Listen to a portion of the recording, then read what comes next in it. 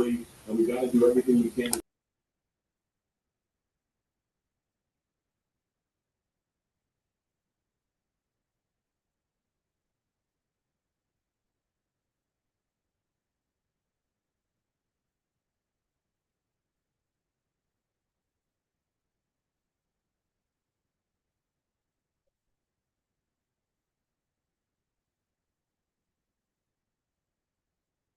Jim Jordan, chair of the House Judiciary Committee. I would love to see this attitude brought into any place in the private sector. And by the way, these people are not getting paid minimum salary. We're talking about the average federal worker's annual salary and benefits is $144,000, and they're objecting to being asked just. Yeah.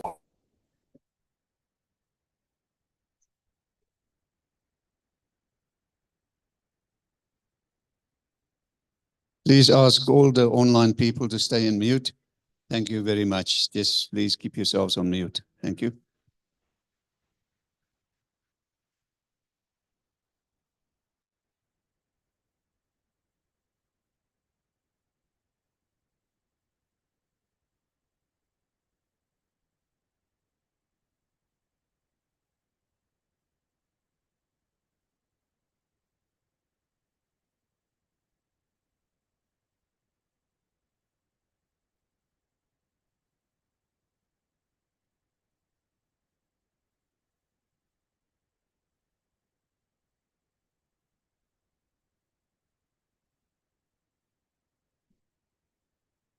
Is jy reg, Jan?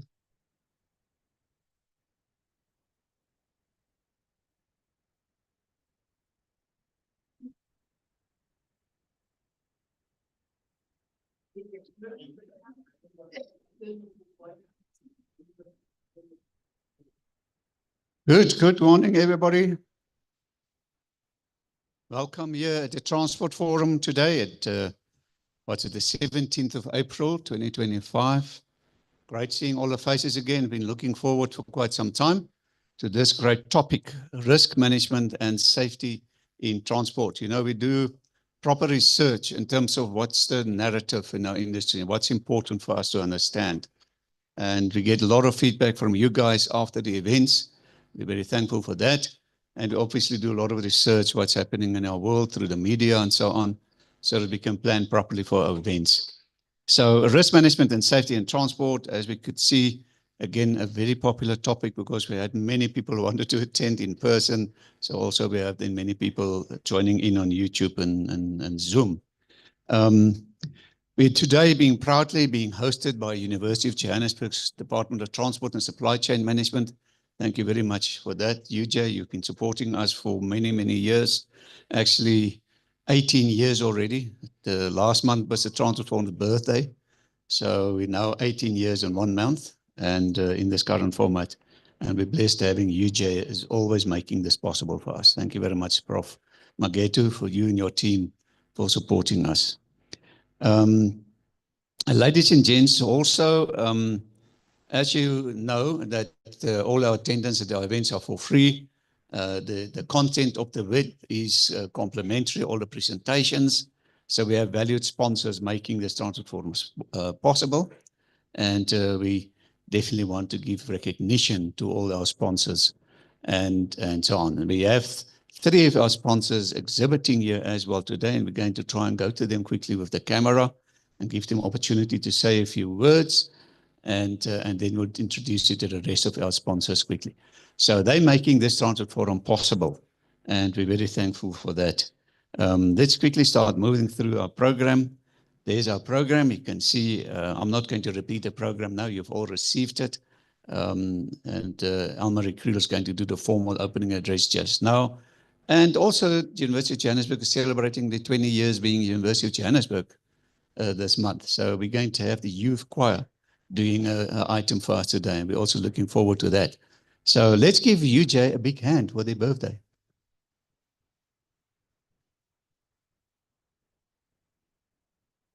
So there's the second part of our program. Thanks to all our sponsors. There's an overview of all our sponsors and our associates. There's all the professional bodies who are on a formal agreement with the Transport Forum. I'll introduce them to you briefly now. And there's the Multi-Inland Port Association. We've got the ARIA, African Rail Industry Association. We've got the South African Association of Freight Forwarders. They've shared a video with us again. What does it take to compete on the world stage? To go head to head with the best of the best? Excellence, agility, resilience, the willingness to keep on evolving. It takes courageous leadership to be bold and chart the course, to connect the dots, bringing stakeholders together, to overcome the hurdles we all face, and to deliver best practice.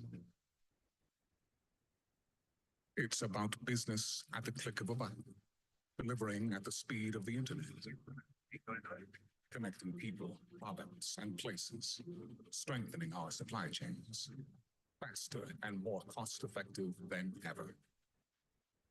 Since 1921, we've given voice and vision to the freight forwarding industry, navigating the tides of international trade, evolving ever more sophisticated supply chains, bridging local and global markets to move our economy forward.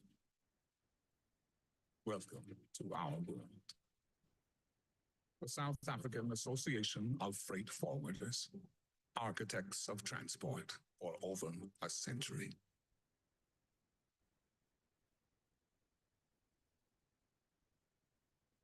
So much South. We've got the South African Express Parcel Association, South African Bus Operators Association. I think they're also here today. Thank you very much, Saboa, representing the bus and coach industry in Southern Africa. Thank you very much for your support. The Road Freight Association, we have the CEO, Gavin Kelly, and Kevin here today. Thank you for your support. And they're also doing a presentation today. Thank you very much, Road Freight Association. The Safest Stops Association, Nikki Scott. I'm sad to announce that Nikki unfortunately can't present anymore today. She was supposed to do a presentation today, but she's not well. She informed me she's not well at all. She unfortunately won't be able to join us today. Then we've got the International Women in Transport Association. And we've got media houses with us, also for many, many years. We've got Freight News, news and features for import and export decision makers. We've got the Railways Africa magazine, focus on transport and logistics, and engineering news, all on a formal alliance with the Transport Forum. Engineering news also, as usual, share with us the latest news wrap.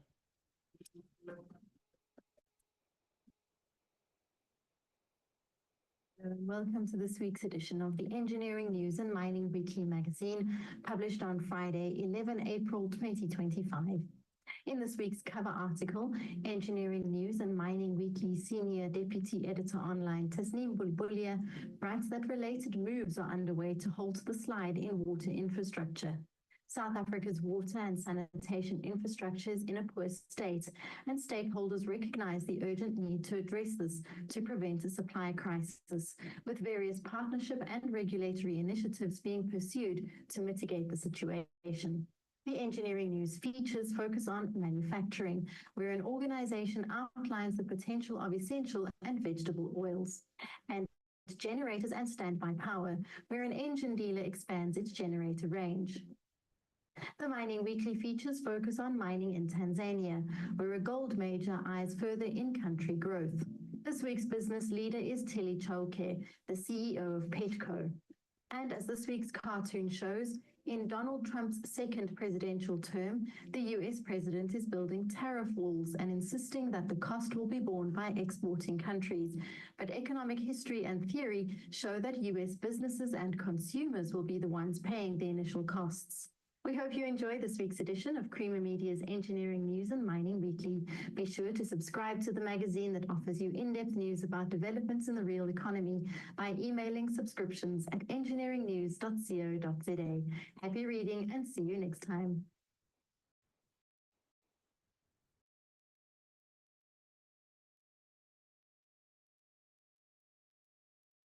the Engineering News, for your excellent support. Ladies and gents, then let's move over to our sponsors. We have on this stage one platinum sponsor, which we appreciate very much, also been part of us for 18 years, and that is C-Track. And I'm going to play a video, and then I'm going to quickly move over to those 3 exhibitions there, and that they say a few words to you as well. So let's look at the C-Track video.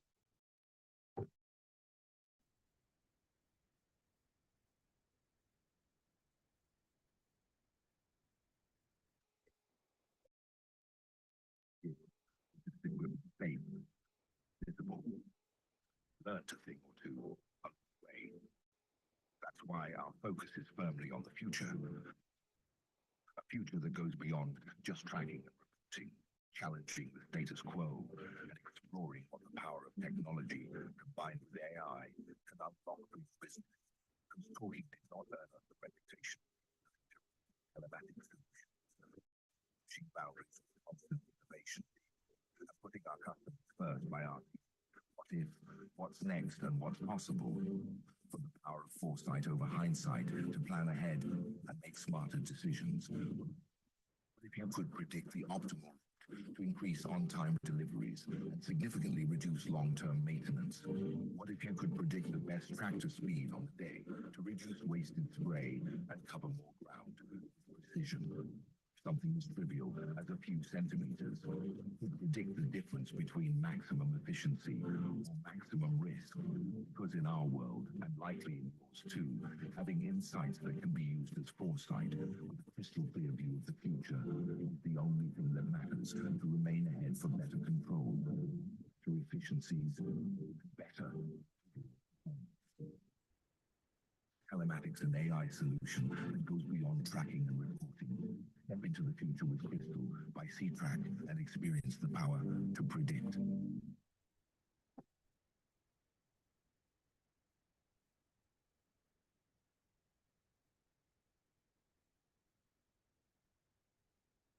Right, so we're back here at the exhibitions, and we're going to approach the C-Track stand now, and they're going to say us a few words.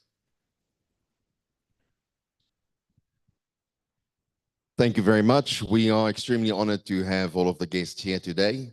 We're excited that you visit our stand, but also make sure you get everywhere else. We're going to be also talking to you today a little bit and hopefully get you fully excited for the future of this industry and what is possible. And with C-Track, we make that future very, very possible. Let's give C-Track a hand, our platinum sponsor. Here is a gold sponsor of the Transport Forum, In Control. Thank you, Harry. We are In Control. We are a cloud-based transport management software solution. So we assist from everything weighable to scheduling, through to apps, driver app management, all the way to invoicing, EPODs to send immediately while your truck is still on premises. We do assist as well with SIM control and tablets, as you can see there. And then we are the first software for RTMS working with JC auditors and Zolabex. We assist from driver wellness all the way through to compliancy. And then, yeah, we're happy to speak to you guys. We obviously hold hands with C-Tracks and all companies to try and give you a comprehensive TMS. Thank you. Thank you, In Control. So here we have the Freeway guys, a new gold sponsor of the Transport Forum. Tell us a little bit more. Thank you very much, Harry. Yeah, and thanks for having us. We're also very excited to be a gold sponsor of Transport Forum and sort of join the community in transport. Freeway is a South African company that started about 40 years ago and moved to the UK, where we've done really, really well. And in the last 8-9 years, put focus back into South Africa. And yeah, it's been, and what we do is we're not a telematics a company or a software, but we work with telematics. Right? A lot of people think we are, but we're not. What we do is we assist companies that have big fleets of vehicles in there and also own workshops. You don't have to own a workshop, but manage your assets. So your technicians, your mechanics, guys in a panel shop or in a tire bay that would use our system to record their labor and what they're doing, manage their job cards, control cost, and through using a software like ours, you get you get all these proven processes from all the companies that we work with, best practice, and then outputs of that is cost control and compliance. So yeah, we're happy to be a part of this event today and look forward to meeting and networking with you. Please feel free to speak to me about your maintenance management and be happy to help you. Answer freeway. Thank you very much.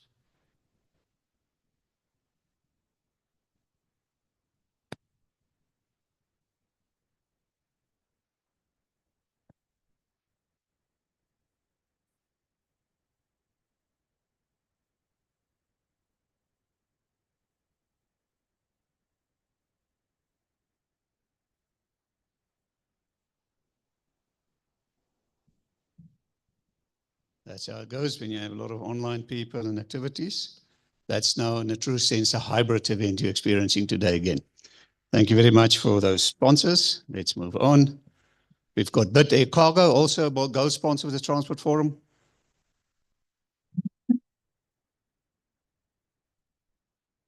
In the world of express freight, there's one name that stands above the rest: Bid Air Cargo. Our airport-to-airport line haul service is the backbone of South Africa's express freight industry. At Bid Air Cargo, we don't just deliver cargo. We go the extra mile to ensure a seamless and efficient experience in South Africa. With our unwavering commitment to excellence and improved technology, we handle your cargo with utmost care and deliver it on time, every time. Our dedication to service excellence is what sets us apart. We live by our core values of service excellence, mutual respect, integrity, and accountability. When you choose Bid Air Cargo, you're choosing a partner that takes pride in going above and beyond for your freight needs. From pharmaceuticals to perishable goods, automotive parts to live animal transportation, we handle a diverse range of commodities. Our attention to detail and precision ensure that your cargo arrives in perfect condition, no matter what it is. Our dedicated teams work tirelessly to guarantee the safety and efficient transport of your cargo. We leave no stone unturned to ensure your freight arrives at its destination intact and on time. With our advanced track and trace system, you can monitor your shipments in real time. Stay informed about the whereabouts of your cargo with just a few clicks. Our goal is to provide you with peace of mind and complete transparency throughout the entire journey. We understand that time is of the essence for our valued customers. That's why we offer a user-friendly online portal that simplifies the documentation process. Obtain quotations and create e-labels with ease, saving you valuable time and effort. Whether you have a small package or a large shipment, Bid Air Cargo handles it all with equal care and precision. Our ISO certification is a testament to our commitment to quality and professionalism. We don't just excel in domestic express freight, we also cater to your international cargo needs. No matter the size of your business, whether you're a small enterprise or a multinational corporation, you can trust us to handle your cargo with the same level of dedication and attention to detail. Connect with us today and discover the difference our innovative technology, seamless tracking, and customer-oriented approach will make to your operation. Bid Air Cargo. Same-day express every day, overnight express every night.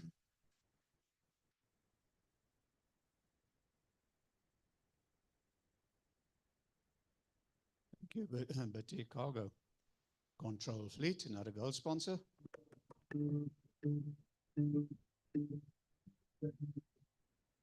At Control Fleet, innovation is at the heart of every decision we make. We execute like never before. Our features include planning, scheduling, driver application, and our value proposition is continuous value and execution for you. We love logistics and transport operations, our clients. And our aim is to provide them with new age technology, innovate their business, and take them to the future.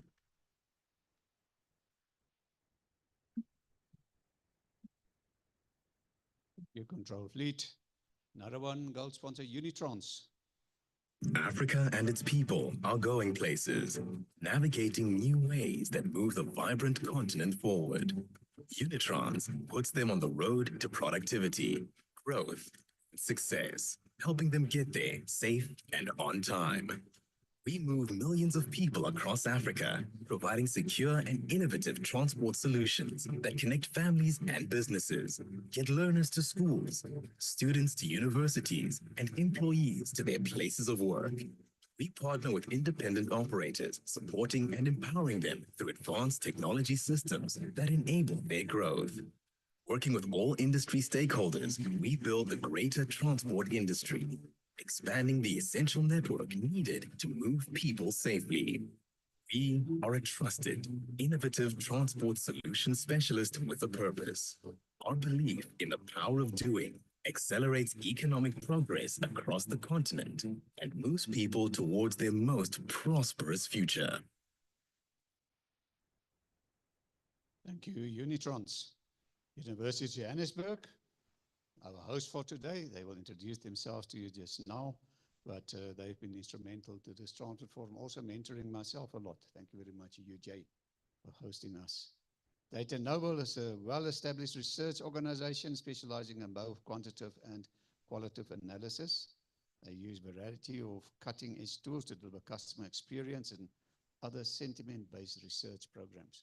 So if you don't know what's going on in your customer base, contact these people. Obviously, the links to all these organizations are on the Transport Forum website. Kuba, transforming ticketing, part of the ICM Mobility Group, which enables public and private transport to move into the digital era. You can see journey planning, smart ticketing, streamlining electronic payment, shaping the digital transformation of the mobility sector. Standard Bank, we've got Kathy Bell here as well today. Standard Bank been a gold sponsor for 3 years now. Thank you very much, Standard Bank, for all your support. Kathy, also your mentorship and helping us with shaping the world. And they're also very much involved with the road transport management system and also hosting events to the Transport Forum.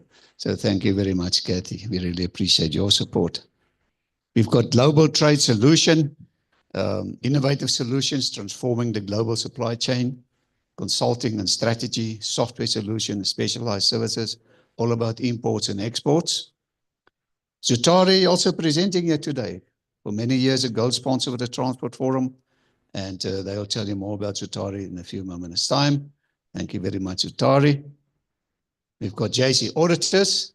Harry, I'm here if you'd like me to chat quickly.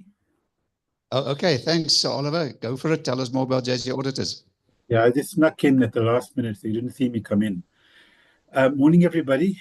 So what we do is essentially very much aligned to the topic for today, risk management and safety in transport.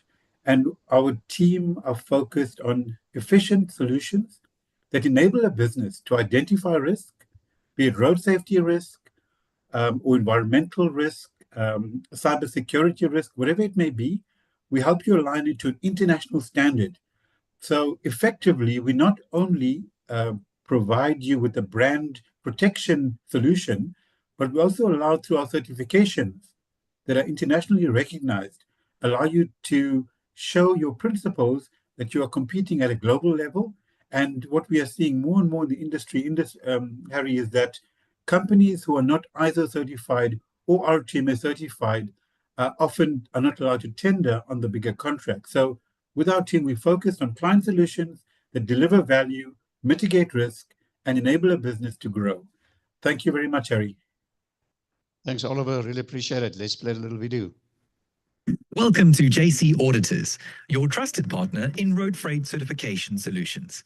At JCA, we offer a single integrated solution for road freight companies, enabling you to achieve all your compliance and certification requirements. Our focus on the South African national standard, RTMS, ensures your fleet meets the high standards in safety, efficiency, and sustainability. Promoting vehicle safety and fostering safe driving behavior are keys to RTMS success. With a national presence of a growing footprint in the SADC regions, JCA is your local and regional expert in road transport compliance. Our certificates are SANAS accredited and IAF aligned, so rest assured that JC Auditors certifications are recognized globally. Our team of professional road transport experts brings unparalleled experience and dedication to every client, ensuring your company is always compliant. Having conducted over 10,000 audits in the last 15 years, JCA's expertise is proven, tried, and trusted across the industry. We proudly serve South Africa's leading road freight companies, along with a host of other forward-thinking and ambitious transporters, driving road transport excellence. Join the many satisfied clients who trust JC Auditors for their road freight certification needs, including RTMS, ISO 9001, and more. Visit us at www.jcauditors.com and drive your business forward with confidence. Thank you, JC Auditors. Easy Clear, gold sponsor, software solutions for customs clearing, freight forwarding, and logistics providers, covering air, sea, road, and rail. Thank you very much, Easy Clear. And from the Ticket Pro group, we've got Ticket Pro Smart Tab. You can see it's a system that includes key features like comprehensive route management, flexible passenger payment methods, flexible route and fare product setup, shift and stacks management, cashier system, inspection tools, and comprehensive management information system reports. Thank you very much, Ticket Pro. Internet of Things integration. Let's have a look at their video.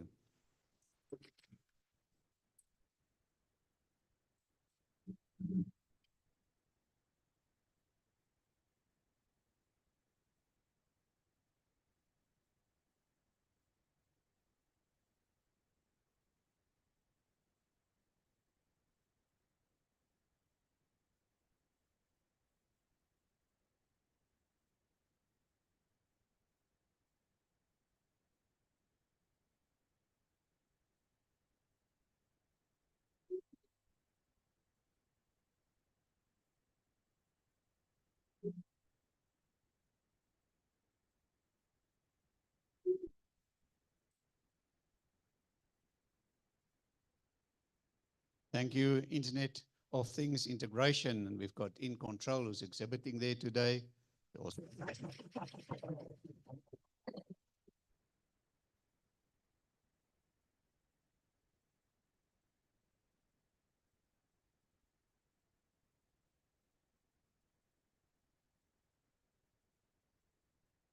Our shipment process allows you to automate tasks that once required manual paperwork, WhatsApp messages, and phone calls.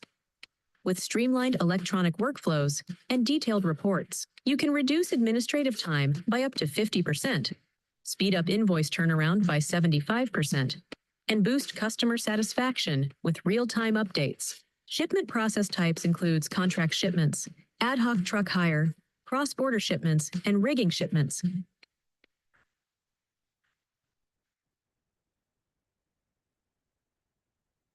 Our RTMS software allows you to automate data collection effortlessly, guarantee accurate calculations, and instantly generate reports on RTMS compliance.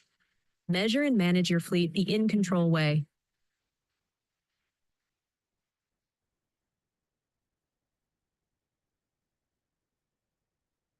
Thank you, In Control. Ladies and gents, let's give all the sponsors a big hand. I would just like to remind you about our business directory. Transport Forum has been outsourced to Olga Mashilo's company. She's doing the administration and even invoices the companies directly for the business directory. Very popular. It's only 400 rands per annum, so it's not money to get listed, and they're quite popular. If you look at the website and all the hits they get, it's quite popular. So thank you very much for that. The presentations you see at the Transport Forum on that website, you can download them for free. You can go to our website, you log in on our website. If you're not, haven't got an account yet, you do your own setup, sign up, and then you'll be able to access the presentations after you've gone to the downloads feature.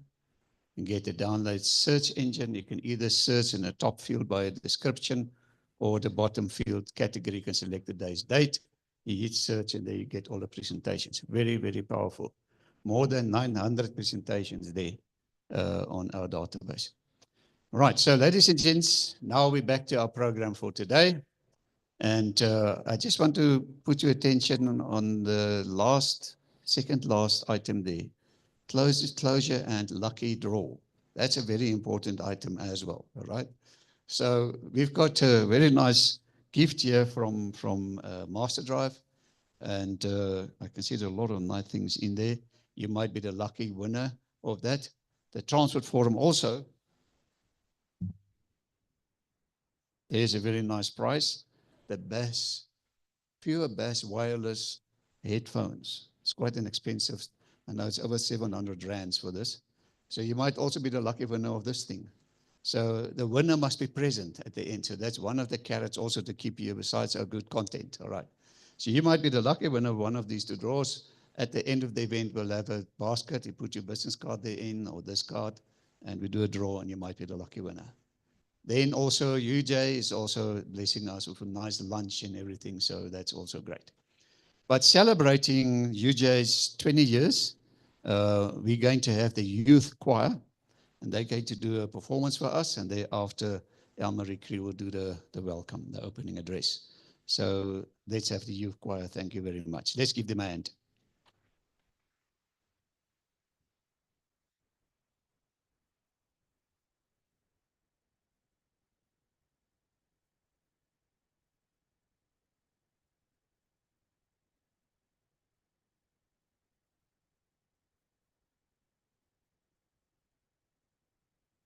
Sorry, just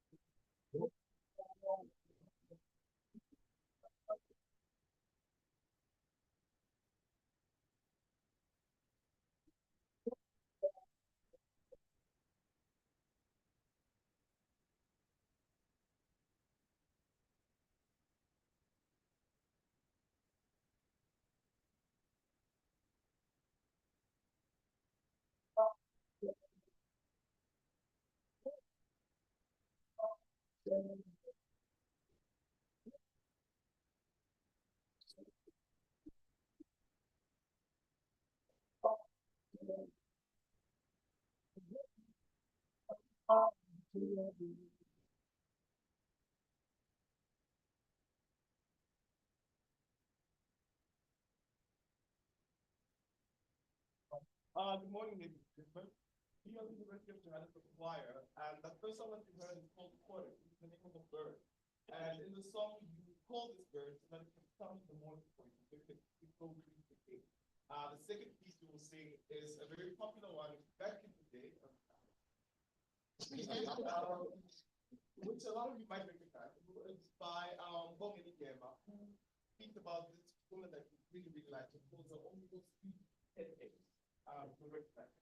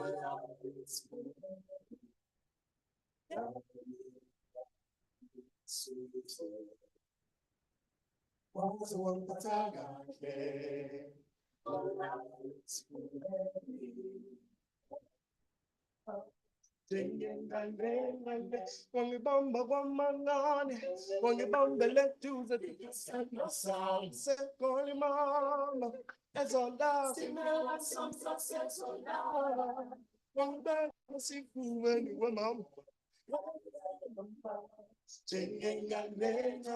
Wangibamba kwamangane, wangibambele duze sekoli mama, ezola sezola, wangibeka sifubeni kwamama.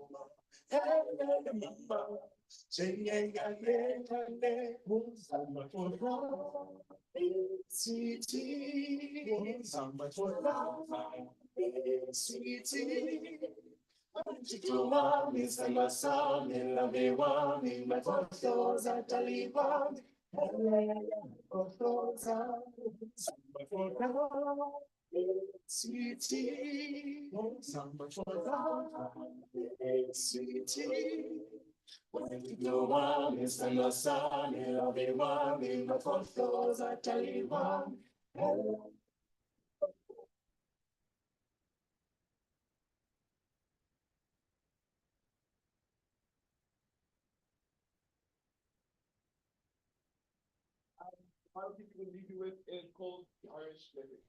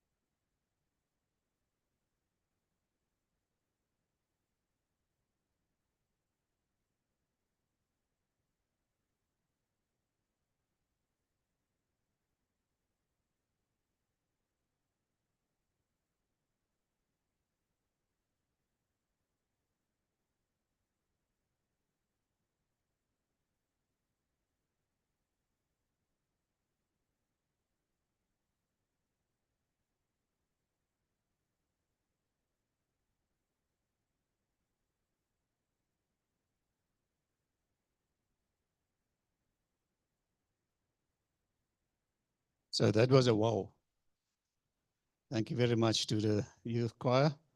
We really appreciate that great performance. So, ladies and gents, we're going to have Ms. Elmarie Kriel. She's a lecturer at the Department of Transport and Supply Chain Management at the University of Johannesburg, and she's going to do the opening address as host today. Thank you very much, Elmarie. Let's give her a hand.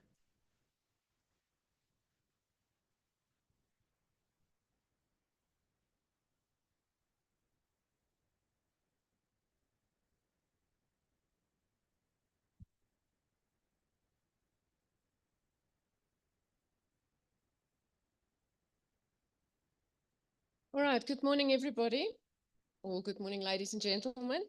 On behalf of the Institute of Transport and Logistics Studies and the Department of Transport and Supply Chain Management at the University of Johannesburg, it's my pleasure to welcome you today to this Transport Forum Special Interest Group that will specifically focus on risk management and safety in transport.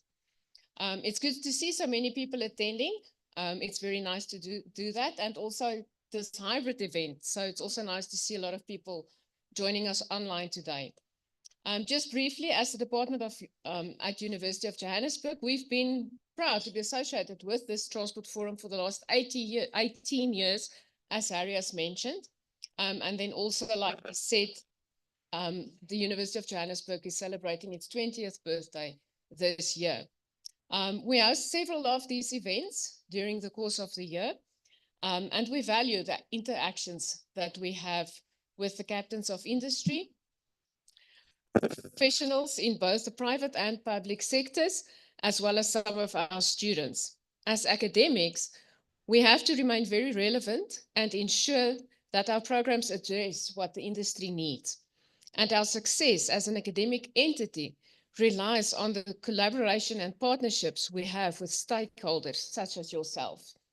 Our department presents various programs within the field of transport and logistics. We have diplomas, degrees, and then you can do postgraduate qualifications like masters and doctoral degrees. In the undergraduate and honors programs, students are exposed to various transport and logistic activities, as well as the potential risks involved in managing these. Our department has also delivered various master's and doctoral studies on topics related to risk management in transport and logistics. I would also like at this point to thank Harry, who is the custodian of the Transport Forum. Harry, we acknowledge and thank you for the excellent work you are doing. So before we move on to the presenters of today, I would like to just share with you some observations, if I can call it that, from my side on transport, on the topic today about risk management and safety in transport. All right, so what is safety in transport? Safety in transport and logistics includes all the protocols, measures, and regulations implemented to ensure the secure and efficient movement of people and goods. Transport safety refers to the measures taken to ensure the well-being of individuals and prevent accidents in the transportation sector. Safety in logistics is crucial for preventing accidents, injuries, and fatalities, as well as for protecting valuable cargo from damage or theft. So why does it matter to look at safety in transport? Why is it important? So there's 4 reasons for that. First of all, human lives. This is obviously the most obvious and the most important reason for prioritizing safety in order to protect human lives. And if we talk about human lives, we mean the drivers and even the general public who shares the roads every day. Accidents on the road can have devastating consequences, and safety measures aim to prevent or minimize these tragedies. Cargo protection is the second one. Ensuring safety in transportation will also safeguard the cargo that's being transported. If there's damage or loss to your goods, this can lead to significant financial losses, and it can harm the company's reputation. Regulatory compliance. Regulatory agencies have stringent safety requirements for transport companies, and this is usually seen across all the modes of transport, no matter which one you choose. Compliance with these regulations is usually mandatory, and it helps to maintain standards in the industry in terms of safety. And then insurance costs. Companies with better safety records often pay lower insurance premiums, and this then translates into significant cost savings for the company. All right, and then the next topic on risk, that was just something on safety. If we look at risk, what is risk? It's a common concept in our daily lives, and it's associated with an occurrence or an unpleasant or negative event that you did not expect. So it's something that happens that you didn't expect, you didn't know it was going to happen, but it does happen. If we look at what is transport risk, this is the occurrence of an unpleasant or negative event in the transport sector. A common phrase nowadays that we all hear or a very familiar word is disruptions. I think we all talk about disruptions, and this can happen in different ways in each mode again. It doesn't just apply to road transport. It applies to road, rail, sea, and air. There are different disruptions. If you look at the roads, for instance, your poor road conditions that we have these days with all the potholes can affect your efficient delivery of goods. There might be delays as well as congestion plays a role there. In terms of rail transport, the infrastructure or the lack of infrastructure can impact your reliability of the delivery of your goods. If you look at sea transport, the one biggest thing or the disruption that we can have there is bad weather, which can risk the vessel and also risk safe delivery of your goods. And if you look at air transport, there's also various things, but terrorist attacks are usually the biggest risk or disruption that can happen. And those are the things that happen without knowing it. So why is it important to look at transport risk management? Risk or disruption occurs because we never know what will happen in the future. And we also never know what Donald Trump will get up to next or what is going to be on the news today. So for that reason, it's important to manage this risk. And risk management is therefore the identification, the analysis, the assessment, the control, and the avoidance or minimization of unacceptable risks. So if we just lastly look at the risk management process, it's a step-by-step process that you as a company can take to be proactive rather than reactive when this disruption occurs. And it usually consists of about 5 steps that you need to follow. You identify the risk, you analyze and evaluate the risk, decide on how to respond to the risk, implement your chosen measures, and then monitor and control this risk. So from my side, I think that's enough on this topic. I'm sure the people in the industry have much more to say. I hope you enjoy the day. Thank you.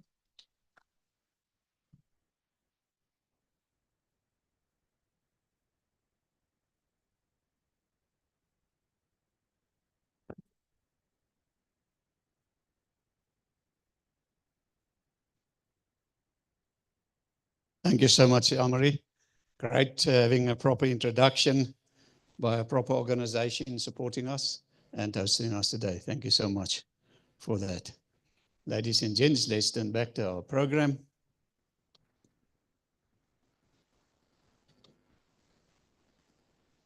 So our next presenter then is Carol Ntizi, and she's a transport economist with Zutari. She's going to talk about the impact of road safety on our economy. Thank you very much, Carol. I'm just going to upload the presentation quickly.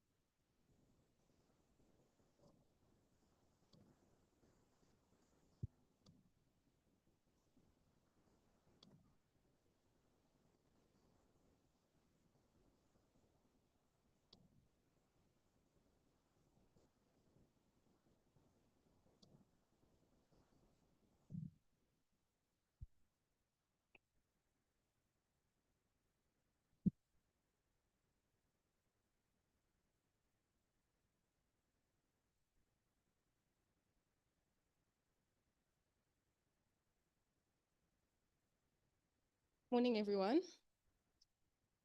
My name is Carol Mtizi. I am a transport economist at Sutari. And today I'll be presenting on the economic toll of unsafe roads, understanding the impact of road safety on the South Africa's economy. And yes, let's continue. So the following is what we're going to discuss. It's going to be an introduction and a question. Does South Africa have the most dangerous roads in the world? We're going to discuss the direct economic costs, the indirect economic impacts, societal and hidden costs, as well as some risk management solutions and further interventions that can be applied. Together with some lessons learned from my work experience, I've just particularly focused on the Limpopo province. We recently completed the Limpopo road safety strategy there, as well as the conclusion and a call to action. So road safety in South Africa is often discussed in terms of human tragedy, but it's an economic toll, and we need to start discussing the economic implications of what we encounter as a country when we start talking about accidents. So South Africa ranks amongst countries with the highest road fatalities, and the RTMC in 2023 recently, or I think that's the recent report that is available right now, recorded over 12,000 deaths a year in the country. Importantly, these losses are not just numbers, but crashes often involve economically active citizens, and this means removing breadwinners from the workforce and pushing households into further financial distress. In South Africa, the incident rates of road traffic crashes poses a significant risk to economic development, fiscal stability, as well as our society. And road safety no longer is a social issue, but is an economic issue. And the reason why I say this is it's estimated that in 2022, over 164 billion a year, which is about 3.4% of our GDP, was spent on road accidents. So there is a study that was recently done by Zutobi. And one of the things that came out of this study was South Africa, for the second year in a row, has been recorded as having one of the most dangerous roads. And as part of this study, they went to speak to the estimated fatality rates, seatbelt usage, alcohol-related road deaths, as well as blood alcohol limits and speed limits, which is mostly human behavior. And that is what has, I guess, decided to make South Africa's roads one of the most dangerous in the world. And as part of that, an estimated 24.5 road accident deaths per 100,000 people a year is recorded in the country. And alarmingly, the study also emphasized on only 31% of front seat passengers wear seatbelts, which is alarming in the country, and hence why we're reaching about 164 billion per annum on our costs. And as part of that, I think also in your own experience, you know how often you use a seatbelt, how often are you drinking and driving, how often we even adhere to speed limits in the country. So things like this and these studies and statistics are leading us to having a greater economic toll when it starts speaking about road accidents. So speaking of the economy, and we talk about the direct economic costs that are incurred from road accidents, one of the things that we need to be cognizant of is crashes demand extensive medical intervention, rehabilitation, and long-term care. And this disproportionately burdens our hospitals, especially public hospitals and emergency units. When we start speaking about healthcare and emergency services, we're talking about the police, fire, ambulance services that can be redirected to other services or other pressing needs, but instead they've been focused on road accidents. And as part of that, we're seeing the statistic of 60% of trauma cases in the emergency departments are road crash related in South Africa, as well as 43 billion of annual claims by the Road Accident Fund is money that is coming out of, I must say, your pocket, because when you pay the fuel levy, you're contributing to the Road Accident Fund. So ultimately it becomes the whole nation's burden. And as part of that, we have started diverting funding and capacity that is needed for other pressing healthcare needs.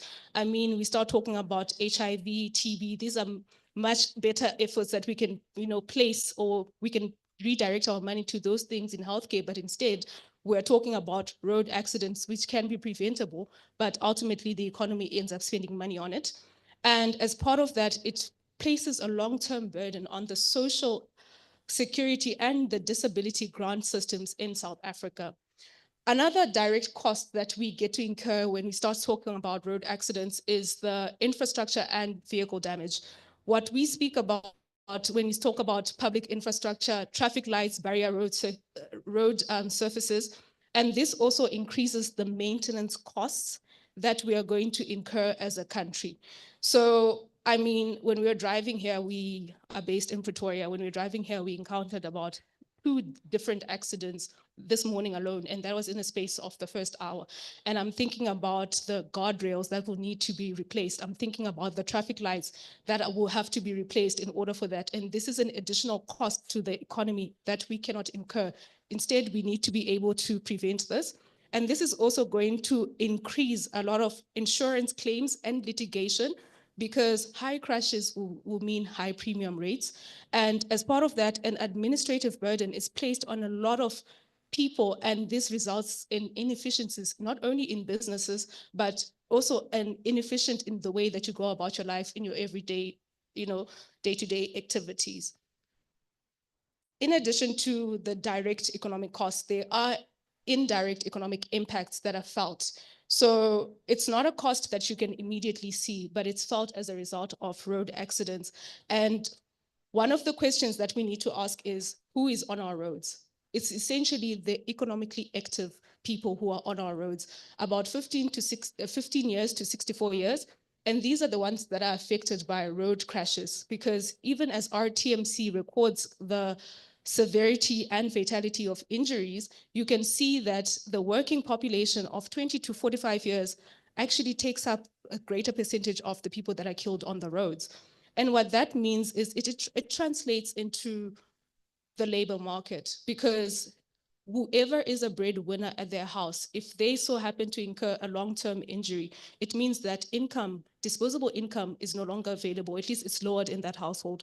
We start talking about the fact that not only can people go to work, but there is a loss to the economy in terms of work days. The ILO records about 3.2 million work days that are lost a year as a result of road accidents. And not only is it affected, not only is employment affected, but we start talking about trade and investment.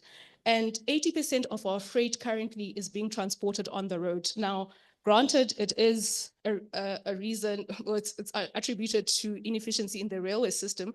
However, if there is an accident on the road, that means that there is congestion, there are delays in delivery, and that is going to affect the whole supply chain, and logistical costs are going to increase as part of that. Not only that, but a lot of transporters lose their cargo as a result of accidents. And I just tried to put a picture on the left-hand side. You can see there was timber being transported and a truck fell over. And as a result, that is money that is lost. So we are going to talk about the disruptions that increase costs, not only logistical costs, but also trade and investment costs. And this is going to reduce investor confidence. Now, as part of societal and hidden costs, there are things that we cannot attribute directly. Like, you cannot put your finger on it, but it is a cost that is ultimately felt as a result of road accidents. One of the things that we speak about is the poverty cycle. I mean, most of the people, especially most of the generations that are currently right now, probably first or second generation graduates, and that means you are the breadwinner in your family. And if you are a breadwinner in your family and you so happen to incur a long-term injury, it means that there is no longer enough money in the household.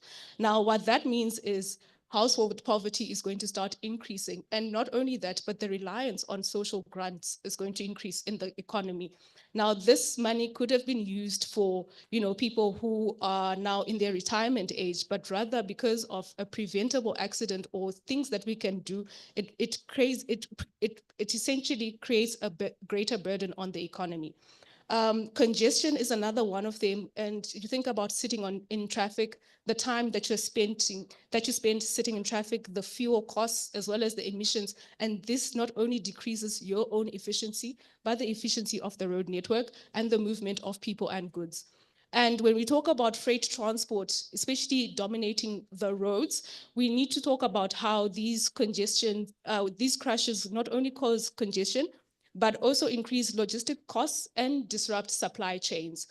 In addition to inefficiencies of that, this cost is then passed on to the consumer in the form of higher prices, because if your goods are delayed, someone needs to pay for that cost. And normally the business will not do that. They will transfer this cost to the consumer. And as part of that, it also disrupts confidence in other industry like tourism, for example.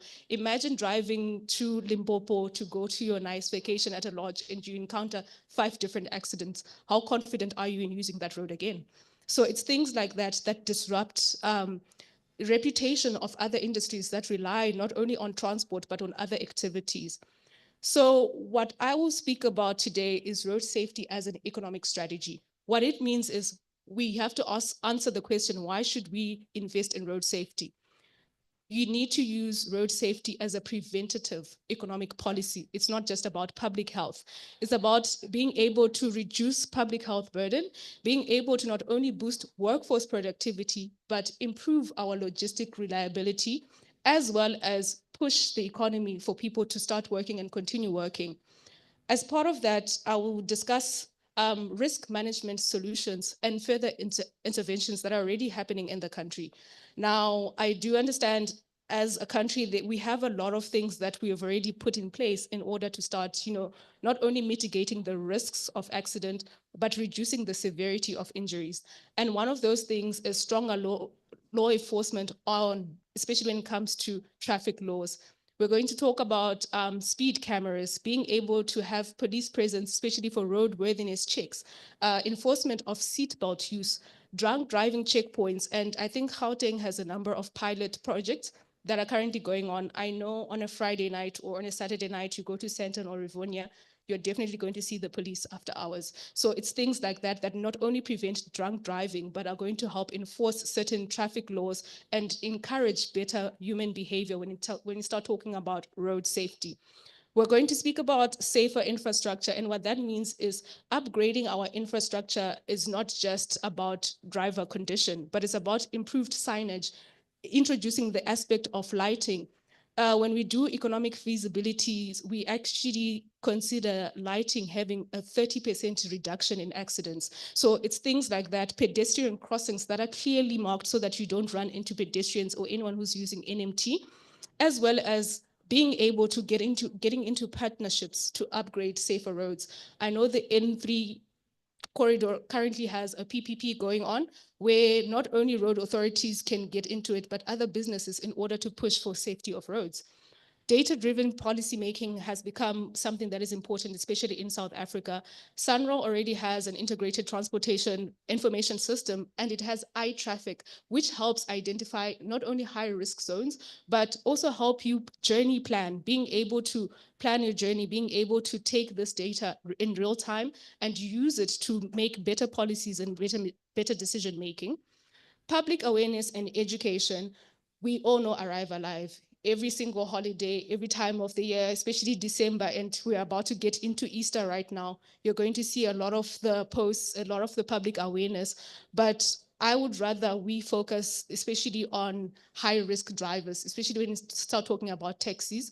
The RTMC recorded over 40% of crashes in South Africa coming from taxis. So we start focusing on public awareness and education, especially for high-risk users, and it's tailor-made for them, and continuing to use technology and vehicle standards to guide our decision-making and policy-making. What that means is we need to start incentivizing regular roadworthiness checks, especially for public transport and fleet renewals for public transport, because it transports a lot of goods, a lot of people and goods as well, and promote ITS for real-time traffic monitoring, telematics, and mandate crash prevention tools. anti-lock brake systems, and airbags. In so many cases, these things are written in the standards, but they are not enforced. So it needs to become a mandate, and it needs to be something that is not only enforced on you as a driver or as a user of the road, but also for people who put standards together.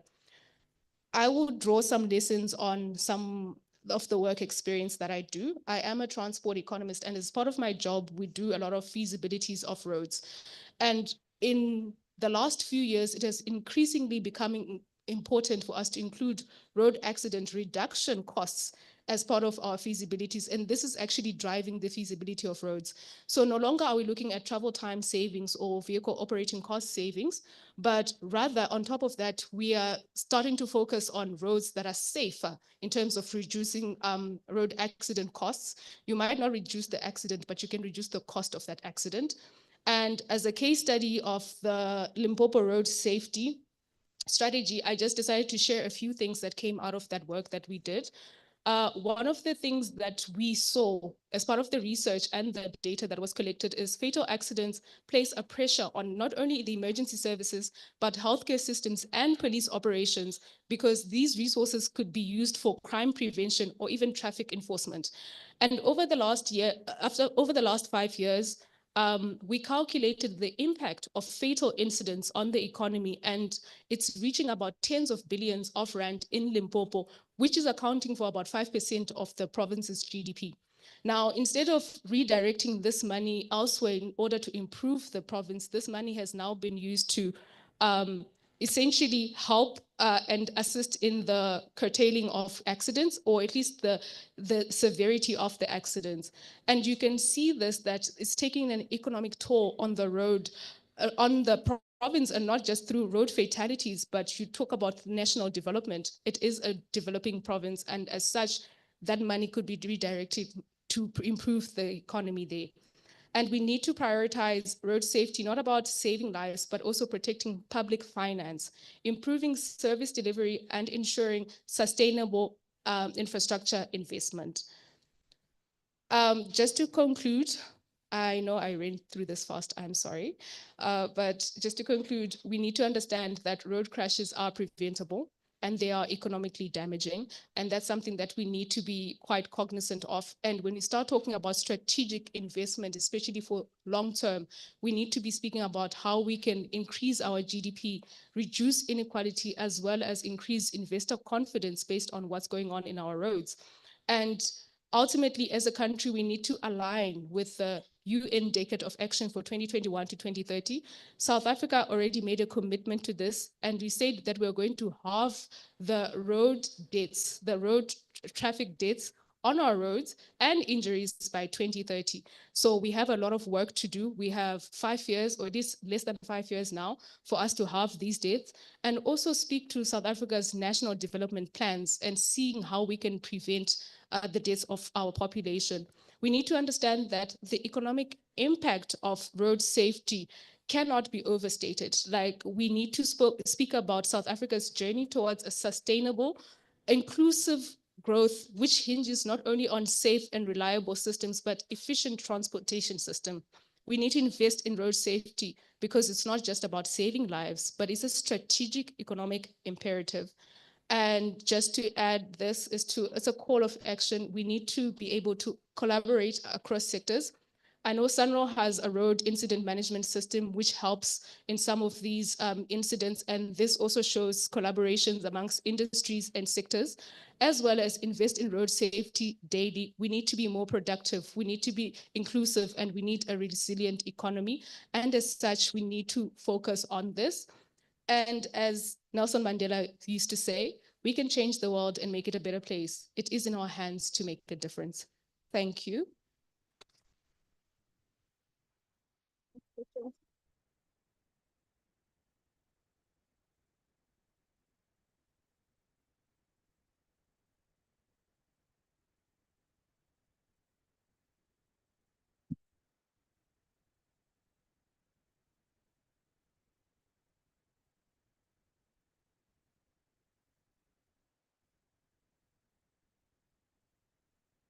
Thank you so much, Carol, for an excellent presentation. You know, it's always important to consider the safety on the roads, but the economic investment we make into this industry is also so important for sustainable transport in South Africa and sustainable lives. Thank you so much for this important presentation. Hopefully you will also be available for the panel discussion later. Thank you. Ladies and gentlemen, I'll be with you in a second. I'm just uploading a presentation.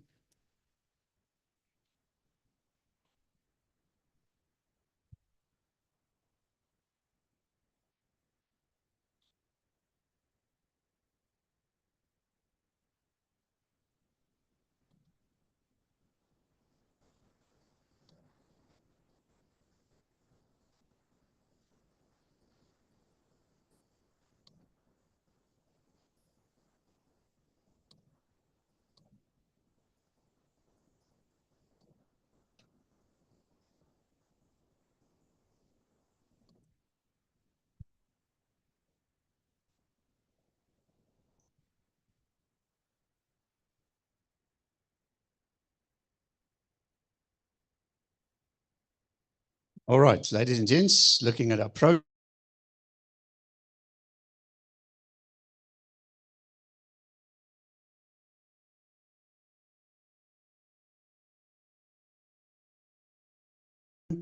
Our next presenter then is the Freight Association on our roads. Thank you very much, Gavin. Let's give him a hand.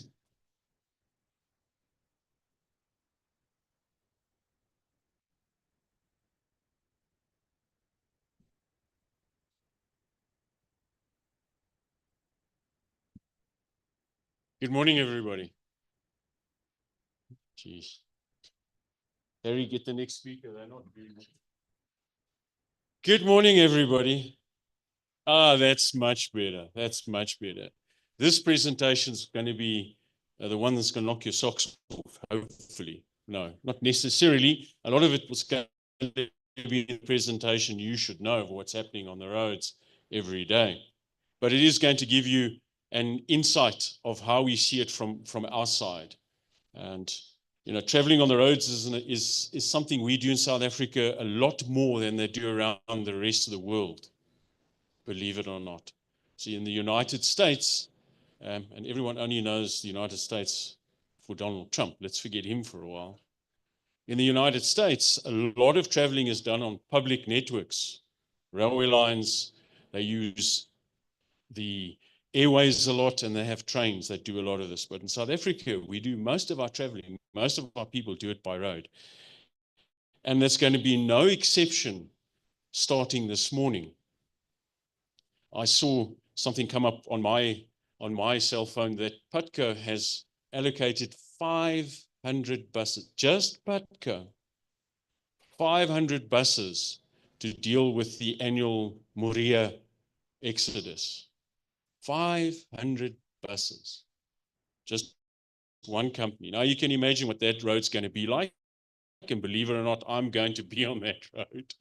I won't be in a PUTCO bus though, but lots of people will be, and we can only hope and pray that we're not going to have another time of another couple of buses not coming back and people not coming back. I'd like to congratulate UJ on their 20 years. Is that for the whole university or is it just this department? And I don't know, that's why I'm asking. Whole university, way back when I went to a different university, and we used to call this the grootste hoërskool in die land. It used to be Rao, if you remember. But congratulations on that. 20 years is a long time, and it's a long time in a sector where things are changing so quickly. And education is one of those, and how we get educated changes every day. But that's enough waffling from my side. The RFA is 50 years old this year, so we are also celebrating some very good things that have happened. And I didn't know, I only learned about this from Prof. Harry Prinsloo, that the transport and logistics department that exists here was kick-started by the RFA many years ago. I didn't know that. So we're interviewing him to put his story into our commemorative book. And there are other transport departments around the country, Stellenbosch, Northwest University, Zululand, that grew out of here, grew from alumni that came from this university. So, ladies and gents, I want you to give a round of applause to this university for having done that. I think that's very important, and well done, kudos to you, and continue doing the great work. We've actually, 4 weeks ago, Kevin, employed an alumni from you to do some work for us, which is very interesting, because now we can see what did julle vir hulle vertel, né? Anyway, I'm going to deal with a couple of things, operating realities. I'm not going to read through this, you can all read. So I'm going to go down this route, and then people always ask me, so how do you think it's going to look in a couple of years' time? So I have in my cupboard, in my office, just behind the bottle of whiskey, a really cracked crystal ball, and I try and look into that, and now and then I look into the crack, and down through the corridor you might see something. So I'm going to try and give you some idea, and then I bring in a thing called ESG challenges, and you would have heard a bit of it in the previous presentation and a bit in the welcome address, because that plays a huge role in terms of the pressure that's on road freight. And I'm only going to speak from a road freight perspective. I don't pretend to speak from a bus perspective and what have you. Some of the things are common, but that's where we're going to go. So let's have a look at operating realities. And these are the things that affect the level of road safety. The way in which operators in South Africa, you might know them as transporters or hauliers. In South Africa, we call them operators because in the National Road Traffic Act, we have a chapter that speaks to fleet operators. So that's where the term operator comes from. And fleet operators are whether they trucks or buses or taxis, anything like that. So the first couple of things we have to take into consideration is that the contract, the actual work that these guys are doing determines their behavior on the road.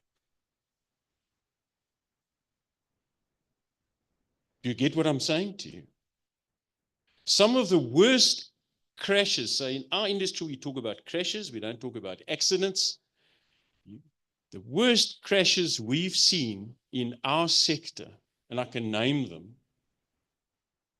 are because of the type of contract that this company is trying to fulfill. You remember that crash at Upongol, where this truck overtook another truck and crashed into a bakkie. And we can talk about whether the bakkie was legal or not. That's not the point of discussion today. There were 15 children in the back of that bakkie. There were another 8 people in the front of the bakkie. They were all killed. The driver was seriously injured. I think he or she wished that she or he also passed away when you face that sort of reality. But why did that crash happen? And that is one of the weakest processes in this country, ladies and gentlemen. We cannot definitively say why crashes happened. We have more or less a spesmaas, more or less. The oak was driving too fast. It was raining. It was dark. His back axle tried to overtake his front axle. He was overloaded. The brakes weren't working. We're not quite sure. But what we do know out of this, and of course this has still got to go through various processes, what we do know out of this is what type of contract that contractor was operating under. One of the things that the RFA has fought against for at least 40 years, and that is paying per load. I know that happens sometimes, and there are times when that happens, it's good, yes. But here when you get told, the driver gets told, you're going to get 750 Rand when you drive from Ermelo to Richards Bay.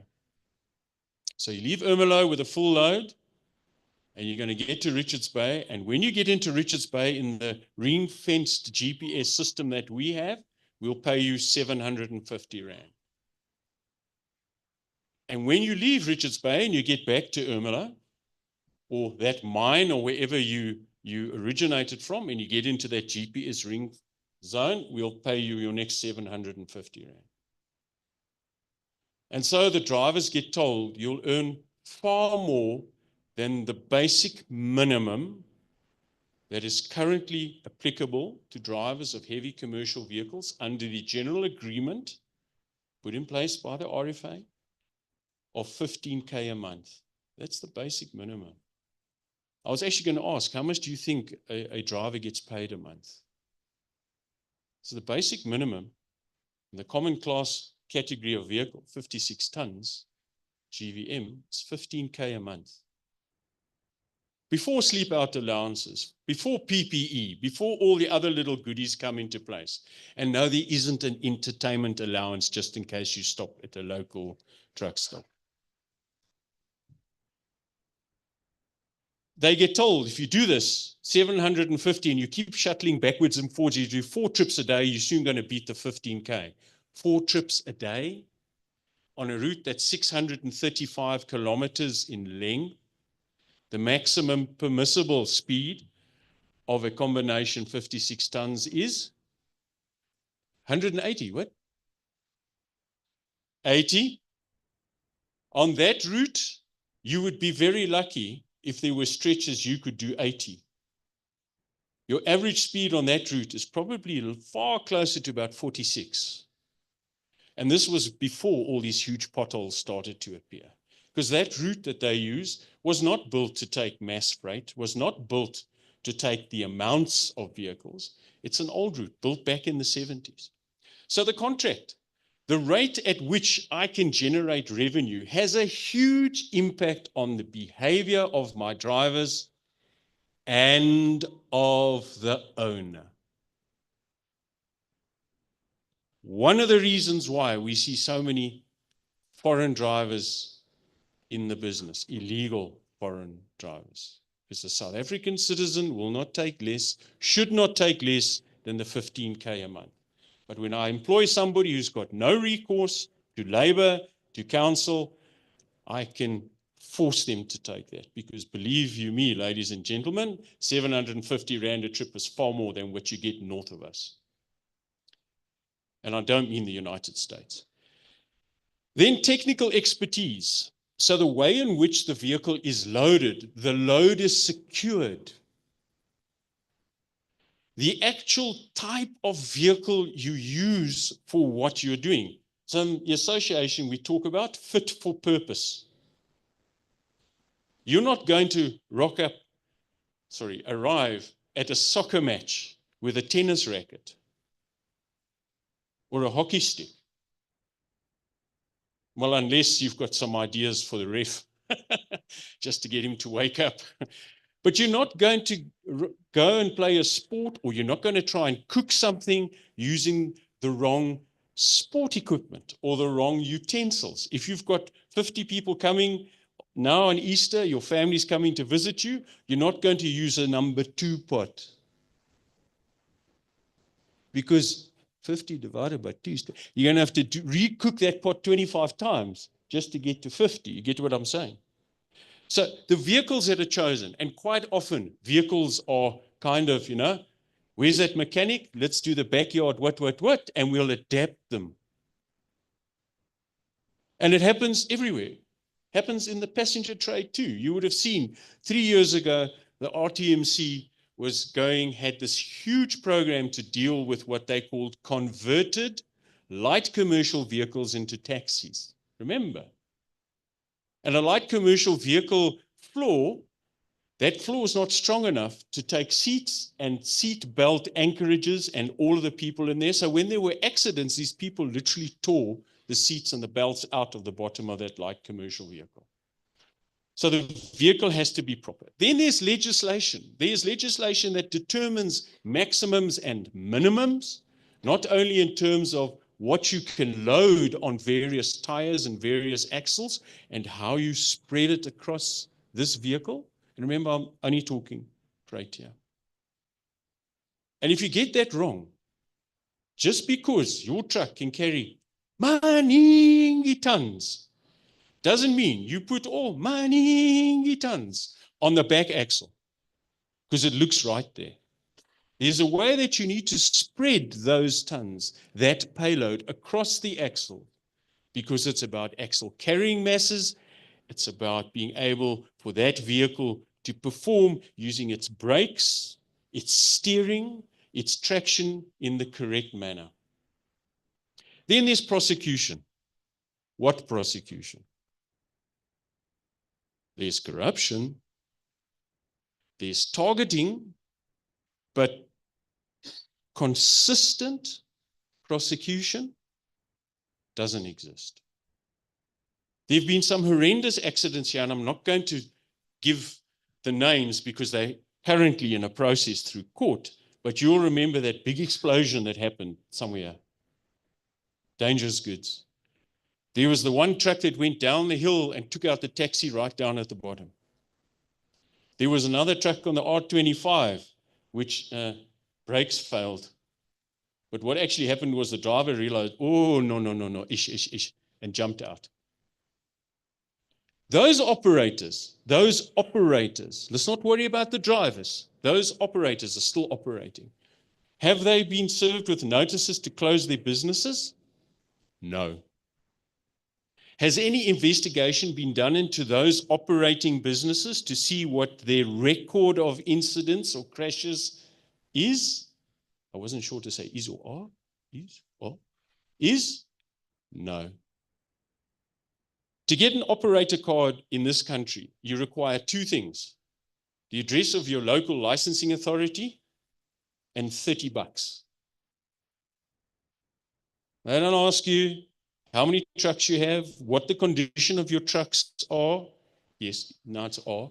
What the condition of your trucks are, who your drivers are, what sort of record you have. Nothing like that. Compliance, and I've spoken a bit about that. It is the one thing we have been hammering on, again, for the last 30 years. We had a meeting with the Department of Transport. We've put through proposals in terms of that. We're talking about basic legislation. We're talking about nothing else than what you are just required to do. This is not voluntary compliance. You're required to comply. I spoke a bit about corruption. We have a hotline at the association that members report to us or ask for assistance. And my poor colleague over there, Kevin gets the majority of those calls. 30 a day at least, Kevin? 30 a day? Of those who are now reporting it, not those who've started to give up. Because you can report it, you can take it to SAPS, and it goes nowhere. What Kevin was able to get in place from last year was a dedicated officer and section in the SAPS to ensure that cases that were opened, that they were followed up, and that if police stations refused to open a docket, open a case, that they would be taken on. So we're getting somewhere there. You can only imagine the effect this is going to have on the Easter travel. Remember what I said in the beginning, 500 Patco buses. And I only know that because I saw it on a tweet, twerk, twap, whatever. I don't know what the others are doing, the other bus companies are doing. I don't know. I have no idea. There are various practical solutions that are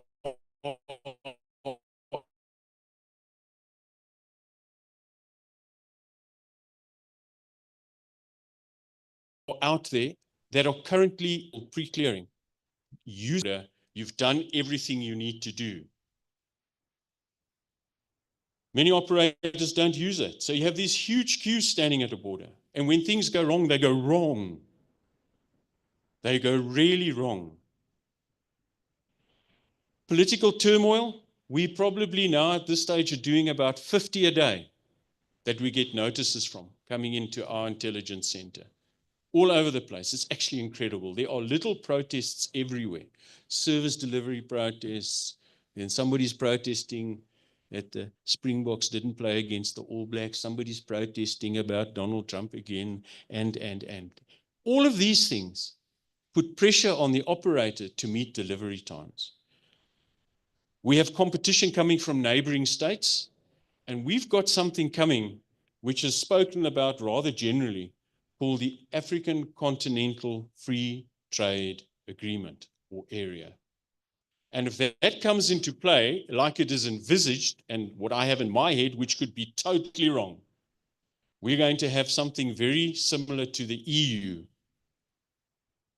EU? No, the EU. Not the G and U, the EU. Where the neighboring states are going to be able to run their businesses quite freely in all the other neighboring states, which means a lot of transporters are going to come in here as well. And then we have the shipping companies. We see port expansion happening, but ships have to sail on time. And so that puts pressure in terms of how transporters behave. We got a request from KZN last night to tell trucking companies, freight companies, not to put trucks on the road for a couple of days, for the next couple of days between 9 and 3 in the afternoon. So those trucking companies are going to have to tell the shipping companies, don't send the ship, because we're only going to get to the harbor 3 days from now, or maybe not. Sea-Track, you can see what the growth rate looks like in terms of freight in the country. It's a little bit old. I'd like a new one, Sea-Track, if you're listening over there. Yeah, put down that bottle of whiskey over there. Yeah, there's a hand up there. Put down the biltong. But you can see, and you've heard the RFA saying, we need to get rail to play its role, but you can see the types of growth that's happening. And that growth happens, okay, we've had a negative there, but in 2024, it's turned around, and it's turning around quite a bit. Price of fuel. Price of fuel. So what happens is I can't pay the 28, 30 rand a litre.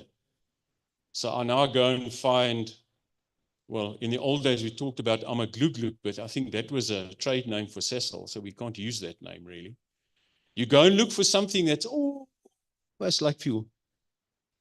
There's fuel in there somewhere. Just check. At least 50%, if you're lucky. And that has a huge impact on how your vehicle operates, on your engine.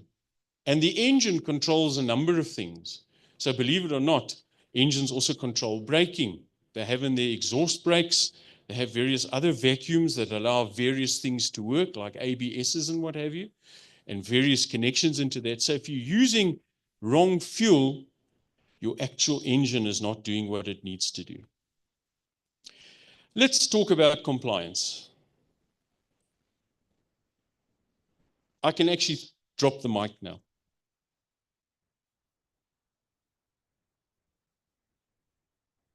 This is the sad story. And now we go into the statistics. So what does data tell us now in terms of crashes or incidents and in terms of what's really happening? So prosecution, we know. We get something from the RTMC where they tell us how many fines they've issued, how many notices they've issued, not how many prosecutions were successful. There's a big difference here. Years ago, I had the pleasure of working in the Department of Transport. And I remember back then I was in charge of road traffic policing for all my sins.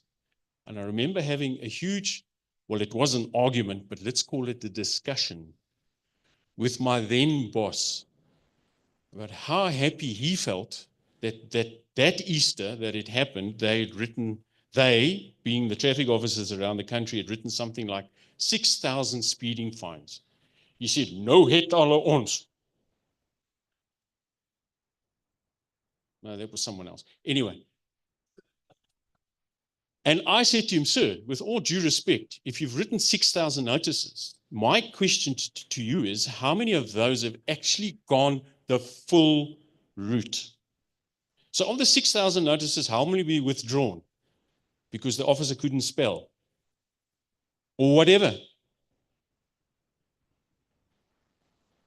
Or didn't have the elements of the crime listed on that notice. So you didn't know who it was, where it was, when it was, and what it was. Literally. By the time you get to a court where the magistrate has taken this matter seriously, and you know, well, you might not know, but you know that a traffic fine actually can give you a criminal record if you're found guilty. So taking an admission of guilt, as we used to call it, no, we'll just pay the fine and it'll go away. For those of you who are younger than 21, you just tap on your cell phone and it goes away. Debit my account. But that whole process of ensuring that behavior changed didn't happen. Incidents just kept continuing. And you see, incidents have continued to increase for two reasons. One is the vehicle park on the road is getting bigger. So those numbers will always increase. We've got to actually compare them, apples with apples. And then punitive liability claims are not done in this country, where insurers say, well, you've broken the law. We are not going to cover your loss here. Doesn't happen. So how do we turn that around? Well, you've got to do proper costing of conformance. And I think we saw some of that in that first presentation. I don't mean the welcome address, I mean the first presentation. So we'll have a chat with you, but you've got to do that. You've got to get people to understand what the real cost of not complying, of not conforming is. Development of technology, and there are a couple of people displaying out there, but you've got to have technology that can tell you the whys, when it happened and why, and what your fleet is doing now.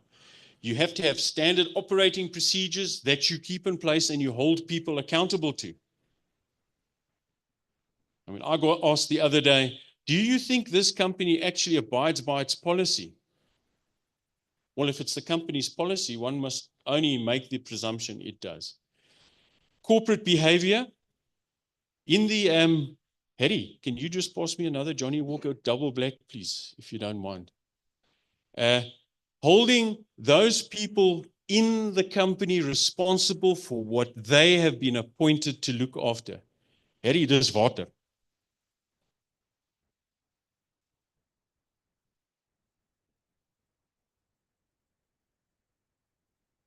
In the Road Traffic Act, and it's been there for a long time, you can hold the directors in the company responsible for what's happening on the road. How many times does that happen? I don't think once. And then obviously looking after the motivation in terms of getting this to be done. Also, which is a key part of the road traffic management system, is the customer. Remember, everything that goes on the road on the back of a truck comes from where? Who drives the chain? It's the customer. Who creates the logistics network or the demand, therefore? It's the customer. Nobody else. Trucks wouldn't be running from Ermelo or wherever to Richards Bay if the customer didn't have coal and wanted it to go out there. If the customer wanted it to go out via somewhere else, that's where it would go. So that's a key part of this, customer. And the RFA made sure that the consignee-consignor legislation brought the customer in by calling that a consignee or a consignee. So you need to have quality, reliability, and safe operations. Do you want to see these pictures? I would love to be able to tell you this isn't what's going to happen this weekend. Now, whenever I show this, I say there's no date here. RFA runs a risk index. Now, that slide might be a bit small. You might not be able to see it from there, but that tells you the types of things that happen per day. And you'll get this presentation from Harry. Ladies and gentlemen, per day. That's reported to us through our structures and on some of the groups we're on. We're talking about, if you look at the latest figures, which is March, because we haven't quite finished April, but I'm sure April will go ping. But you can see we talk about crashes. As I said, remember crashes. We're talking just under 60 crashes a day reported to us. So, and if you look at this, we've run this from 2019 or 2009, I beg your pardon. If you look at the graphs just keep increasing. Remember, it's numbers of vehicles on the road. Prosecutions. You know how I struggle to get this sort of thing out of the RTMC? So what did you write notices for? Remember, the RTMC is not an issuing authority. They're the national body. What did you write notices for? So again, you'll get this. I know it's very small. This is just so you understand. Vehicle defects, 850,000 in that year. So were 850,000 vehicles taken off the road? I don't know. So something very interesting. We need to manage that. In that year, they wrote 6.3 million notices. But if you're not doing anything with those notices, if you're not really going back and checking, the notice I gave you, sir, and I'm picking on you now because you look like you didn't ever get a notice in your life. Yeah. Did they ever go back to that individual and say, we gave you a notice for these vehicles not being roadworthy? What have you done about it? Let me see. Where do they link those notices to test station evaluations? When I come to re-register my fleet, which I must do every year, do they say, wait a bit, let's have a look here. What's this? As my good old friend I used to work for many years ago, John Schnell, used to say, there's a little bit of unfinished business here.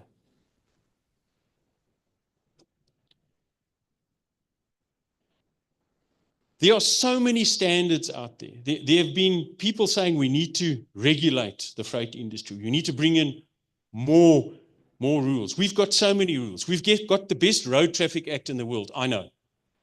I won't tell you how I know. That's a rumor, sir. There are so many standards that we actually need to comply with, but we are not being checked. Bottom line. That's the line.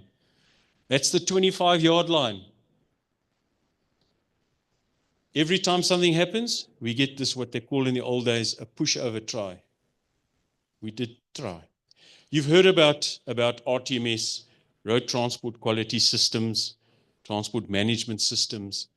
There are a lot of those in place. Some of those are mandatory. So, for example, occupational health and safety is mandatory.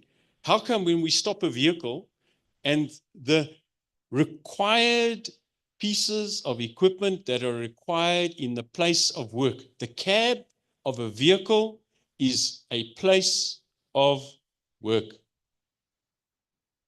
How do we allow our guys to continue operating if the bare minimums required in terms of OSH aren't there? Anybody want to answer that one? I'm now going to have to do like my old school teacher used to do. She used to pick on the naughtiest kid in the class. Eugenie, that's you. Basic stuff. Basic stuff. And we're allowing it to continue unabated.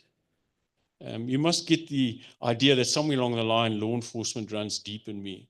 And I get very passionate about that. Right, the crystal ball. I've only got half an hour left. Harry, how much time have I got left? Another hour. Here we go. Right, the future.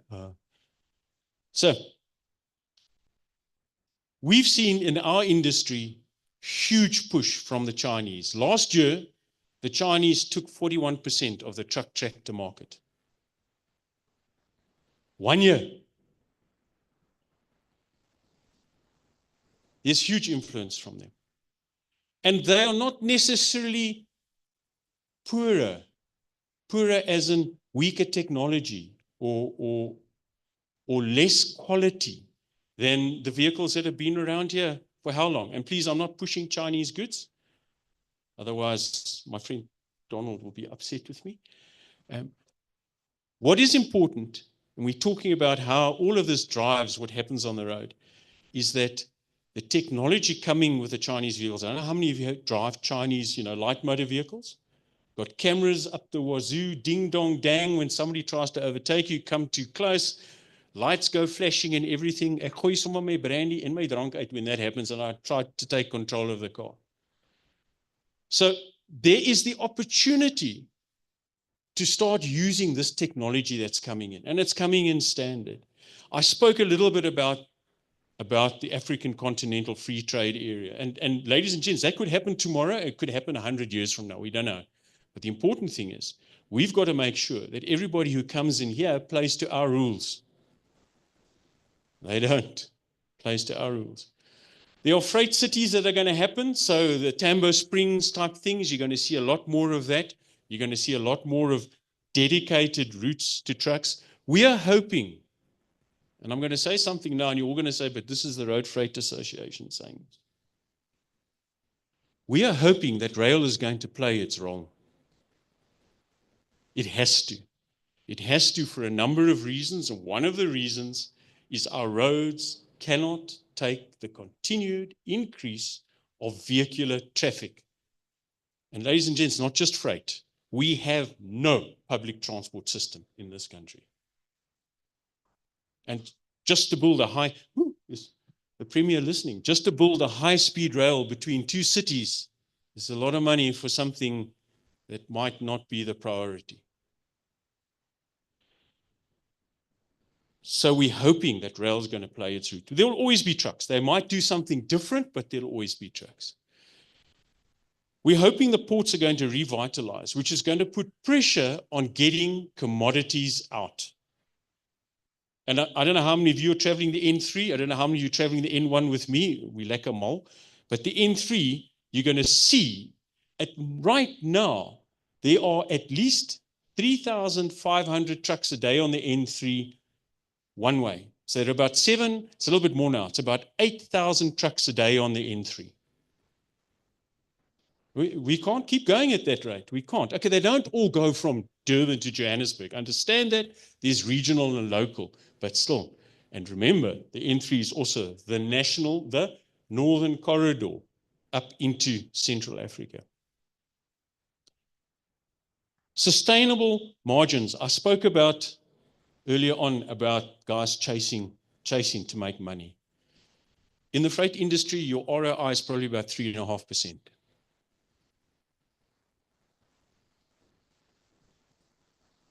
That didn't shock anybody. It's better to go put your money in the bank, because at 10%, knock off the inflation, that's only 4%. So we're told. We can add the VAT to it, then it's up to 12%. It's only 4%. So you're still getting more than running this huge fleet.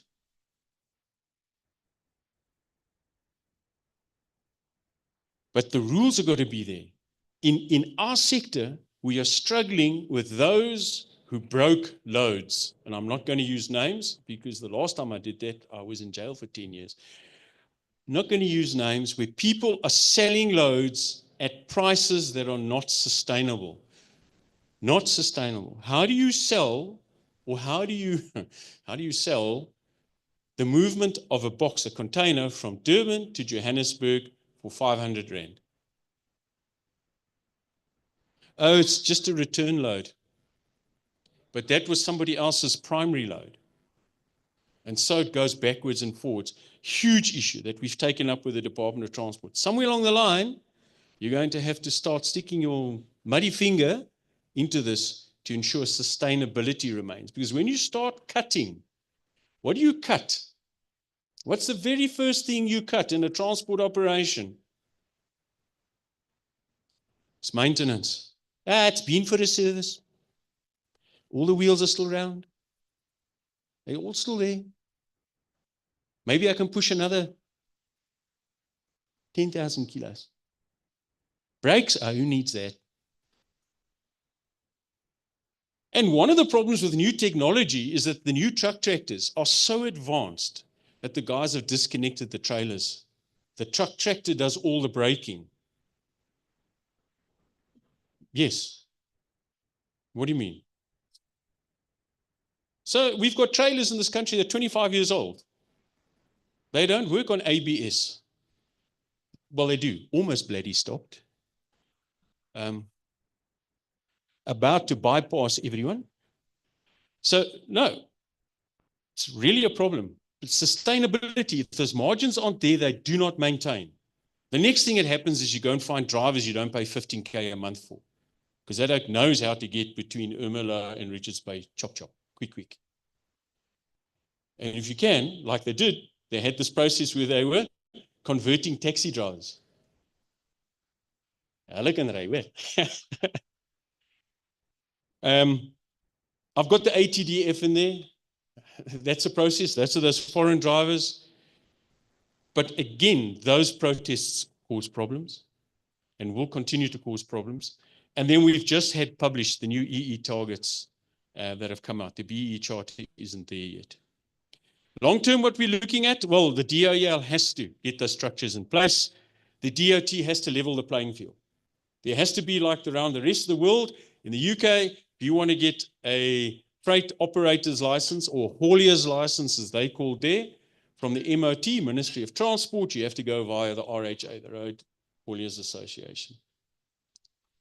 You've got to level the playing field around registration. So we have transporters operating in the open freight market who are really farming operations or construction. They're not really doing or not really in the freight business. Labor is changing. I don't know how much longer labor unions are going to be around. They've really struggled. And that's because, like you and I, all of those employees can get the information on their cell phone without a problem. I see people are writing for us. Now you're going to get this. The test is only afterwards.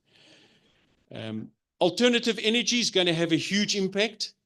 The battery vehicles are not yet A1 shop. They burn beautifully.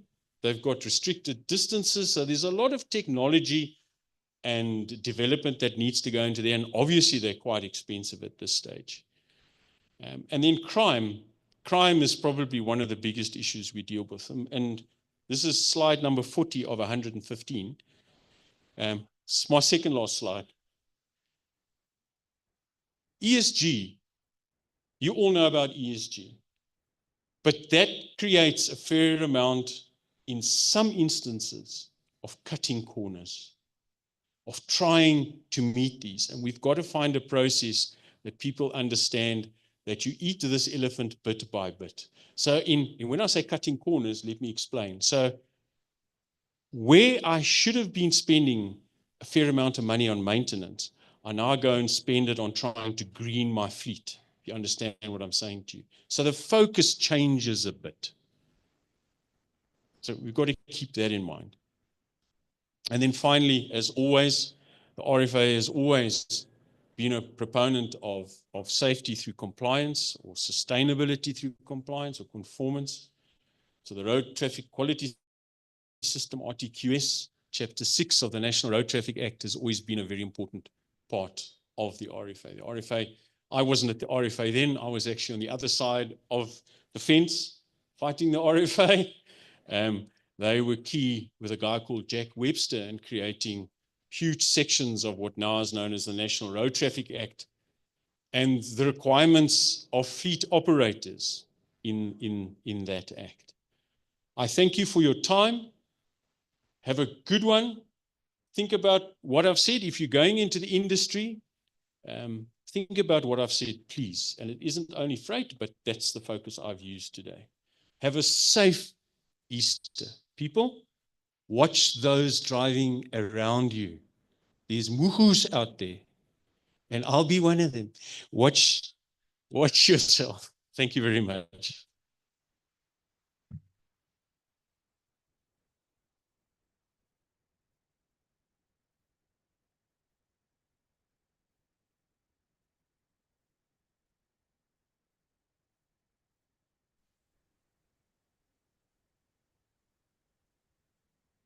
Thank you so much, Gavin. I think, ladies and gents, you can agree it's always entertaining to listen to him. And then the content is good as well. So thank you for your good wishes and your kind words for the Easter season. And we definitely will take care and follow your advice. Thank you very much, Gavin. Really appreciate that. So ladies and gents, back to our program. Our next presenter is from our platinum sponsor, C-Track. He's Mr. Janne Jordan, and he's the product manager at C-Track, and he's going to talk about the power of prediction. And then after him, we will take the break. Seeing that we don't have Nikki Scott up presenting this afternoon anymore, so we're going to move the break one session earlier. So after Janne, then we'll take half an hour break. So now we have Janne. Thank you very much, Janne, for your excellent presentation. Yes, let's give him a hand.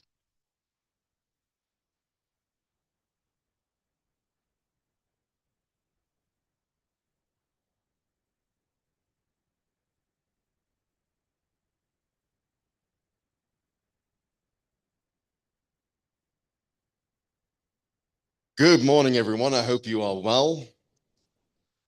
Good morning. All right, so I'm going to be talking today about the power of prediction, specifically to the transport and logistics sectors. But I'm going to touch a little bit outside of these boxes to help create a little picture. But first, I want to ask you, and I want everyone's participation in this, please. Can you predict with about 80% certainty what I am going to be doing here on stage today? By show of hands, can anybody predict with certainty what I'm going to be doing here? And this is not a trick question, all right? Anybody, show of hands, who can predict what I'm going to do today? Yes, a presentation. I'm going to do a presentation. And what I want you to take away from this is that as a human animal, it brings us a lot of peace, security, safety, to have knowledge that what is going to happen in the future, what is going to happen next. And we're not the only animal that has that capability, but over hundreds of thousands of years, we've evolved quite a keen sense on being able to predict where something is going to be when, so that we can make decisions that's going to benefit us or our community the best.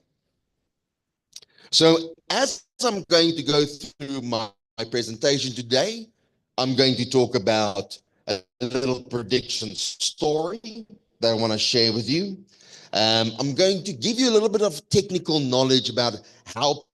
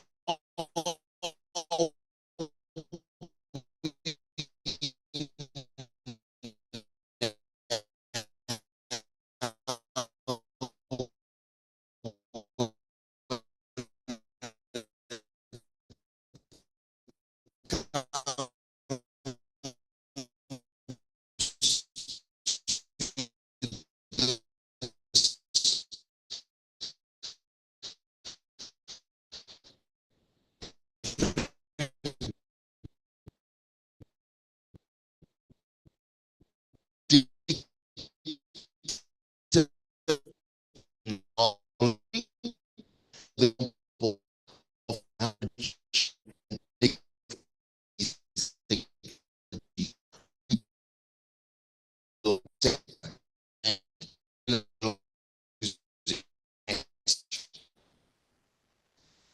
this my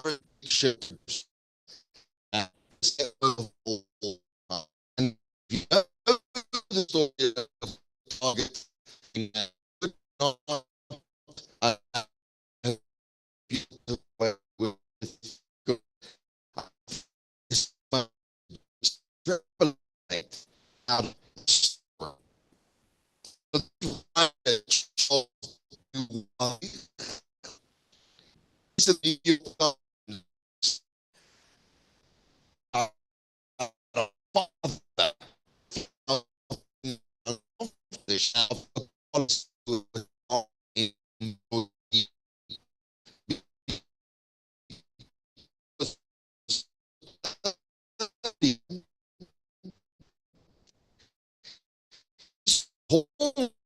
to the specific stages of her pregnancy with high degree of accuracy, simply by how this individual interacted with their web page or Google searches.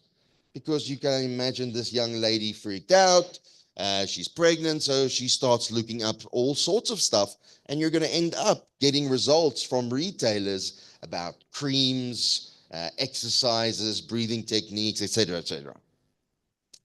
So I want you to imagine being that father, irate to a nth degree, and then only having to realize that his daughter is indeed pregnant and that an organization knew this before he did.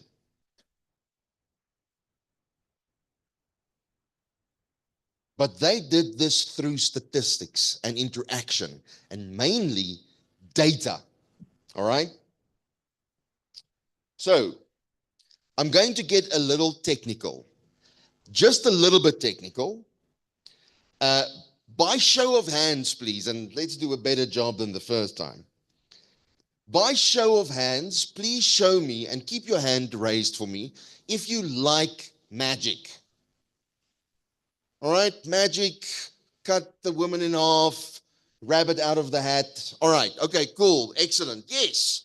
Now keep it raised just keep it raised, because now my next question is, who likes finding out how the trick actually works? The hand stays up, right?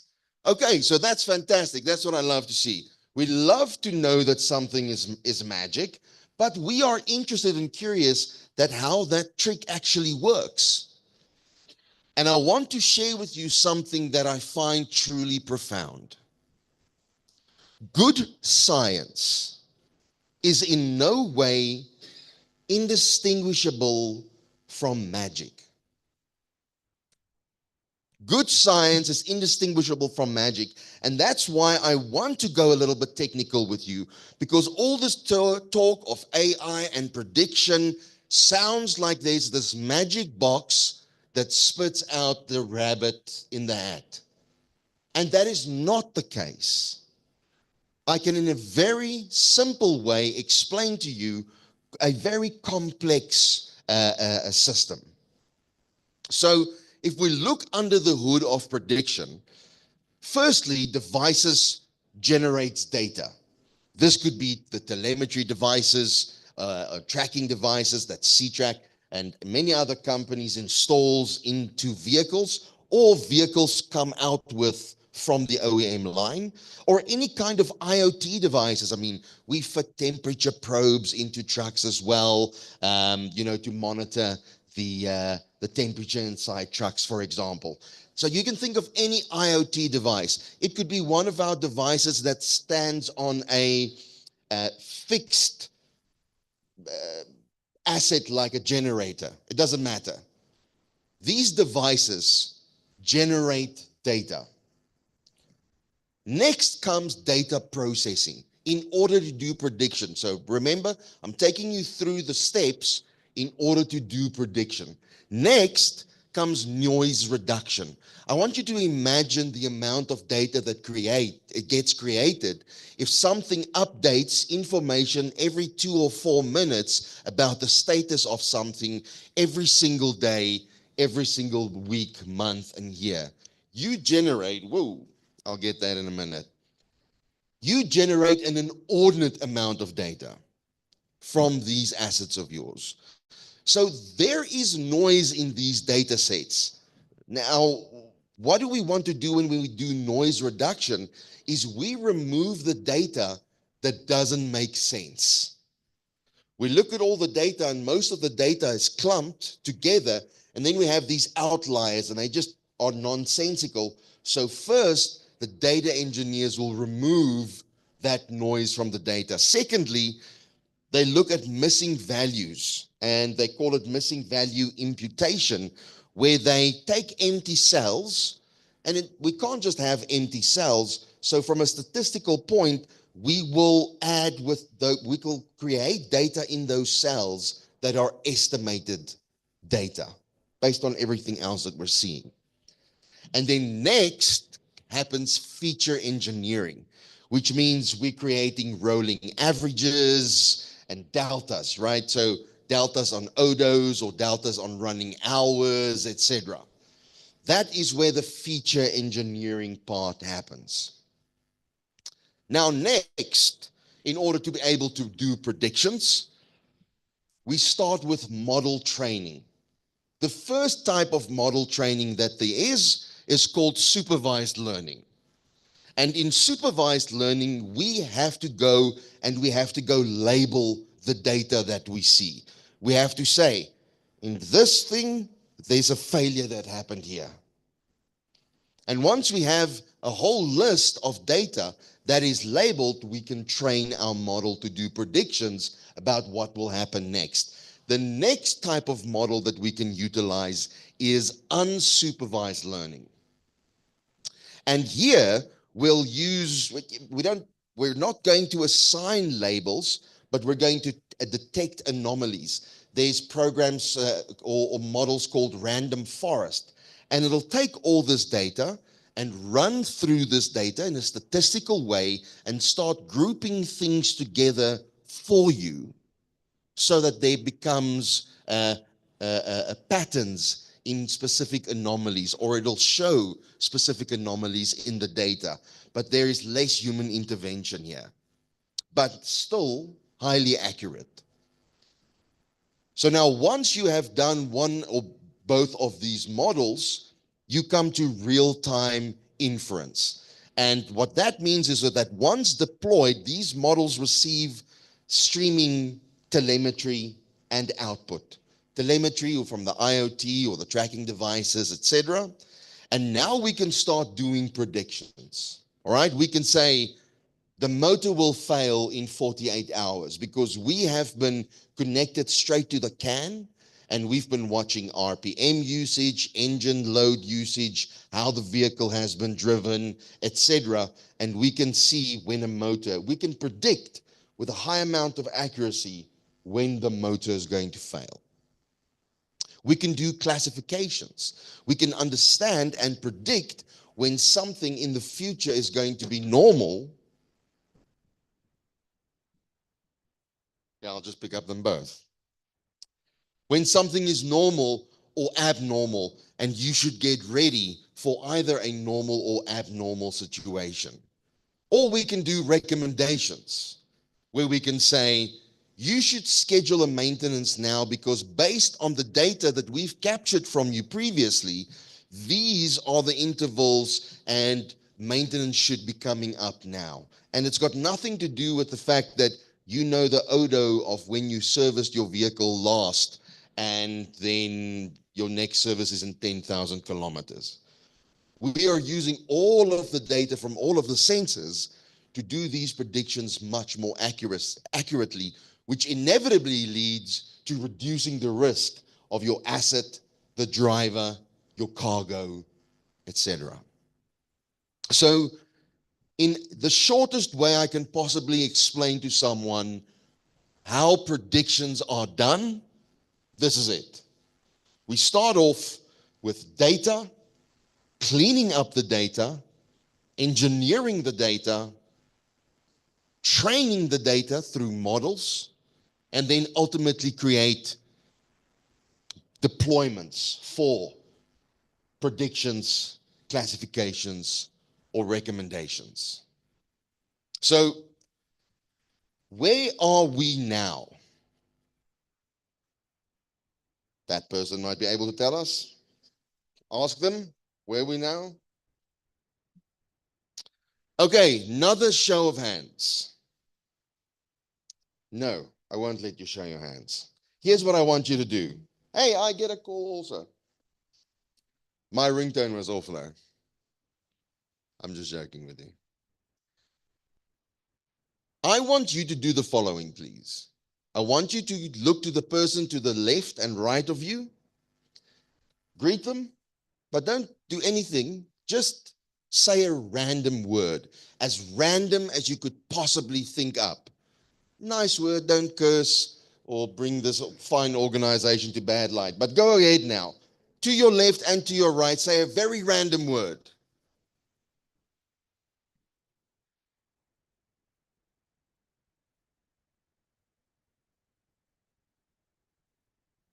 All right, so thank you for engaging with that. The reason why I did this was when I asked you to predict what I'm going to do next, you had a bunch of data that tells you what I was going to do.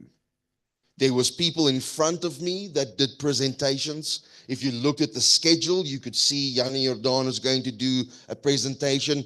You had a lot of data that gave you a lot of certainty and security and safety in what was going to happen next.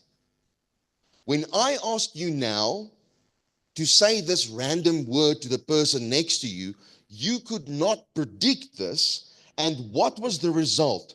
Insecurity, uncomfortability. I heard you laughing. That was laughs of nervousness. All right? Because the human animal loves to rather know what's going to happen next than not. But where we are right now when it comes to this technology is exactly the same space as when Henry Ford, when he developed the Model T car, he said, if I ask people what they want, they would say more horses. And I know organizations from hearsay, but also personally, who say, I run my business down to a T.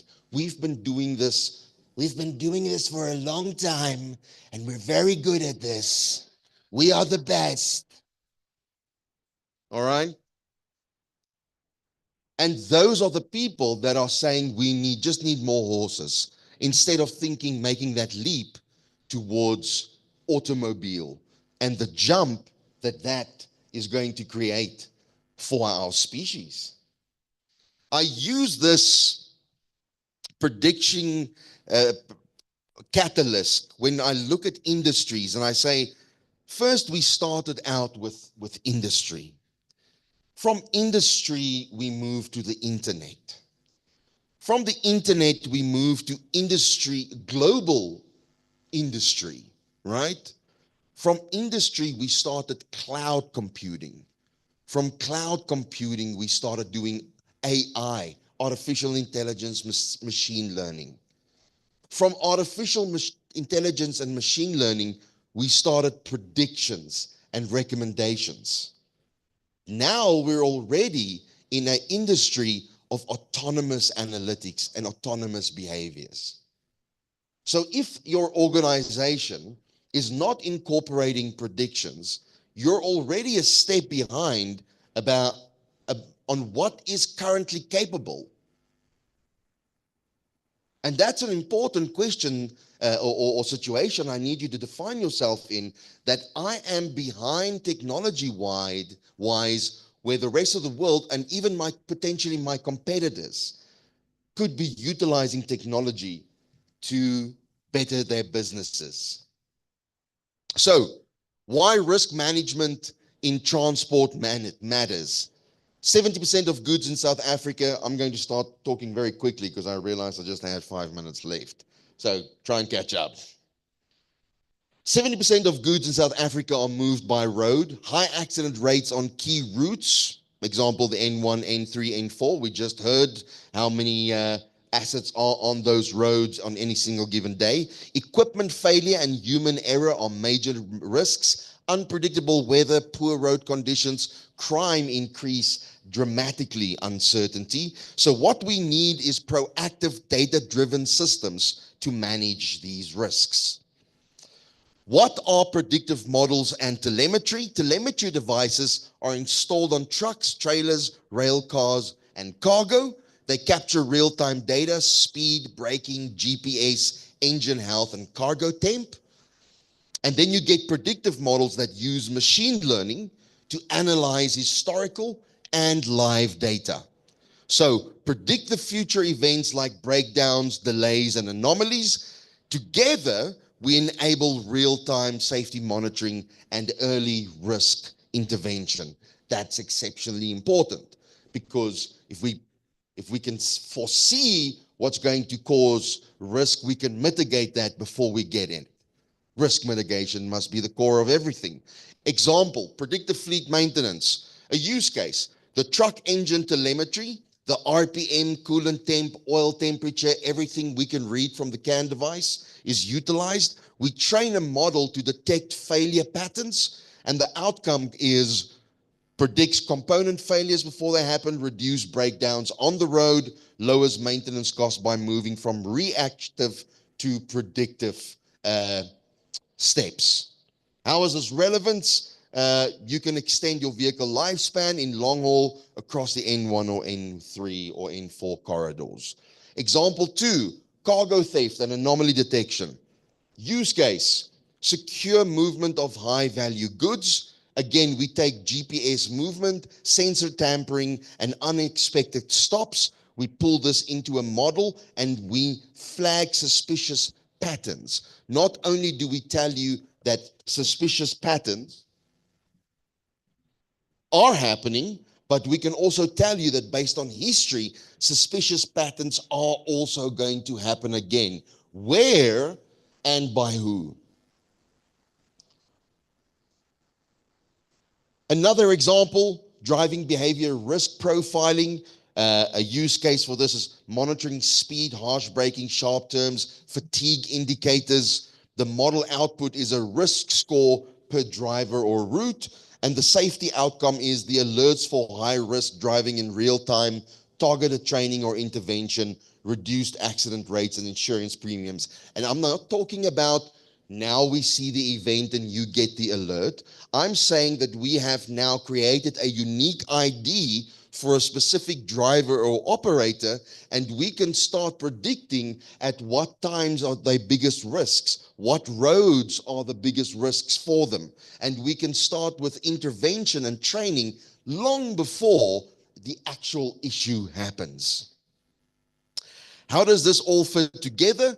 IoT devices and sensors, the model layout. The model layer is predictive analytics and machine learning. And the applications of this is real-time alerts, but scheduled maintenance, risk dashboards for fleet managers, automated route optimization, and this results in fewer accidents, safer drivers, and protected cargo, resilient operations.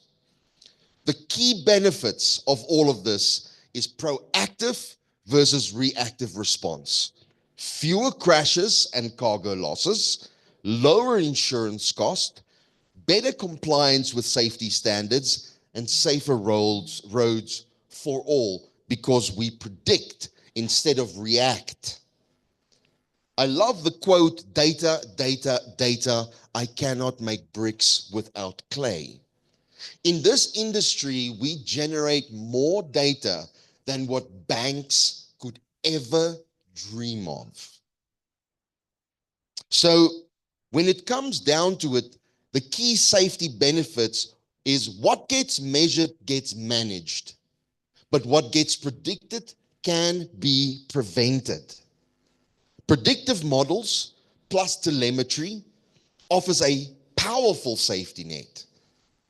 Transport operators and logistics firms can all benefit from this. The future of transport safety is data-driven. Do not be the person that says, I need more horses. You need today make an informed decision to start learning about the power of prediction and how that is going to benefit your business. Thank you very much for your time, ladies and gentlemen. You have been fantastic. I appreciate you.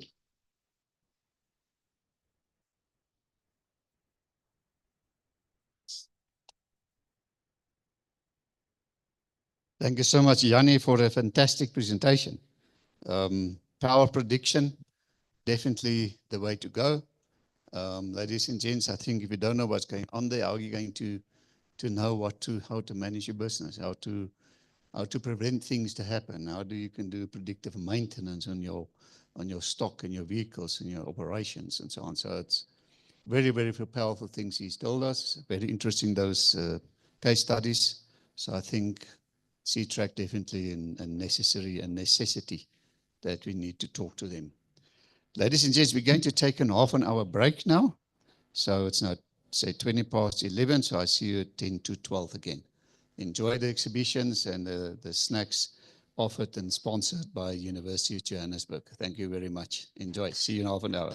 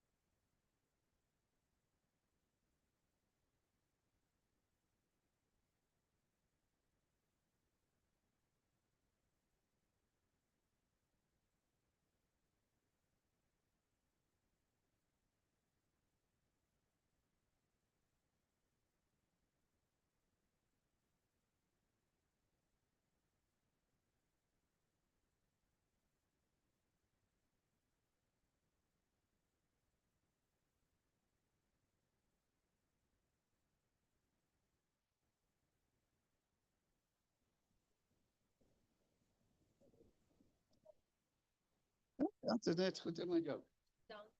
Ek is al. Net seker maak jy het my presentation gelos. Ja, kyk gou, maak seker.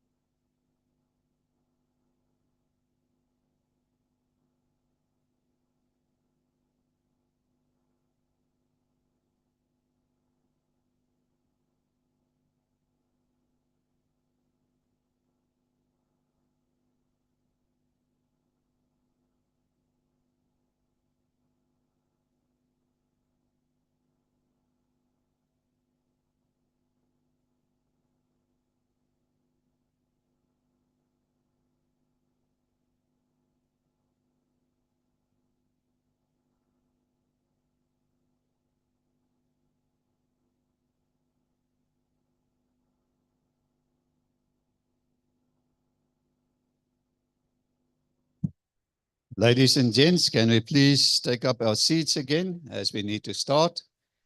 Please take up your seats. Thank you.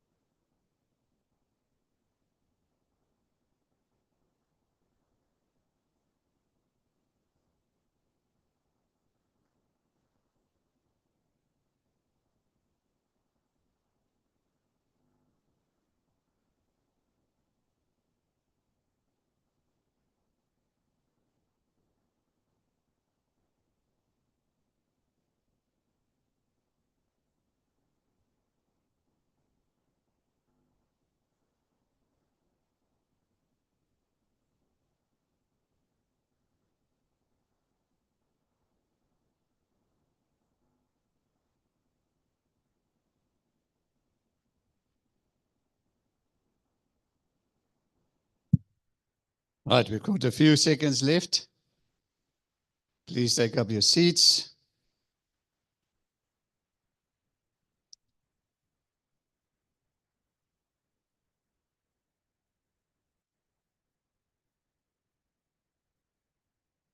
Alrighty, ladies and gents, thank you to University of Johannesburg for the great refreshments.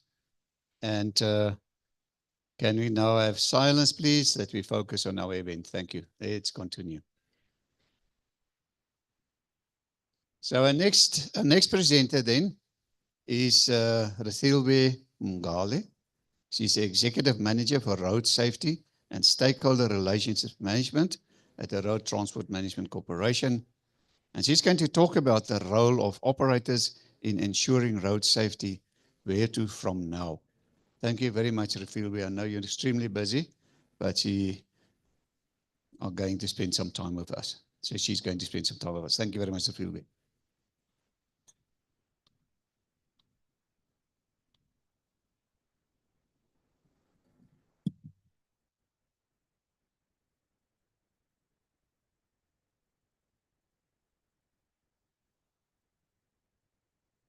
What time do I have? 20 minutes. 20 minutes. Okay. Yeah. Slides down. Let's do this. Very? That's the place of one. This. And then previous slide. Cool, got it. I am told I've got 20 minutes to take you through what I have to say. As I was listening to one of the earlier speakers, I thought maybe I don't need the 20 minutes because they did my presentation for me. But we will share it from a different perspective. I am from the RTMC, Road Traffic Management Corporation. Somebody asked me in the foyer, what is RTMC? I didn't think I would have to first tell you what the RTMC is, because I assumed we all know about the RTMC. We are 20 years old this year as the RTMC. We are an agency of the Department of Transport and a lead agency on road safety. We do not own roads, so you can't ask us about roads, but we've got a big role to play there. We are supposed to be the people that think, that produce research. The stats that you hear about all the time comes from us. The traffic officers that you complain about are a result of the work that we do because we set national norms and standards. Importantly, we are an entity of the three spheres of government and local government. So all of them are direct shareholders in the business of the RTMC, unlike any other state-owned entity. Now let's get to the business of the day. Where to from here?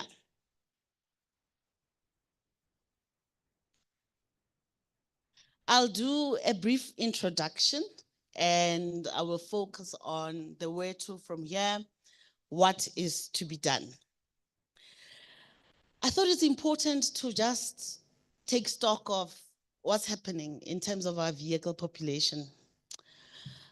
That's our vehicle population in the country. We're using the data as of December 2023.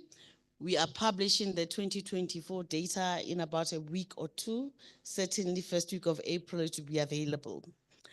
So with a vehicle park of 13 million, at least 3.5 million of that is the operator type vehicle. That is your minibus, taxis, your buses, and your trucks. And that's about 26% of the vehicle population that we have registered on NATIS. What we also noted in the State of Road Safety report last year is that the highest growth of 1.69% was registered for minibuses and taxis.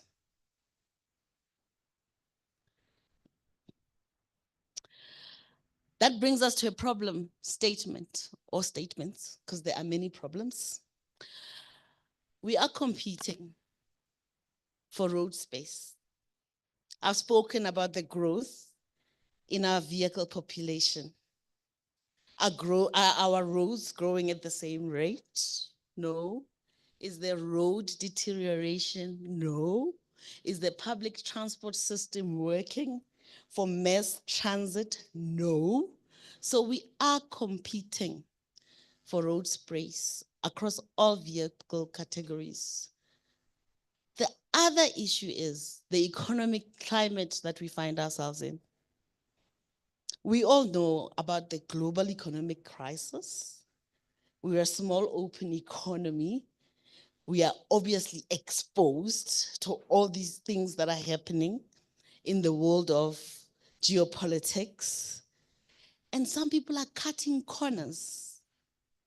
Labor costs was mentioned as one of the things that people cut on when the economy is not going the way they want. And cutting on maintenance to keep the revenue coming in. It's a big problem with dire consequences. We are registering a high number of fatalities and injuries, and there is a cost to crashes that is way too huge for our small open economy. And when we think about this, think about what we forego. Over 3% of our GDP, that's how much we estimated the cost of crashes to be. And that money could have gone towards development priorities. We've got a limited number of law enforcement officers. We can't be in every car. We can't be on every stretch of road. As much as South Africans would love to see us everywhere, it's not possible because there are just not that many people. And we also have limited resources. Government is constrained. The grant that we get is not growing in the same proportion to the problem that we need to address. And there's also corruption in the fraternity. So all these things compounding create a crisis for us and for our development and our future.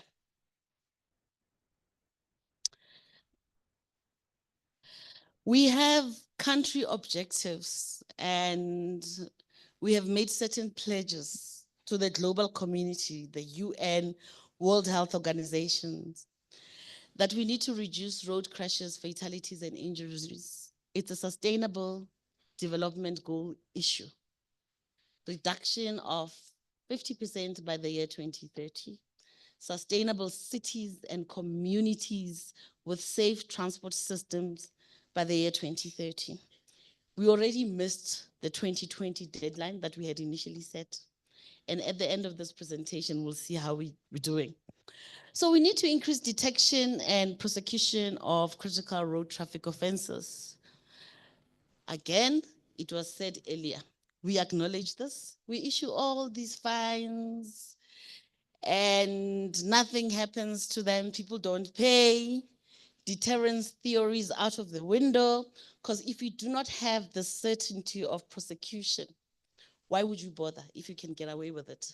So the desired behavioral change is not being realized. We also need to inculcate road user behavior and encourage voluntary compliance. It must come from all of us. Whether you are a juristic person or an individual like me, we must take responsibility and we must act better and do better. So therefore, we need to create heightened awareness that is targeted on what is happening. And we need to ultimately reduce fatalities and injuries.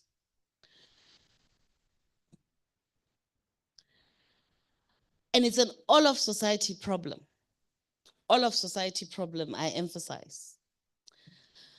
Fatigue is a big issue that we have picked up on our roads with operators who are taking chances. Vehicle safety is also a serious issue. Are your vehicles safe? Speeding is also one of those things that increase the severity of crashes. The higher your speed, the likelihood is that you would die. And we've got distracted as well as drunk driving, people doing all sorts of other things on the road. And we must talk about pedestrian safety. It's about 45% of our problem. Pedestrians are dying. Drunk walking, drunk driving, built up communities. It's creating a nightmare for ourselves. So, on the issues of policing and speed management, one of the things that we have been doing in the last 5 to 6 years or so was to develop a curriculum for law enforcement officers that is at least not equal to a matric certificate, because it was NQF level 4, 6 months training, and then it was a year, and you are wanting to create a professional out of that. So we started implementing NQF level 6 curriculum that is equivalent to a national diploma, where we emphasize issues of ethics, competence, how the law works, all the things that were spoken about earlier as shortcomings. We have been doing this as the RTMC, probably have about just under 1,000 traffic officers that are part of the National Traffic Police. We have national jurisdiction. As I talk to you, they're all over the country right now for the Easter traffic. We wanted that for all of South Africa, all of the provinces, all of the municipalities. Guess what? The challenge is it takes too long. We need them and we need them now. How do we balance this? Those are the systemic, real challenges that we deal with as we balance needs and desires and policy imperatives. We think that continuous learning is important, and that's what we do at the Road Traffic Training Academy, to say, come, let's upskill you. Let's create a traffic officer that is fit for purpose. Crash investigation and recording of serious accidents remains a challenge. Our ambition would be, if there is a fatality, we should investigate. Because out of that investigation, we get intelligence. We do investigate major fatal crashes where more than 5 people have died, which would be the operators when a bus collides with another vehicle and it's a serious injury. More often than not, our major fatal crashes are buses and are trucks. You've seen some of those pictures. So we want to build this capacity. The country does not have it. We have to build it. So we do offer crash investigation and recording to the NQF level 6 traffic officers. It's an important skill that we need, which we do not have in abundance. We could also reduce speed and get the conversation going. Are our speed limits too high, given how South Africans behave on the roads? We could do this. And I'd like to know what you all think about that, because that's what government does. It regulates. So we can wake up and say, on the N1, you will no longer go at 120, let's go at 100. We know that in school zones where young road users are dying, there's a very strong policy position that the school zone speed limit should be 30 kilometers. And that's a global standard. We must admit that technology can assist a lot. And we need to invest heavily in technology. It can get us there. We can get more done by applying the right technologies. The presentation that was done now on predictive modeling is one of those things that are really beginning to help us to understand where these hazardous locations are, what is happening, and if all these contributory factors, attributes come together, what happens, so that we are using the limited resources that we have in the right places. Collaboration with the security cluster, the police. You arrest a pedestrian on the N1 because they're not supposed to be there. You take them to a police station. The police are dealing with what? GBV, amongst other things that they have to deal with. They're like, Baton, can you forgive this person? They're not going to arrest the person, given what is happening. So we're operating in an environment that is quite challenging on so many levels. And you can see the dimensions are wide. We could also regulate hours. During the night, when traffic fatalities and injuries occur because people die at night and on weekends, we could say no trucks, no buses during that time. Is that what we want? What's the impact of that on the already struggling economy? You know, as operators, what you should do. You should be training your drivers. You know this. You should be ensuring that your vehicles are safe. You should be creating awareness. When your passengers get into your vehicles, your buses, they don't strap. They don't buckle up. Do you engage them and talk to them about safety so that they appreciate what the seatbelt can do for them? As operators, do you do that? For post-crash responses, are you all equipped with first aid kits and fire extinguishers for safety should something happen? Have you trained your personnel on how to respond in these situations? But if you do these things, they go a long way. The quicker you get the right care, the greater your chances of survival. Let's talk a bit about the regulatory approach, because that's what we do. We government, we regulate. enforce strict licensing and training standards for bus drivers, truck drivers. We could do that. I've spoken about the issues of speed limits, working hours, vehicle safety regulations. And a lot of people have said to us, the laws that we have are quite all right. Is the enforcement. So if we go stricter and enforcement fails, it has no impact. So we need to constantly be balancing this. But do we leave it to the industry players to regulate themselves, or do we need to do more as government? There are opportunities for vehicle safety. At a time of rising motorization and technology transitions, I do drive a Chinese car. I love it. The technology is incredible.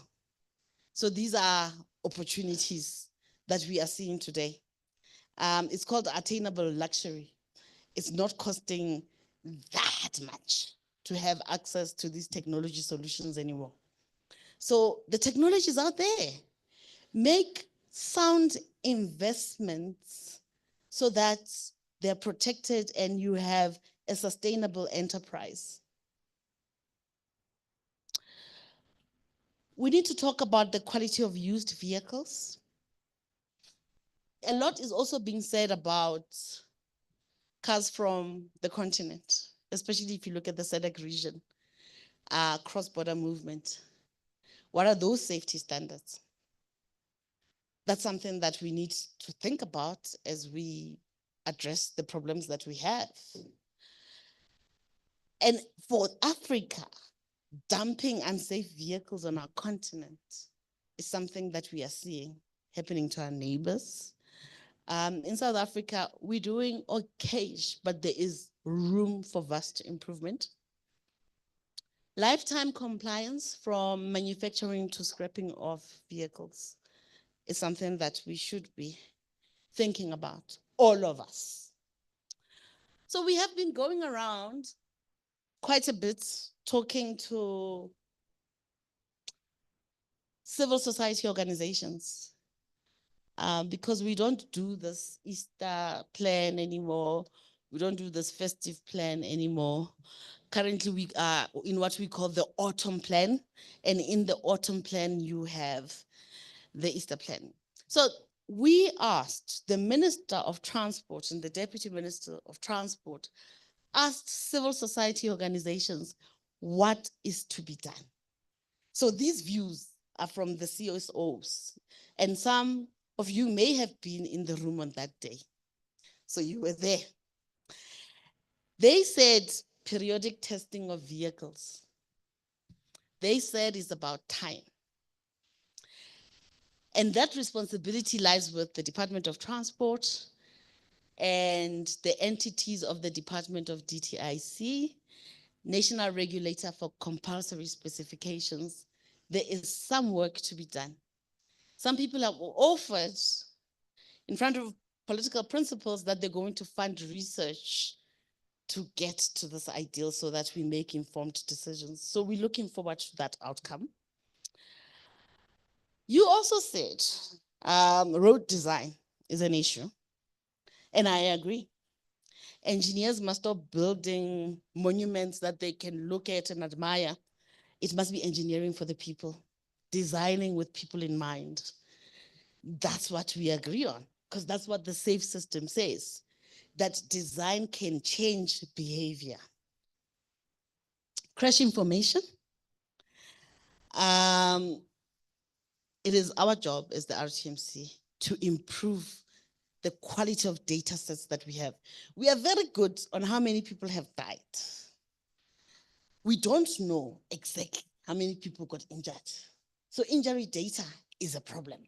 So we need to keep building our information sources and collaborating with people like C-Track so that we have a lot of data sources that come into our model to build the credibility of our data. The data that we have is very reliable. So when we tell you The most hazardous roads are these, believe it, because even the World Health Organization itself, which does estimates, is very close to what we report. And not many countries have managed to get that right. 24/7 enforcement. Traffic officers knock off at 2 o'clock. At night, when it's dark, they're not there. You asked for it. We also ask for safety, safer communities. If you are tired, you should be able to stop your vehicle and not drive because you are scared to get killed. And there's the responsibility of the Justice Department and the DOT with regard to corruption, traffic courts, trial curfew for peak accident hours. Those are the things that the CSO said. We were recently in Morocco. There was the 4th Global Ministerial Conference. The countries that have achieved Vision Zero gave us these guidelines. The academic expert group. They said, look into these guidelines and you'll get somewhere. Road safety in workplace safety regulations and practices. Highest levels of safety across organizational value chains. So look at upstream, downstream, who you collaborate with, and ask your partners, force them to be safety conscious. Financial institutions to incentivize those that are compliant. And there is an array of standards out there that need to be adopted, and we need to hold the automotive sector to account. As I near closure, which means I'll be well within the 20 minutes, Harry, is that we have a national road safety strategy. And that's how we're performing. We are going to miss this target if nothing happens. The target is due in 5 years. We're only 5 years away. So we have a lot of work to do. In this strategy, there is about 86 actions that needed to be done. Out of those actions, 68% of them are under implementation. 25% of them are in the embedment phase. They're not assimilated in business processes yet. And 7% of them are still to be developed. What are the key challenges? Law enforcement capacity, which I have said. Road infrastructure constraints, behavioral compliance issues, and post-crash emergency response gaps. Noting these challenges, what do we have to do? We have to make ongoing investment in road safety. And we have to do this thing called interagency collaboration. The RTMC can't do it alone. The Department of Transport and its 5 roads entities cannot do it alone. You yourself sitting here as operators and voluntary compliance and RTMS, you cannot do it alone. So interagency collaboration is probably one of our biggest hurdles, where when I go to the Department of Basic Education and I'm like road safety in the curriculum, they see that agency and they make it happen. It is a struggle to get that intergovernmental thing going. It is a struggle to get the private sector to make commitments.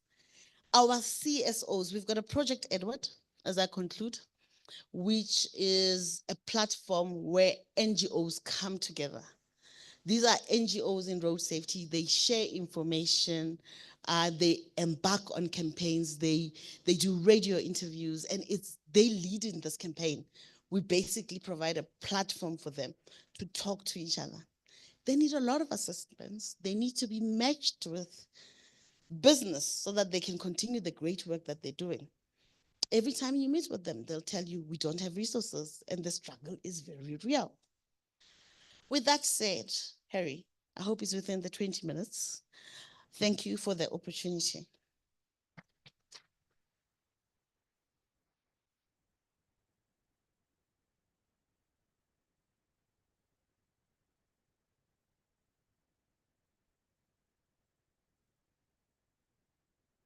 We will have a panel discussion just now, and then Refilio, do you think you will still be able to be there at the panel discussion? Might be, okay. Thank you. Ladies and gentlemen, this was another great presentation.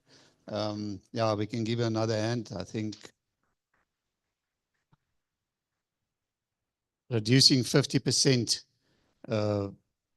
target in 2030, I think that wouldn't be great that we can do that. I love those pillars you mentioned about safer roads, safer drivers, safer road usage. Help me out with those pillars, better planning, and legal framework that they're working on. I think that's excellent, and that's where we should focus and support them. So thank you very much, Rafil. We really appreciate what you learned us today. All righty. So our next presenter then is Antoinette van Graan. She's a software business analyst at In Control. They're a gold sponsor of the Transport Forum. She's going to talk about RTMS compliance, a checklist or a way of life. Thank you very much, Antoinette. Let's give her a hand.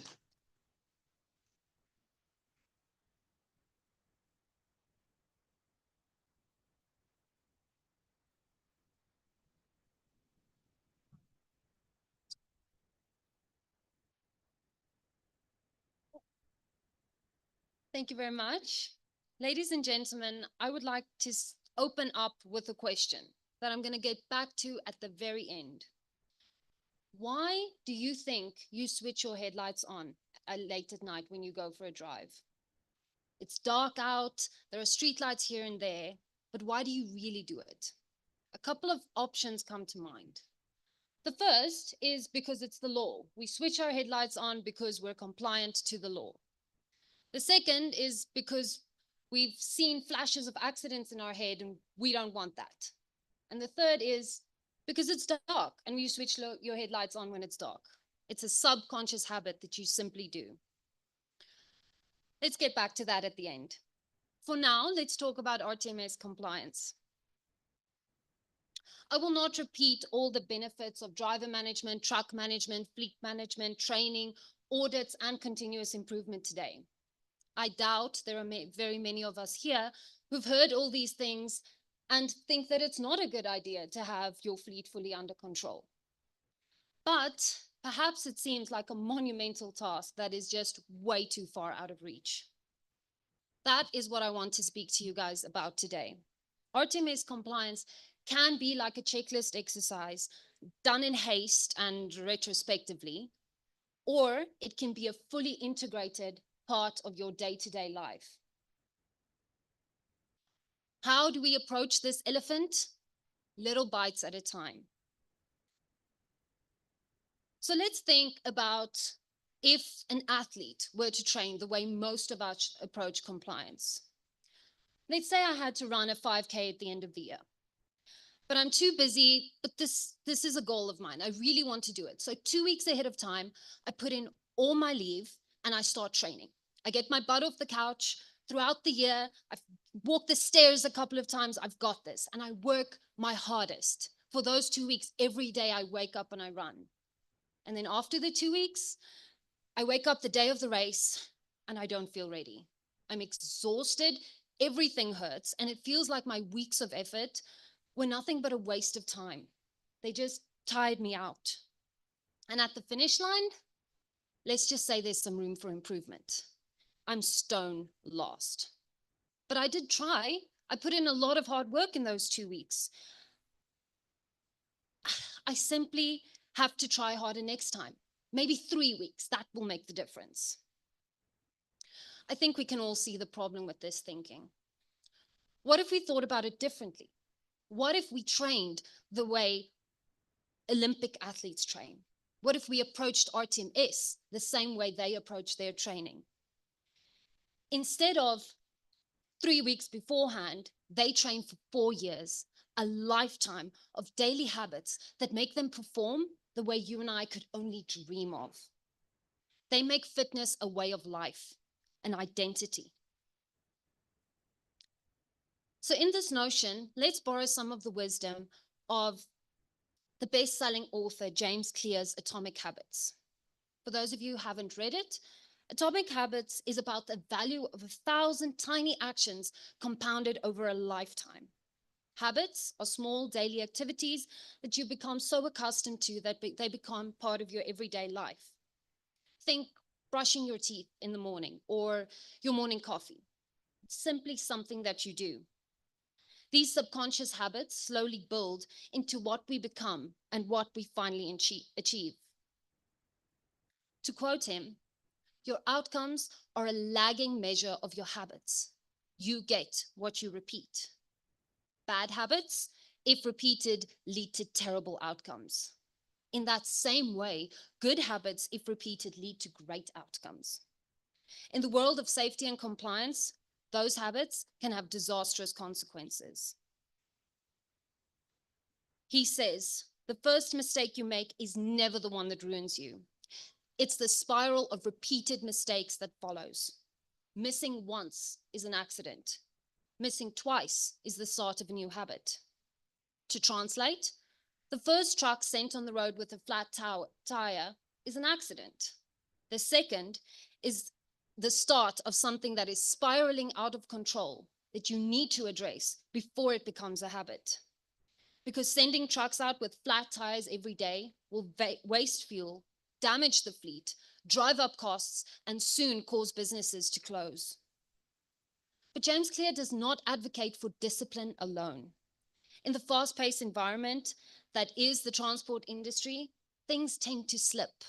Papers get dropped in the floor, trampled, and forgotten as everybody races towards the next crisis. This is why he says, you do not rise to the level of your goals.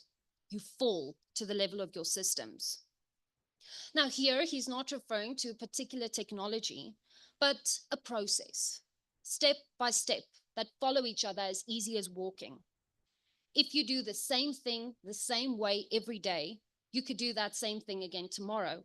And that is the proactive action that's required for a system to function. If I put my keys by the door every day, I will not be in a frantic struggle to look for them the morning that I'm late. In that same way, if a truck is never allowed to leave the yard before it's inspected, all those avoidable breakdowns are, well, avoidable. And the thing is, in the fast-paced environment that is the transport industry, even the best people can sometimes drop the ball, because even your most talented employees are still human. And as it happens, because businesses grow and flourish under your leadership, the balls that drop are the start of a problem. Sorry, my cards are a little mixed up. Okay. So let's look at the progress of a business. There is the introduction phase, followed by rapid growth as that business finds its core customers. Then the growth as it expands and improves its offerings. This is the exciting, stressful part where things keep happening faster and faster. More clients, more trucks, more employees to manage those trucks, more costs. But we have more clients, we need more trucks, we need more employees to manage them, and more costs. This can quickly become very overwhelming. And it takes a couple of months to onboard those new employees to get them to the productivity levels of your old staff. Then the productivity goes down, but the growth doesn't stop. It doesn't stop until those old customers start to complain. They've become accustomed to how you've always done things. They've become accustomed to a certain level of quality and service that you just aren't able to provide anymore. And that's when the balls start being dropped. Papers lost, mistakes made. This is where your leadership can step in and make a change. With the right processes and systems in place, that growth does not need to be hamstringed by complexity. A few employees doing the right things every day will always beat out 100 headless chickens. Let's look at a practical example of how RTMS compliance requirement can become more than just a checklist. Let's look at the daily checklist for the perfect example. First, let's ask ourselves, how can we motivate drivers to fill it out? because that is always the first place when the ball gets dropped. Let's say you have an app that the drivers can fill in every day. How do you make sure that they do it?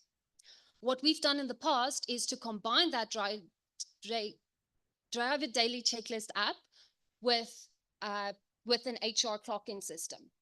So what that does is first thing in the morning, the driver has to fill in his app, the checklist, and submit it, or else his time doesn't start running for that day and he doesn't get paid. Then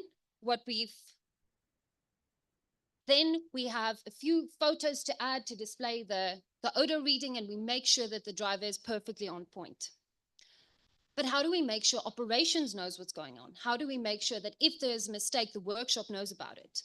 And this is where technology and systems can help us, because then if we put that all up on a report, as soon as a driver fills in, my brake lights aren't working, operations need to know to stop that truck. The workshop needs to know to go and fix it so that we can get the ball rolling again. All of this has to work together in order to make it as simple as walking. One step follows the other. Don't overcomplicate it. That red flag report, as we call it, will then display checklist critical items to operations, workshop, as well as management, so that we can see when there is no response to those specific incidents. Instant information, instant responses. That is how you turn RTMS into more than just a checklist. And with all those odor readings that you've been gathering every day, well, it's easier than ever to know when to schedule your trucks, because you know what the odor was last time, what the odor should be when they're next scheduled for maintenance, so you can book out that truck ahead of time, that it's not going to be available. It needs to go into the workshop to avoid that expensive and avoidable breakdown. That's about 6 tasks across 4 departments that have been solved by one creative solution, simplifying and improving the daily checklist. Simplifying complexity is what RTMS compliance should be about. Little changes. Ask yourself, how can we make things easier for my drivers? How can we make things simpler for operations and planning? How can we make sure that the workshop knows what's going on with my fleet so they can solve the problems as and when they arise, and so that they can be ahead of time on their scheduling instead of lagging a couple of months behind? How can we give management some much needed peace of mind that their fleet, their drivers, their road is safe? Making RTMS compliance a way of life is all about identifying and solving these problems, simplifying everyday tasks, simplifying compliance, so it becomes as easy as walking, one simple step in front of the other. Think about your biggest frustrations and get creative with it. Sometimes your solution may take strange and unpredictable forms, but if it works for you and your business, then it works. So let's get back to that question I posed at the very beginning. Why do you switch your headlights on? And I'd like you guys to give me a show of hands. I thought about this question a lot. Is it because of my compliance to the law? No, I don't really think about that. Is it because I want to avoid an accident? I don't really think about that either. The reason I switch on my headlights every night is because that's what I do every single time. If it's dark, the headlights go on. It's a subconscious behavior. So what are you going to do to make sure that your drivers are never in the dark? Thank you.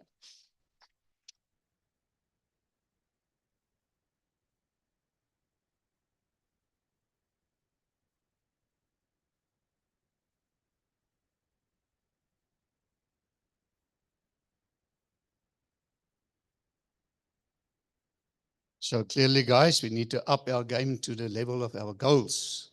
And thank you very much, Antoinette, for this excellent presentation, making us think how important it is to be compliant and to be compliant to the right things. And surely RTMS is the right compliance or standard to adhere to. So thank you very much, Antoinette, for that. Ladies and gents, then looking at our program, The next lady is from Stellenbosch. She is online. She's Audrey Dodenbrock. She's the founder of the WINK movement. And her presentation is all about from human capital to human beings, fostering understanding and safety in transport. Now, she's done a lot of efforts. She made a pre-recording of her presentation, but she is online and she's going to participate in a panel discussion online from Stellenbosch. You will see on the screens here. So we're going to play a presentation now that she prepared beforehand online.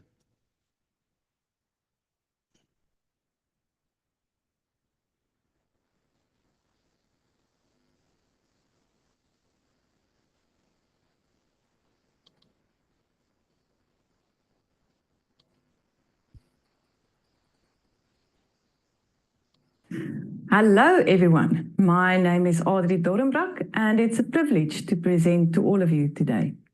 Just a little bit background.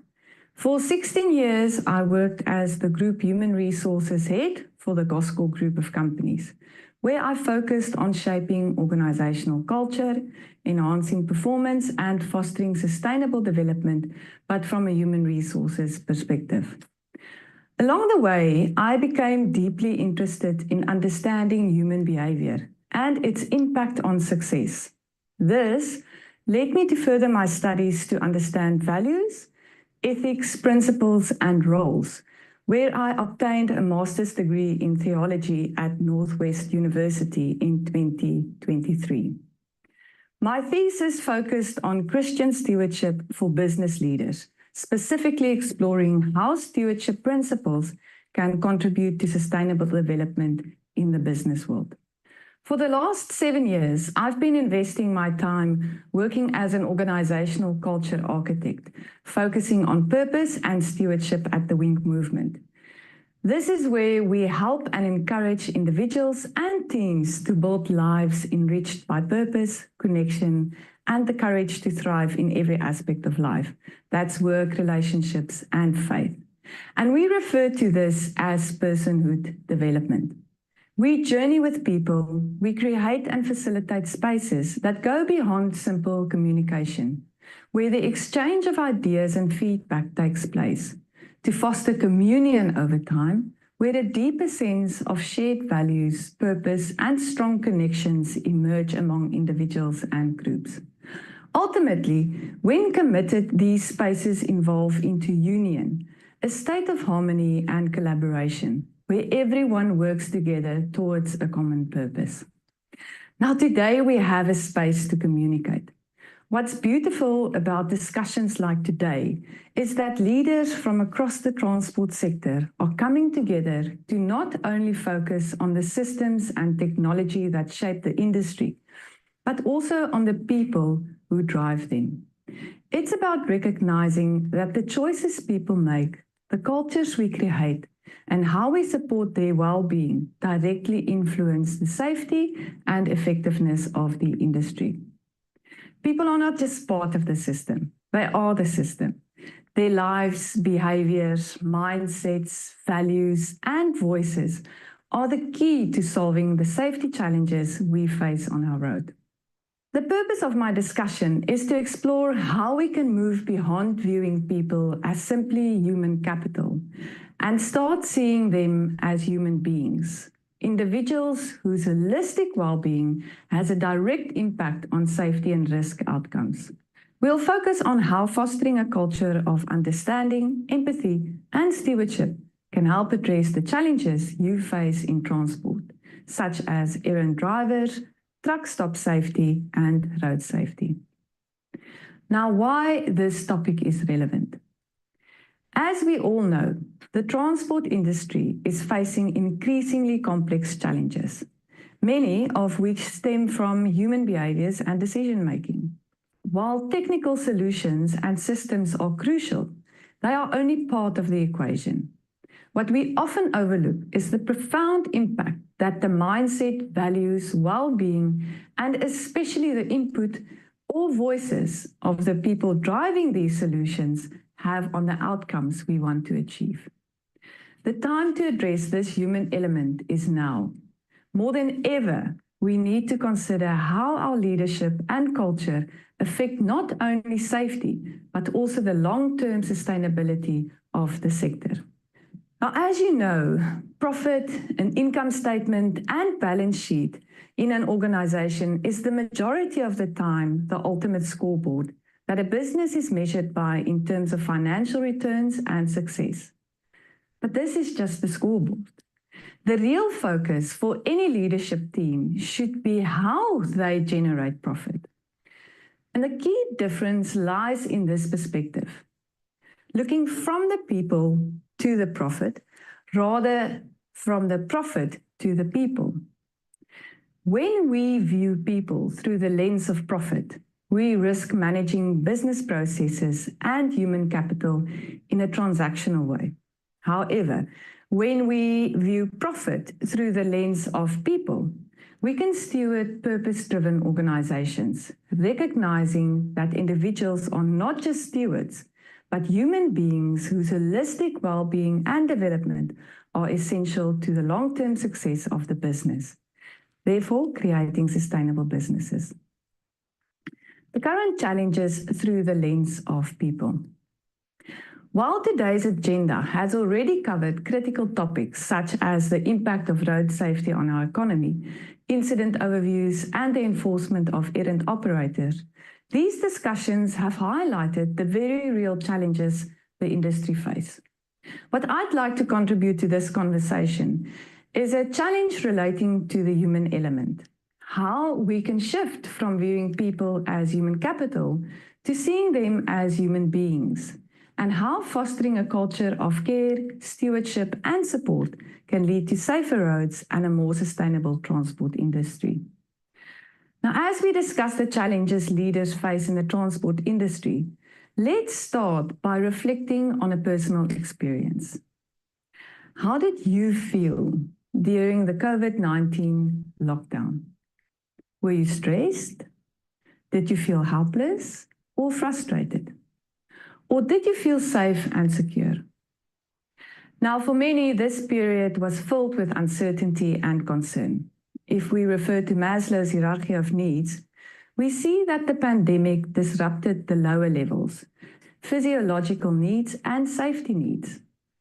With fluctuating work conditions and fear about health, individuals found it difficult to meet basic needs, let alone focus on higher needs like social connection, esteem, or self-actualization.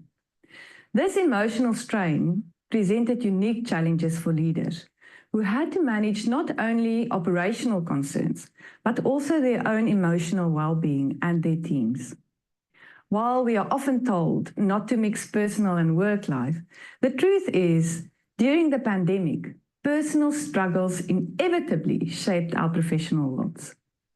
This profound shift forced us to rethink our priorities, prompting a focus not just on profit, but on a more holistic view of success, one that included our people, our communities, and our planet. It was a sustainable shift that redefined how we approach our work and the impact we have on the world, not just for leaders, but for employees at all levels. During the pandemic, South African companies highlighted the focus from a profit-first mindset to a more holistic approach that prioritized people, our communities, and our planet. The pandemic deeply impacted both my personal and professional life. And what became clear during that time was how businesses began to view employees as whole people, balancing both personal and professional lives. After COVID-19, we emerged stronger with a greater appreciation for how vital it is to meet people's physiological needs and ensure safety. Once those were met, we could begin to focus on rebuilding our social connections without the barriers of social distancing. Now let's look a little bit at Maslow's hierarchy of needs. Maslow's hierarchy of needs isn't just relevant for individuals. It can be applied to teams, businesses, communities, and even countries. A basic example would be, when you start a business, The business at first needs to survive and need to address the physiological needs. We need to make money. We also need to prioritize safety within a business. For example, we offer secure employment in a safe environment and sometimes with perks. And once those basic needs are met, we can move into focusing more on the social level, creating a sense of belonging and connection, fostering a collaborative work environment, strengthening our communication, or building a supportive community within the company. From there, we focus on esteem, where acknowledging achievements, recognizing contributions, and empowering individuals to grow. Finally, when all these are met and addressed, both individuals and organizations can begin to strive for self-actualization. And this is how to reach their full potential, innovating and aligning personal values with the company's mission. The question I want to ask is, at which level do you see your employees, your team, your department, or company, or community right now? Now, to run a successful business, it's crucial to meet the needs of shareholders, employees, and clients while fostering awareness across all levels of the organization. From executives to employees, everyone must recognize that success depends on understanding and addressing the needs of all stakeholders. The performance of the business is shaped by both internal culture and external environment. When every individual is aligned and aware of their role in the larger mission, the organization is more likely to thrive. Let's look at the external environment before moving to the internal culture. I want to ask you a question that also went viral on TikTok. How often do you think of the Roman Empire? At its height, the Roman Empire was a vast and powerful entity, commanding the Mediterranean and beyond, with a strong military, political systems, and advanced infrastructure that set it apart in the ancient world. However, despite its strength, the empire's downfall was accelerated by growing income inequality.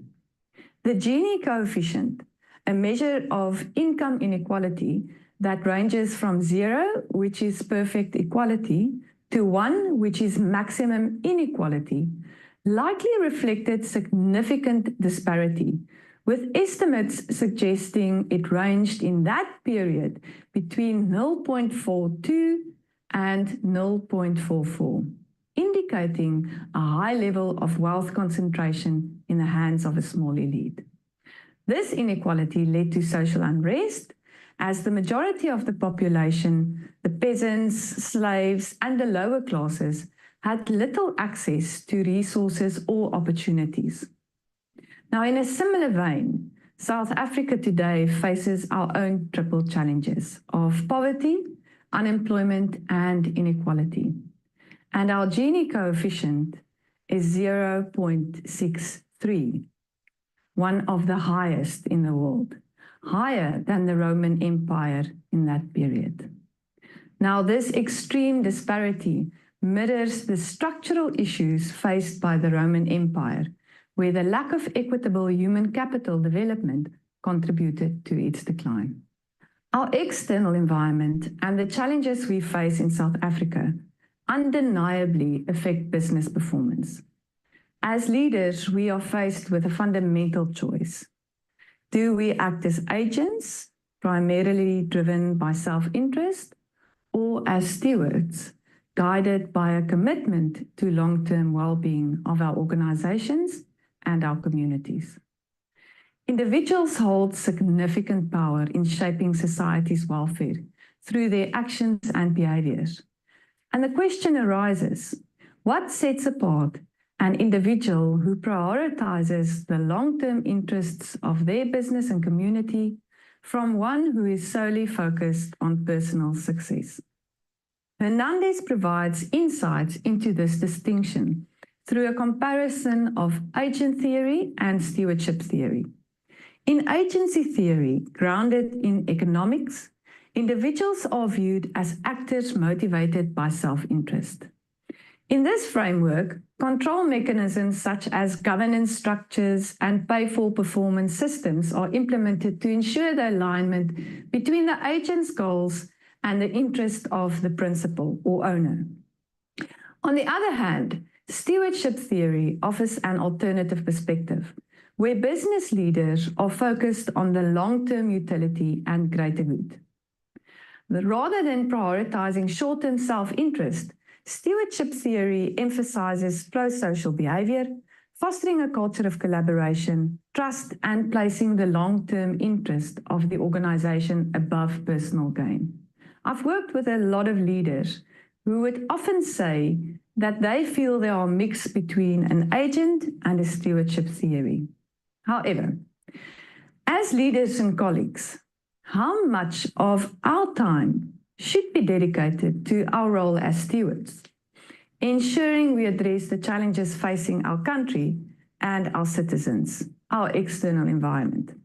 Dr. Pieter Bronkhorst, a South African CEO and author of The Architecture of a High-Performance Organization, emphasizes that internal pressures, that is, poor leadership, ineffective systems, lack of alignment, and weak organizational culture, are often more detrimental to a company's success than external pressures like economic downturns or market competition.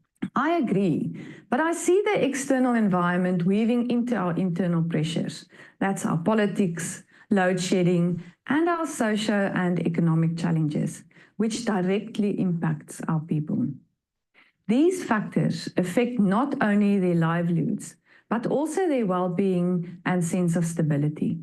As a result, the external environment is influencing our people in ways that affect our internal culture, and we can no longer claim that personal and work life should be separate. It is now part of our internal pressures and processes faced by all on all levels. As businesses, our impact goes way far beyond our corporate social responsibility campaigns or our flashy social media posts. True influence comes from genuinely listening to the stories of our employees and incorporating their voices into the conversation. This is often where businesses falter. Leaders sometimes assume they know what's best. The reality is, we cannot simply tell people to survive and expect them to choose to thrive. To truly support our people and help them thrive, we must address their physiological, security, social, esteem, and self-actualization needs as individuals. By coming to address these issues, we create opportunities for real solutions. This fosters hope and a collective sense of purpose, empowering individuals and communities to face these challenges with optimism and resilience while building trusting relationships. From an internal perspective, we must ask ourselves every day, are we simply agents managing human capital, or are we stewards leading human beings? The way we view and treat those around us, whether as a resource or as individuals with potential, shapes not only our leadership style, but also the environment we create in our teams and organizations. And this brings us to the relevance of understanding the makeup of your talent pool. After all, people are our biggest assets, right? I want to share a concept inspired by Jack Welch's 20-70-10 principle. While the applicability of this principle may be debated, it remains valuable for assessing your team's performance. Welch suggested that no more than 20% of employees should be top performers, 70% should be solid contributors, and no more than 10% should be low performers who may need to be let go. It's crucial to identify where each person falls within these categories, and understanding this distribution will help maintain a balance and ensure that no more than 10% of your staff are underperforming. So to build sustainable businesses, the goal should be to maintain no more than 20% top talent. That is recognizing that if they leave, there will be a significant gap or dent in your business. On the other hand, having a solid 70% of good to great talent is necessary to ensure continuity. If the challenges you face extend beyond just the bottom 10% of performers, it's time to look deeper at processes and culture, as these could directly impact the long-term sustainability of the organization. In my 20 years of working with leaders and teams to shape culture and drive performance, I've observed that the biggest challenges often lie within the leadership teams themselves. True leadership requires accountability, vision, and the ability to navigate challenges, especially in tough times. Yet it's within leadership that we frequently encounter significant gaps in culture and performance. As a facilitator, I often hear concerns from leaders that reveal deeper, persistent issues within their organizations, like we don't have enough staff, we are losing good people, Audrey, the pressure is too high, or there's a silo mentality slowing us down. Some leaders even question, do I have the right team?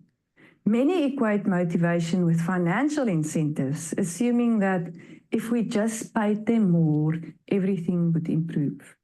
Meanwhile, reoccurring mistakes lead to frustration, and the question then becomes, how do I get rid of this person? They're just not a fit.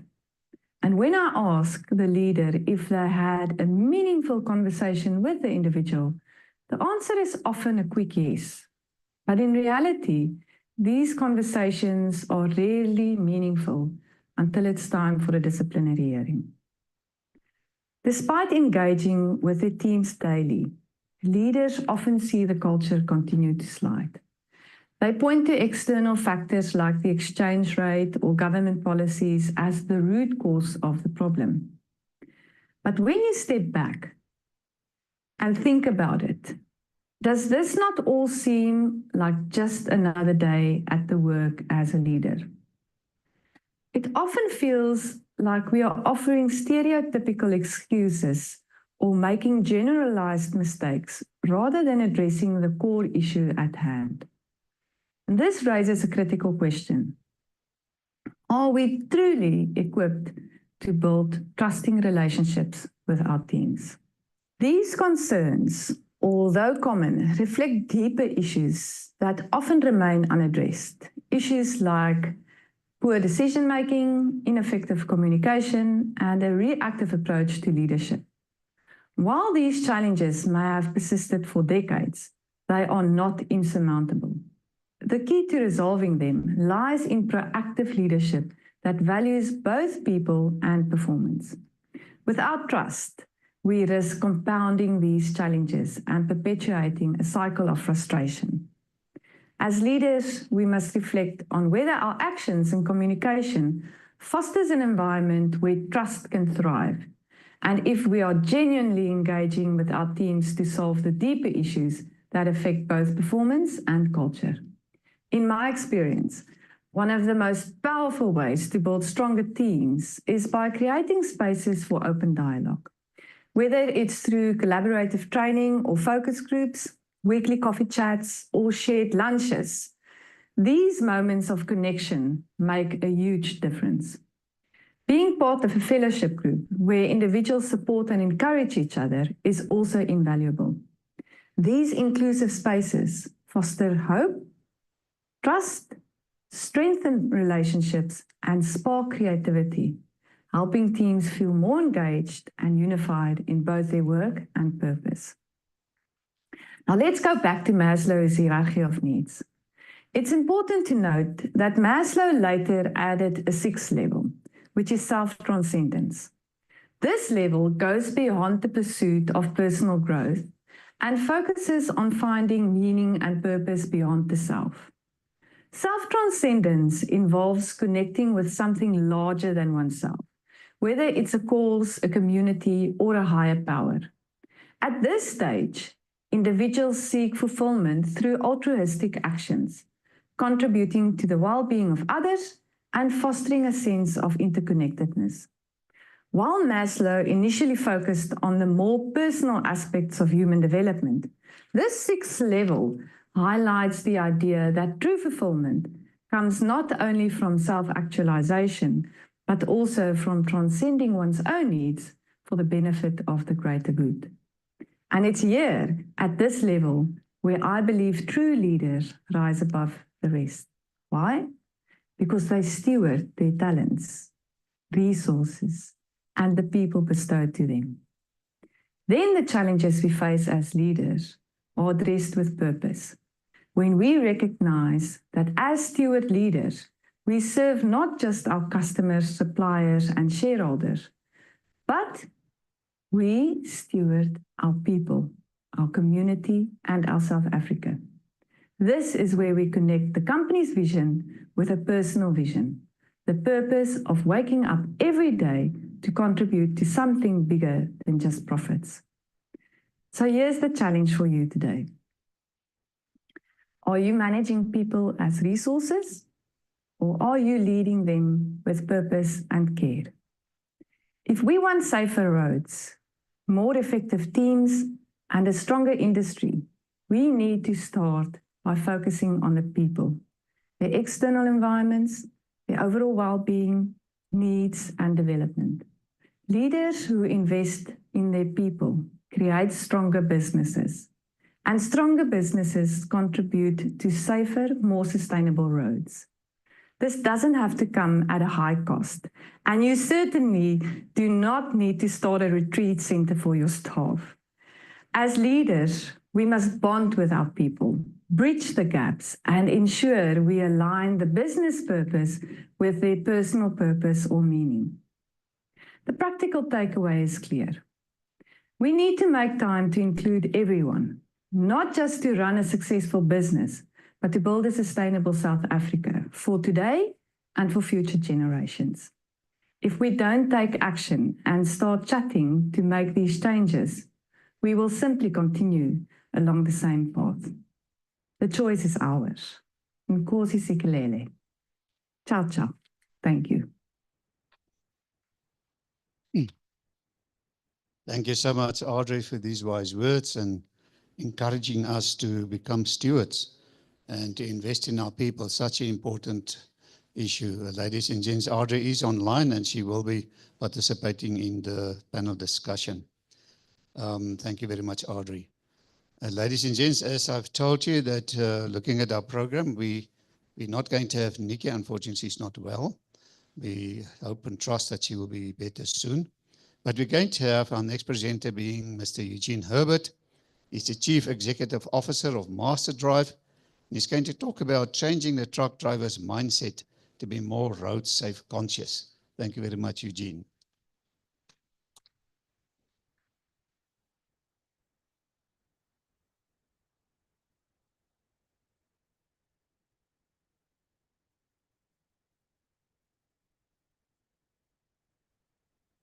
Thank you, Harry, and to all those in attendance on Zoom. Welcome to our discussion. But just before we get, this is the time just before lunch. So you're probably all thinking, so there's two qualifications that you're going to have to meet before we go to lunch. One of which is a test to you, but I'm not going to ask you to put your hand up, don't worry. But you must, not you, sir. Are you listening? Hey, luister nie, meneer. Daar, sir. Okay. All right. I'm going to quote you something, but you need to be quick off the mark. I'm going to pose a statement to you, and I want you to finish it as quickly as what you can. Deal? Everybody on board. I tell you the following. John's mother had 3 sons, Tom, Dick, and... Oh, hang. Okay, so tell me, why did we say Harry? It's because we are creatures of habit, and we do things by rote all the time. Now, I'll talk to you a little bit later about schema, and you'll see what role that plays. Now, the next thing I'd like you to do, and this is the challenge. the fact that everybody shouted out must be an indication that you're willing. Can I ask you just to rise 1 minute, get the blood circulating so that when you are listening, you are really listening. Come, guys. Come. Let's move. There we are. You too, ma'am. Thank you very much. Otherwise, you don't go into the lucky draw. Just do a nice big stretch. Thank you. Okay, you may be seated. Just picking up on some of the points there that were mentioned by the former speakers. It's not intended to be controversial, but Audrey mentioned about the fall of the Roman Empire. You know what's interesting about the Roman Empire? It wasn't conquered, eh? It gradually degraded. And you know, one of the things that they attribute to that is the moral decay amongst the inhabitants. And isn't that sad to say that we also see that in our world today? Antoinette over there mentioned about why we put our lights on. There's a simple answer to that that covers all of what she said: to see and be seen. All right? Carol over here mentioned about Zootopia, and I'm quite sure when that hit the headlines, we all agreed South Africa is a terrible place for all our drivers. But you know what? Just for a moment, think of who compiles that. Look for Zootopia, and you'll see they're a driver's ed company in the United States that sources information from different sources and then publishes it as an authority. The question that we can ask, how reliable are all the statistics that they use? They mentioned South Africa. Did they measure Ukraine? And I'm quite sure we can find all sorts of reasons why we need to just see what they publish with a greater degree of objectivity. The other thing that we can think of, Gavin mentioned about us talking about crashes. And you know what? He is absolutely right. And yet we find when we talk to people about crashes, they give us this blank stare. Huh? We don't have crashes, we have accidents. So clearly the words, and if I use them today, they're interchangeable, but bottom line, it means a crash, all right? Something that you and I groot bogger op gemaak. The other thing that we just like to look at, the data and the stats, over here, we'll cover that in the presentation that Yanni mentioned over there. But let's kick off. So have a look over there. We're talking about from resistance to results, the science behind it. Now, I'd like you to just have a look at this quote over there, the top right-hand corner. The experts tell us that about 94% of the crashes or incidents that we have on our road are due to human error. The words human error and human behavior can be used interchangeably. Now, if you have a look over there, you'll notice there is pictures of cars today, and the experts tell us that in 30 years' time, they will look back and say, today, or this year, or this time, the world's safest vehicles were produced. So we don't have a problem with vehicles, I'm sure you'll agree. But what we do have a problem is, if you just have a look at the top sign over there, how we as drivers, and by the way, behavior has not only to do with the drivers. Gavin mentioned about the contractor who tells his driver to do the load. So whose behavior is bad? It's not only the driver that cooperates with that. It's not only the taxi who drives atrociously. And by the way, I shared the platform with the spokesperson from Santaco the other evening, along with Refuelware. Thoroughly interesting. If you ever want an engaging conversation, do so. So it's made up of these components. We use the acronym BAMS: behavior, attitude, awareness, motivation, and skill. So many times organizations are so intent on improving the skill of the drivers that they forget about the other components. So we need to see it holistically. So in our discussion, we'll be talking to you about these things over here. Previous speakers spoke about risk, eh? And we understand that's risk, but what are the components of risk? And I'd like to talk to you about several components over there. Then, of course, we have the role of memory. We also have techniques in improving driver behavior. Now, that same principle can be applied to anybody, whether it's a supervisor or the CEO of a company. And then we'll talk about some of the tools and techniques covered by C-Track earlier over there. And when we talk about the use of those modern vehicles today, where they've got all the gimmicks on, correct? Gavin mentioned it. I'd share something with you in the Munich taxi cab study that was done in the 80s that will show you, whilst they are there and they contribute significantly to improving safety standards, there are challenges. So let's just have a look at the first one. There's a definition of risk. It's been covered by other folk already. So let's have a look. And here we see something that I really find interesting. Yanni mentioned about statistics. Now, if you have a look at that pyramid over there, that's statistical data, isn't it? You have so many incidents, you have so many crashes, and you have so many fatalities. Purely statistical. But if you haven't, and if part of what was covered by C-Track is not familiar to you, I encourage you to look at the science behind predictive analytics, because that is so interesting and intriguing. Maybe in 20 minutes or so, most of it goes over our heads. It will enable you to make sure that what you do with your fleet and your drivers ensures a better and safer outcome. Not a perfect one, admittedly, but a better and safer outcome. And then, of course, psychometric testing. It's Cranfield University. I used to work with them. I still use some of the material. I did a psychometric test. You know what the purpose of that test is? To analyze a driver's appetite for risk. Isn't that an interesting one? A driver's appetite for risk. Now, you can go, and as we often do, we go and test drivers, and you know what? They do through all the perfect things. They can change the gears, indicate, obey the stop signs, etc. But can we measure how they truly drive when we're not in the vehicle with them? We can't. So therefore, the proof of psychometric testing enables us to get a view into the driver's mind. And you know what? He may have all the skills you need, but he may not be an ideal driver for just-in-time deliveries in the center of town or so. So now that brings us to our next thing, and this is called the theory of risk homeostasis. And in effect, it is that in any activity that we engage in, we prepare to exchange for the risk involved a reward. Makes sense to you? If I get something in exchange for something, there may be a risk, but if it's better than the risk, well, then maybe I go for it. And I'll put up an illustration here, and you tell me what you think this is. If you and I knew that there's something that we do that's going to cause us all those ailments, do you think we're likely to change? That's a good probability, but that is the risks from smoking. So anybody smoke here? Come, don't be shy. I'm not going to ask my staff because you're supposed to give up, all right? We do that. Okay. So you speak to anybody who smokes, and you probably ask them, why do you smoke? And they'll tell you that they enjoy it. Fair statement, eh? After dinner, you look like you smoke, eh? Yeah, there we are, guilty. All right. Now, you ask him, but hold on, don't you know that there's risks attached to it? And the answer is yes. Emphysema, cancer, all of those things. Are they prepared to give it up? Probably not, because the benefits that they get out of it exceeds in their mind the risk. And so have a look at the three things over here that we put up here. One, there's a person engaging in distracted while driving. And please don't believe the statistics, 25 to 35% of crashes are because of using the phone. It's more like 60%, right? And I can share it with you, the facts, if you like. So, but people see the benefit of using that phone outweighs the risk that's involved, and therefore they're prepared to take a chance. Look at the next one. People not wearing their seatbelt. Oh, but you know, it's uncomfortable. Or in the case of pregnant ladies, it interferes with certain parts of my anatomy. Or what about this one? And we see this in the transport industry specifically, fatigue.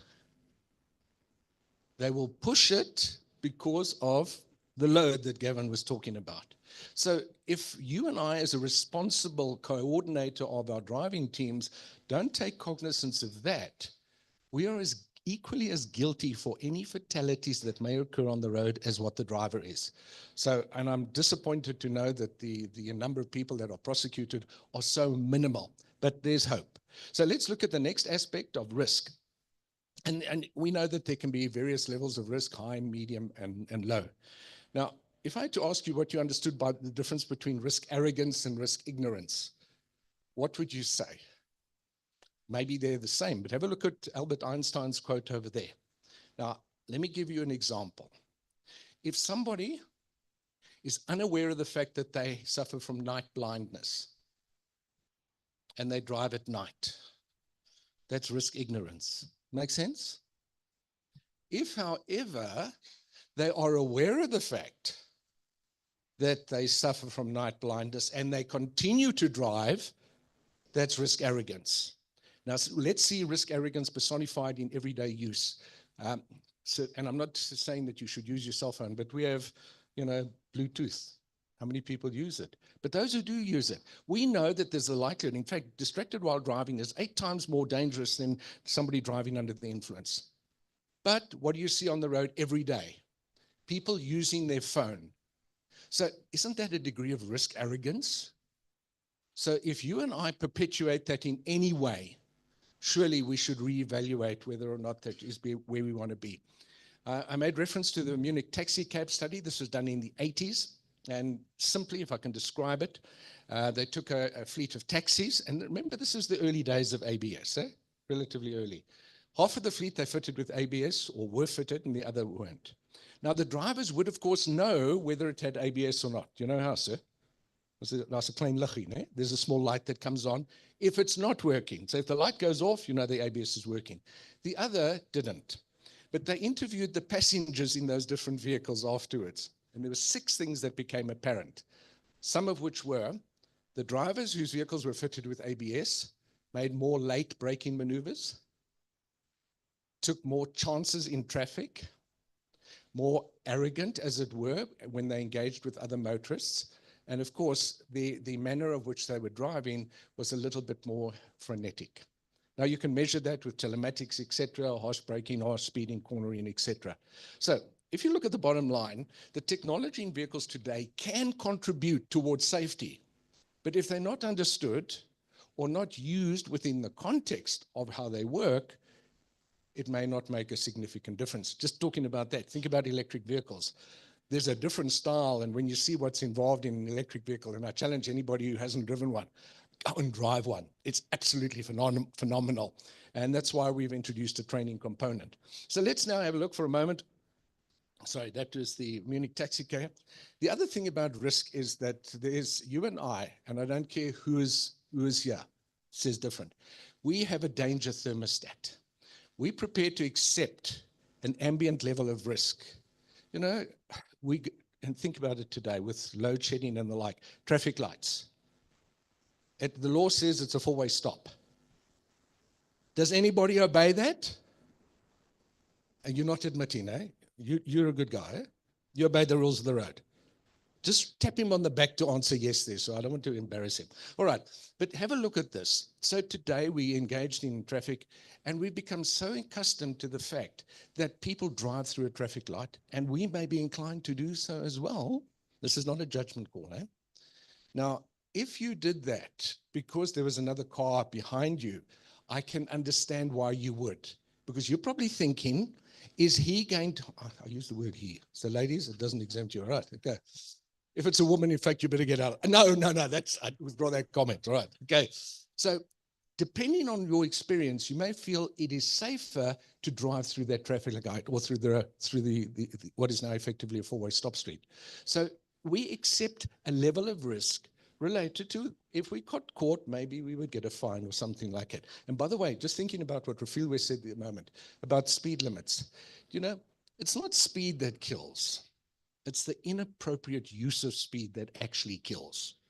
You look at racetracks, people don't get killed, 1 in 50 million or something like that. But in built-up areas, when people are speeding inappropriately, yes, it is dangerous. I'll ask you the question and you don't have to answer me. If we lowered the speed limit, the people who break the speed limit now, do you think they're going to stop speeding? No, so we really need to be very objective about it. So you and I are prepared to accept. So we've got our danger thermostat. And depending on our experience, and I'll show you in the behavior pattern just now, how that can change. Just having a look at this component over here. When we have a look at people who may be disinclined to use the seatbelt. This is an exercise of a test done, a vehicle braking suddenly, imagine it at 60 kilometers an hour, it comes to a dead stop. A child, I think the figure there is 20 kilograms. At 20 kilograms, the body's mass is accelerated to the point that it is now 7 tons that hits the dashboard, okay? You take an adult at 60 kgs, and that mass is roughly 30 times that amount. Have a look at the number over there. It says to you, it is 26 tons. So if you were of the opinion that the rear seatbelt, the rear passengers don't need to wear a seatbelt, then think again, because the danger that they could be in is so exaggerated that we can't even begin to imagine. And if there's anyone over here who lets their child sit in the back unrestrained, either with a booster seat or the normal seat belts, please, I'll share some videos with you. You will see what happens. I encourage you to all encourage everyone else to wear seat belts. So now let's just talk about the brain for a moment. There's a definition of the brain, but I want to talk to you about the components of the brain that influence driver behavior. You've got the cerebellum, the occipital lobes, and then the frontal lobes. Now, the cerebellum is the area that, can you imagine when you learn to drive? Put the clutch in, indicate, adjust your seat, adjust the mirrors, all the things that K53 kind of teaches you. But now, when you have a look at that over there, you can learn that fairly easily. Now, we'll talk about schema just now. It also has the negative connotations. The occipital lobe has to do with vision. So typically, we would be training drivers to look something like 12 to 15 seconds ahead of them. But if you're only driving 3 to 4 seconds ahead of you, it's too late. Really, it is. But if you can see what's happening, you see there's a stream of traffic ahead, 10 cars ahead, the brake lights come on. What message does it tell you? The rest of the cars are going to brake soon, all right. So if we're looking further ahead of ourselves. Now, that's part of where the occipital lobe plays a role. But the area that's most important is the frontal lobe. That's where executive decisions are made. So when we're looking at training people, our focus shouldn't be at that which is on the occipital lobe and the cerebellum. It should be on the frontal lobe. And I'll give you an example that's so old, we've been using it for years. You as an experienced driver, driving down the road, and you see a child crossing or running down a driveway, or you see a ball bouncing in the driveway, what conclusion would you probably reach? There's a child that's going to be behind it. Now, that's where we want to sensitize that frontal lobe. It's the executive decisions. Do I slow down? Do I brake? It could even be, and let me give you another example. Driving down the road, you see a taxi pull over, and on the right there, you see somebody running like mad. Is it likely that they're going to be looking at any oncoming traffic? So you and I, as an empowered driver, should be saying, now, hold on a sec, what if? And if we use that expression a number of times, we would find that we would be less likely to be caught in a situation where we've got to engage in an emergency action. There's another component to it, and this relates specifically to what happens. Give an example. There's 3 areas. It's a chemical change, structural, and functional. So when you look at it and you see you're driving down the road and the traffic in front of you stops and you slam on your brakes and you have a near miss, are you conscious of that for the next while? Because you had an adrenaline rush, eh? So there's a chemical change. So you know you're very conscious, I back off. Take it to the next level. Let's imagine that you didn't, but you hit the car in front of you ever so slightly and you've got some damage. You're going to have to go and explain to your boss. The wife is going to have to explain to the husband or whatever what happened. Now, you've created this process where a structural change starts taking place because now you're conscious of the fact that you're not going to do that ever again. Doesn't always work, but you've created the structure within which that can now be a change. But the truly functional change happens when that becomes wired into the brain, the neurons, and you start doing that religiously. And you will notice this. If you've ever been trained and you've created the habit in you that you give a 3-second following distance between you and the motor car in front of you, you get a little bit too close, what happens?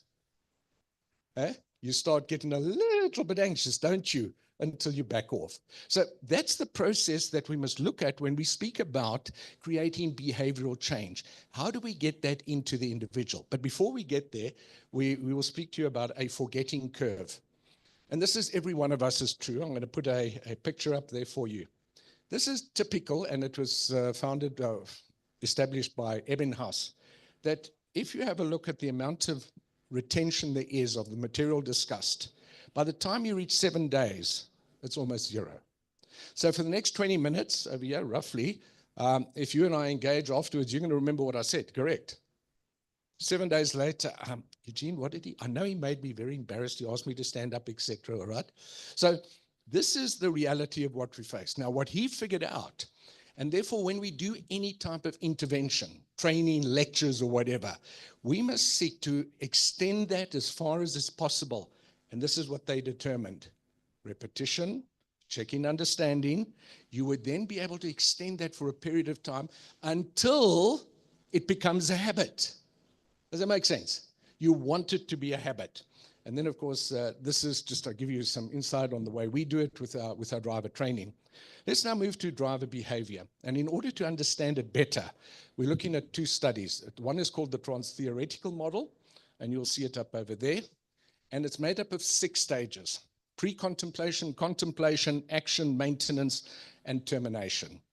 Now, when you've got the time, have a look at that, because if I walk you through it, pre-contemplation, maybe before you came here, you didn't realize that your drivers needed training. Make sense, eh? I'm not having very many crashes. Notice I used the word crash. I'm not having very many, so I don't really need it. The question could be posed, so how many near misses were there? Okay, now you start thinking, hey, hold on a sec, let me just do a little bit of research. And I think, hey, but hold on, we've had so many near misses, so let me contemplate the need. By which time you start looking at the determination. You're now determined to get quotes. You're going to look at policies, et cetera, et cetera. You're going to put a distracted while driving policy in because you've realized you've got a problem. You then action it. Furthermore, this is where it becomes interesting, termination. Termination can be seen in 2 ways. Either that phase of the training is finished, or alternatively, you don't move forward because in your mind, you've accomplished that. But would you be happy to go to a doctor who does not go for regular refresher training when he examines you? I don't want to go there, but just now he puts the instrument in the wrong place, eh? Okay, so now notice what happens over there. If we're recycling it, this is by addressing it on an ongoing basis. And within that area over there, if you want a copy of the slide, you're welcome. There's technology that's been introduced, such as what you've heard. You heard Antoinette talking about what you do from an RTMS point of view. So there are things that can help us maintain a standard. We saw with a armed security company, they're terrible drivers, aren't they? Ish, man, terrible. 50% reduction in crashes. So don't tell me we can't change behavior, but if we do it right. Now, the other one that's really intriguing, this is Fogg's behavioral model, and maybe Audrey will know about it as well. Now, in order to motivate change or to change behavior, there's 3 things that you need. 1, motivation. And I'll just put this up over there. You'll see it's got to do with pain or pleasure in simple terms. So you can take a driver and you can punish him for something he does wrong, or you can reward him for something he does right. Makes sense? The ability, which is the A part over there, it can either be difficult or hard. But the most important thing is, what is the trigger that's going to make that behavioral change stick? And I'll give you an example. Trusting, you'll remember the time when seatbelts, you'll know this, when it was a lap piece, or it came out the door jamb and it was so long, it was just difficult to put on. So what did you do? You just didn't put it on. It was a pain in the proverbial butt. Then what we had is inertia real seatbelts. So it became easier. Now, you know of somebody that was injured in a crash, maybe even died because they weren't wearing a seatbelt. So do you think you've got the motivation to wear a seatbelt? Yes? Probably. So now you've got the motivation. But you know what? You get into the car, you're so used to not putting it on that it's difficult. Remember, the ability is actually easy. Just got to put it up over there, and there's that little clip. It can make it easy for you. So what did they do? And have you seen people? They plug it in behind them. Why? Because she makes a noise if you don't. So the trigger there is, and there's a number of factors that could contribute toward it, that goes off, it's a reminder for you to put the seatbelt on. So is any change that we look at creating within drivers or within our own selves as management teams, it's made up of 3 components: the motivation, the ability, whether it's simple or difficult, and then, of course, what trigger. And there's things I'll just share with you about seatbelts. When we train drivers that come from Soweto, do you think the average younger driver in Soweto wears a seatbelt? Who said no? Can I have a reason why? It's not cool, for heaven's sake, okay? And so there are some that are the exception, if that's what you're thinking, who answered yes. But you notice the trigger. It's not cool to wear a seatbelt, so I will run the risk. And now we're talking about that danger thermostat. I'm prepared to run the risk of something because I want to appear cool. So with that in mind, I need you to go through to the area that we talk about generations.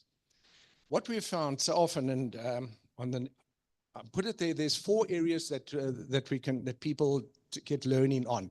It's visual, it's audio, there's kinesthetics, and then there's also another component that is reflected there. Now, when you think about that, what type of learner are you, and what type of learner is the person that you send in for training? Because I'm sure, if you have a look at the next slide where the different generations are, they have different learning methods. And if we think one size fits all, and I'd like to give an example, if we just have a look at the ones over there that are, let's say it's called where there's an 80 category, the 80, that's the maximum age that they would be today. The minimum is probably in the region of 60 or something like that. That generation learned by death on PowerPoint. Makes sense, eh? The instructor got up and he spoke and he told you what to do, and then because the boss said you had to do that, you did it. But you look at your younger generation, and this is what we find. There's a man on his cell phone, he's checking my ID to make sure I'm legit, checking me out on LinkedIn, etc. I'm being facetious, sir, but that in reality is what you can expect from the modern generation today, the Z generation, who want to make sure that what you're telling me is correct, eh? Sometimes they know the answers that the instructors don't know because they've just researched the latest car on the internet. So please, my request to you is when we look at training, take cognizance of the fact that you must cater for different generations, because if you think one size fits all, it's certainly not the case. Just from an insurance point of view, yes, some interesting information. We follow the trends in the United States. I don't know what will happen now with Donald, all right? But it's a proven concept that most insurance companies across the world are looking at how driver training makes a difference. Because when you combine it with the next one, which is the various telematic systems that are out there. And by the way, and I won't use, there's an expression to describe telematics that come from another part of the world that are less than ideal. So if we're choosing a system, here's just some of them that are there, that you want to be able to get reliable data, that you want to be able to access later and know that it will be still around for a few years. Those are all the things that you can use in order to determine that it is a necessary tool to make sure that you get the very best out of the teams that Audrey was speaking about. And then, of course, I bring you to the point where I say thank you, but not before I've introduced you to what is our Fleet Safety Awards. If you haven't heard about it, we decided that we wanted to recognize people, individuals such as yourselves who attend a forum such as this, who believe passionately about road safety and want to be recognized. Last year we gave away 200,000, no, actually about 250,000 Rand. Could you do something with that? Good, thank you. I appreciate that. Please, you will get the information. We encourage you to enter it. And it's something that's due to recognize excellence. And we believe that if you as an organization are here, you want to be recognized as being good and great, don't you? So please, when you get that, I want you to participate. And then, of course, we invite you at any stage to participate in our training programs. They're there to grow us as individuals. And I trust that if you'd like some more information, I've got videos, but I'm not going to play them. Happily share them with you later. 25th, 2025 FSA is going to be launched in May. Please keep your eyes open for it. Thank you, Harry.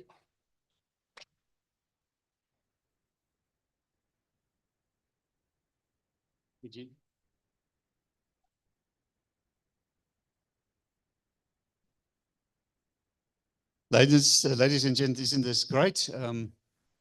To what extent have we been educated today by our presenters? I think it was excellent, isn't it? And Eugene will definitely keep an eye on that Fleet Safety Awards, and we will definitely support that. Thank you so much for all the information shared. Ladies and gents, we're going to do a short panel discussion where you now will be able to ask questions to the panelists. We still have a few panelists available, so just bear with us for 5 minutes. If we just set up here at the front, and then you'll be able to ask questions. We're going to do it online, so the online people will also be able to participate. And Audrey, as I said, she's also online, so as a panelist, she will also be available. You'll see her on the screen. You see this bottle, we're going to send this bottle around. Please put your business card in here. If you haven't got a business card, then take the paper from the plastic here, remove the paper from the plastic here, and you throw that into this bottle. We're going to use that to do the 2 lucky draws just now. So make sure your card is in here. And then you can leave this thing on the table afterwards if you want to, because we also reuse them to save some costs. So we're going to send this around.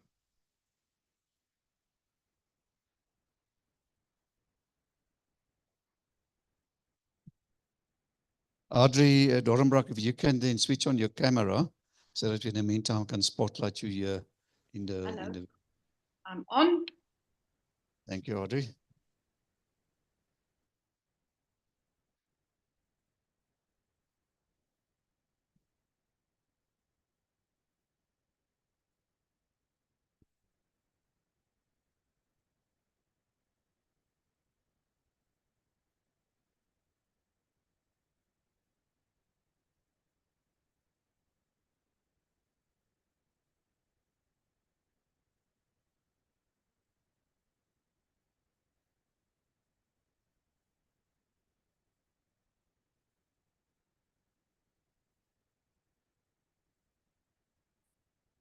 I can ask that all our panelists, our speakers, come to the front, please.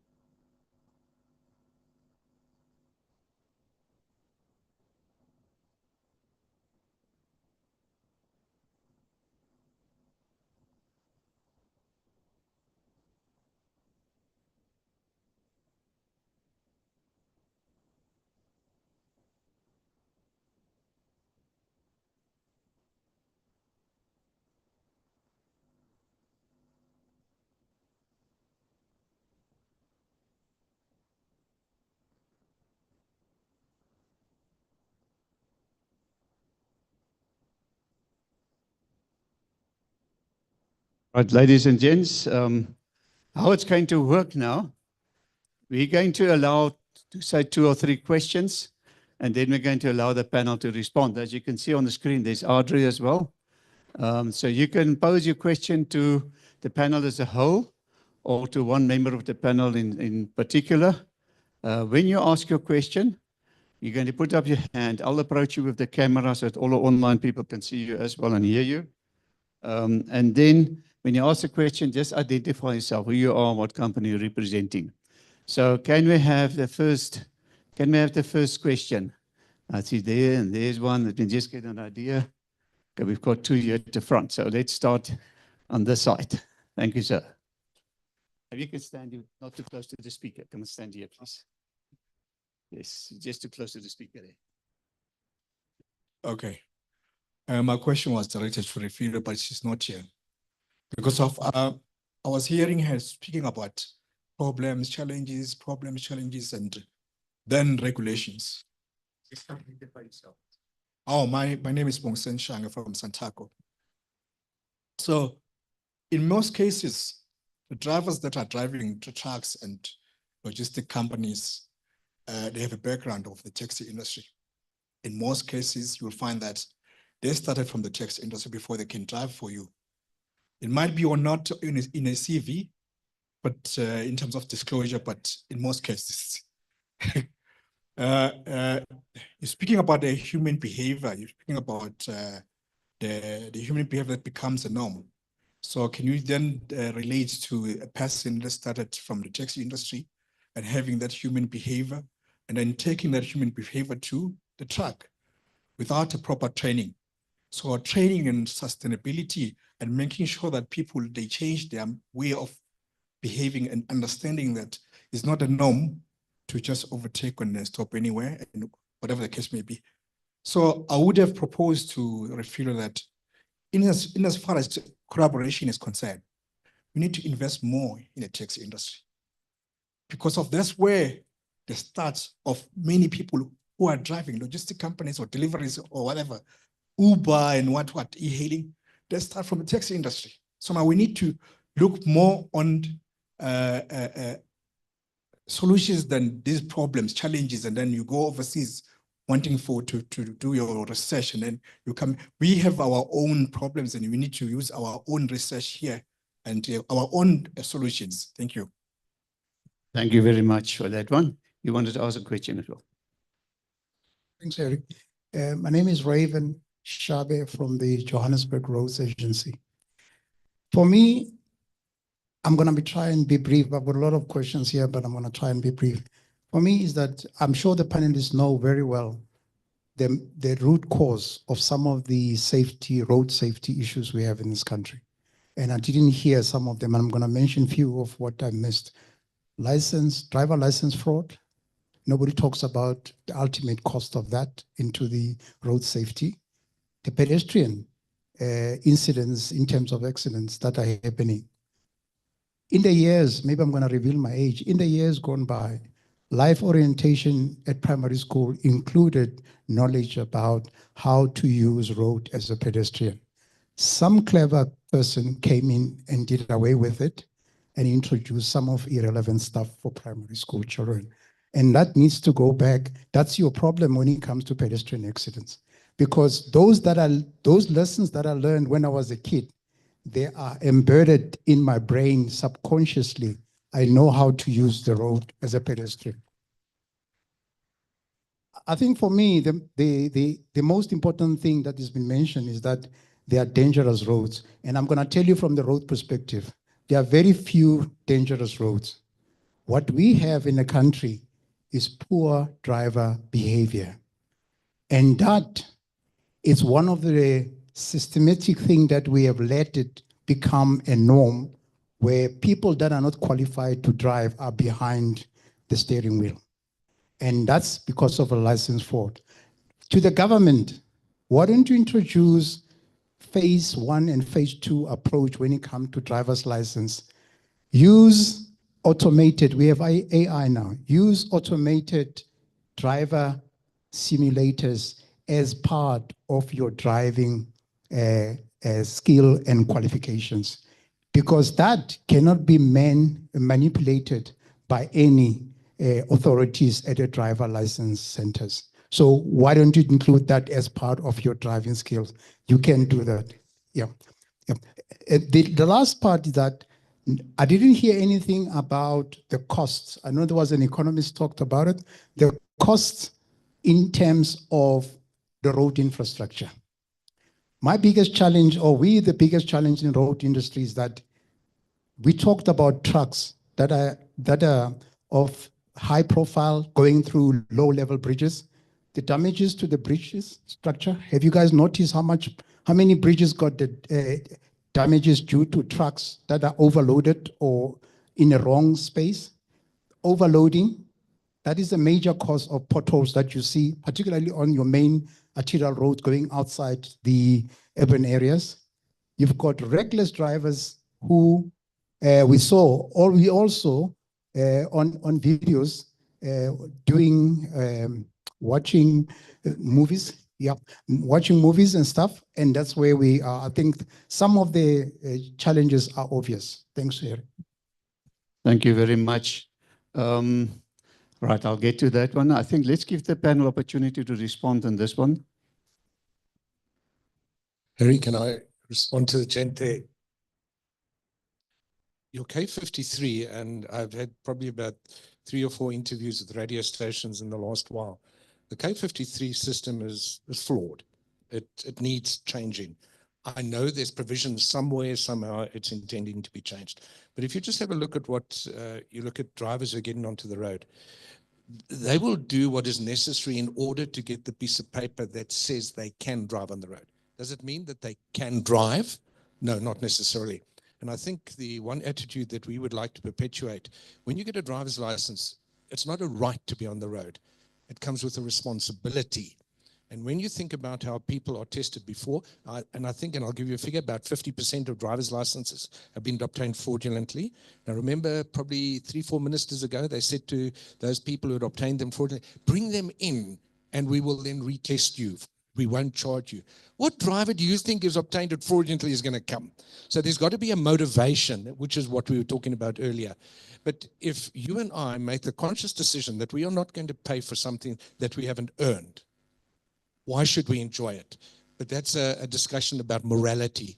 So I do know that you may have made reference to a graduated licensing system to make sure that the person, think about what they take you to test. In the suburbs, do you ever drive at highway speeds? Do you ever drive at night? And those are the people that you and I share the road with. So there is a graduated license system that is proposed that certain things should take place. And I do trust, and I've had this discussion with Refilio at RTMC, can we expedite it? Stop talking about hypothetical stuff and do something. Thank you so much. The question was around road infrastructure and bridges, I think, damage that is happening to road infrastructure as a result of overloading. The first way that I can answer that is there is technical design that is put on roads. So that means there is a permissible height in which a vehicle needs to be moving in, especially when you're going under a bridge. Now, if that particular vehicle you mentioned was overloaded, then by all means, they're already breaking the law because they are not within the permissible height. And I did touch a bit on the cost of road infrastructure. However, because I do work for an engineering firm, I can tell you that when it comes to road infrastructure, like construction, it's a huge financial constraint, especially when you start talking to different authorities like SANRAL, even RAL in Limpopo, as well as the Department of Public Works and Roads. So that's why I also introduced the idea of PPPs. That way, roads authorities can and are able to afford to actually improve the road and upgrade the roads. So there is, like what the previous speakers have spoken about, a collaborative effort, especially when we want to talk about safer roads. And I think in that particular regard, I did bring up the N3 corridor as part of an example of where PPPs are actually working.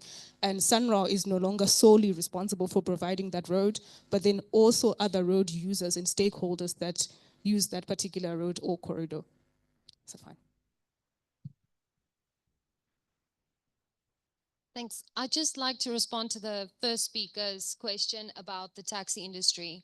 I think we need to take the taxi industry seriously. They are moving the most valuable assets we have. They're moving our people in large numbers. And I see no reason, if a bus company can be RTMA certified, taxi industry, we need to push them to certify as well, because then the drivers that come from the taxi industry will be well trained. They will not overload on people. They will have their tires and their brakes and everything checked. All the compliance benefits that benefit road safety with trucks almost counts double when you're moving people and in such large amounts as the taxi industry. So I do think it's something that we should work together to push, because we need to take taxis seriously. They are the most active transporters on our roads.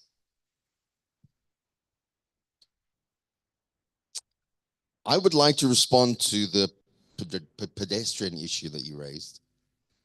From a technology perspective, what we supply to our clients is video-based technology or advanced driving and avoidance systems, ADAS, that picks up pedestrians in the roadway of a vehicle and warns the driver to take note of a pedestrian within their roadway. However, that's not necessarily the only way to solve that problem. I went to see a client one day, and they are a massive milk dairy farm.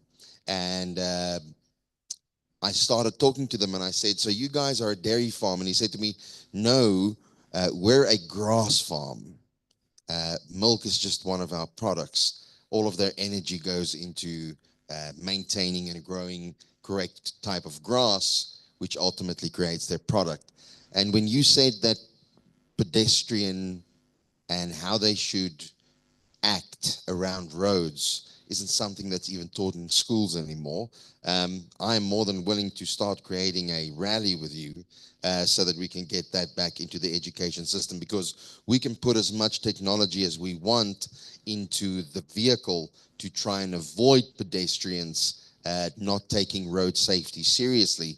But ultimately, and that's why I use the farm example, there's a different perspective that I think you brought up, and that's education from the pedestrian perspective as well. I think that's something someone should be passionate about. Sorry, can I just pick up on that? And any effort to educate children should be done, all right, we agree. Those things exist to some degree or other in the country through various NPOs. But the difficulty, I chair one, it's called a Road Safety Partnership. We with multinationals, we take training, education on road safety to schools. And it's actually, it's almost emotional to see the way they embrace it. Almost the way you look back on what you had. So the systems are there. Let's not reinvent the wheel. Let's look for organizations that are doing that already, committing substantial amounts of money. The project that we run is VIA Safe to School, Safe to Home, because that addresses that kid that sits on the back of a bakkie. Unacceptable.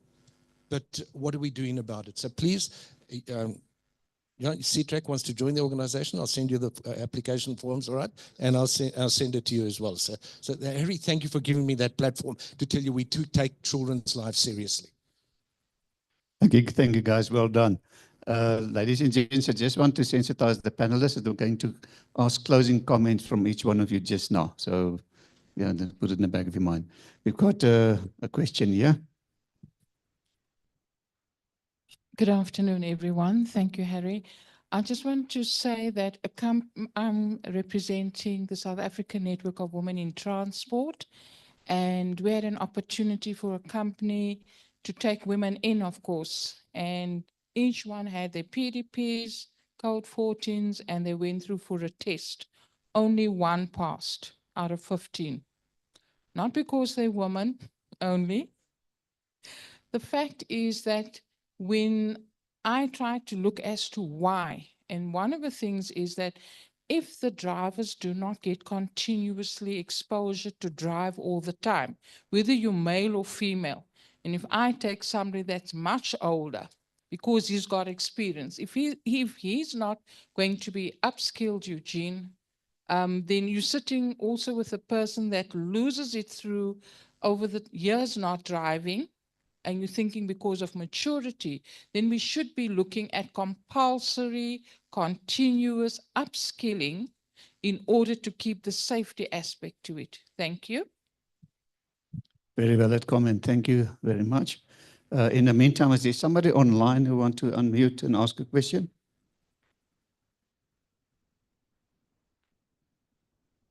Okay, let's take a question, yeah?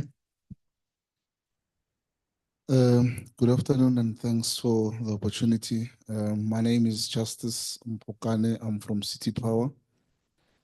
I just want to check, man, there seems to be an issue around collaboration among stakeholders. And somehow we downplayed, to say, yeah, there's no collaboration and therefore life goes on. I'm actually very close to the previous speaker because most of my questions are related to the lady who just left. I'm not too sure if she's left because she knew that there will be questions. Now, but those who are still here, like the University of Johannesburg, in the past 20 years, what are the critical success factors in terms of the service offering that we are giving out there in relation to transport itself? You know, are we seeing any critical success factors to be saying we actually educated people, and then what are the returns on investment? Are we making any difference in relation to that? You know, to be saying these government agencies, to what extent do we foster the obvious basic collaboration that is not actually happening in the space? Because without transport, without trucks, there's no economy. Without taxes, and this is a critical issue that when you talk about transport, we're talking about jobs. The issues around the Richards Bay Terminal, for instance, Transnet, trucks lining up on the N2. You know, those are jobs on the trucks waiting. You know, Gavin spoke about the congestion of the vessels in the sea. You know, those are the things that I'm not seeing them coming out because they're addressing so many other social issues, you know, in terms of transport and the safety thereof. But what is critical for me is issues around lack of collaboration, RMTC, RTMS, and all these other agencies, because we should be able to have the link to say, if I'm coming to get my vehicles or to be tested, you know, it should link to say, look, we've got an issue here. Therefore, you cannot issue the certificate or license, whatever the case might be. So I'm going to put a full stop.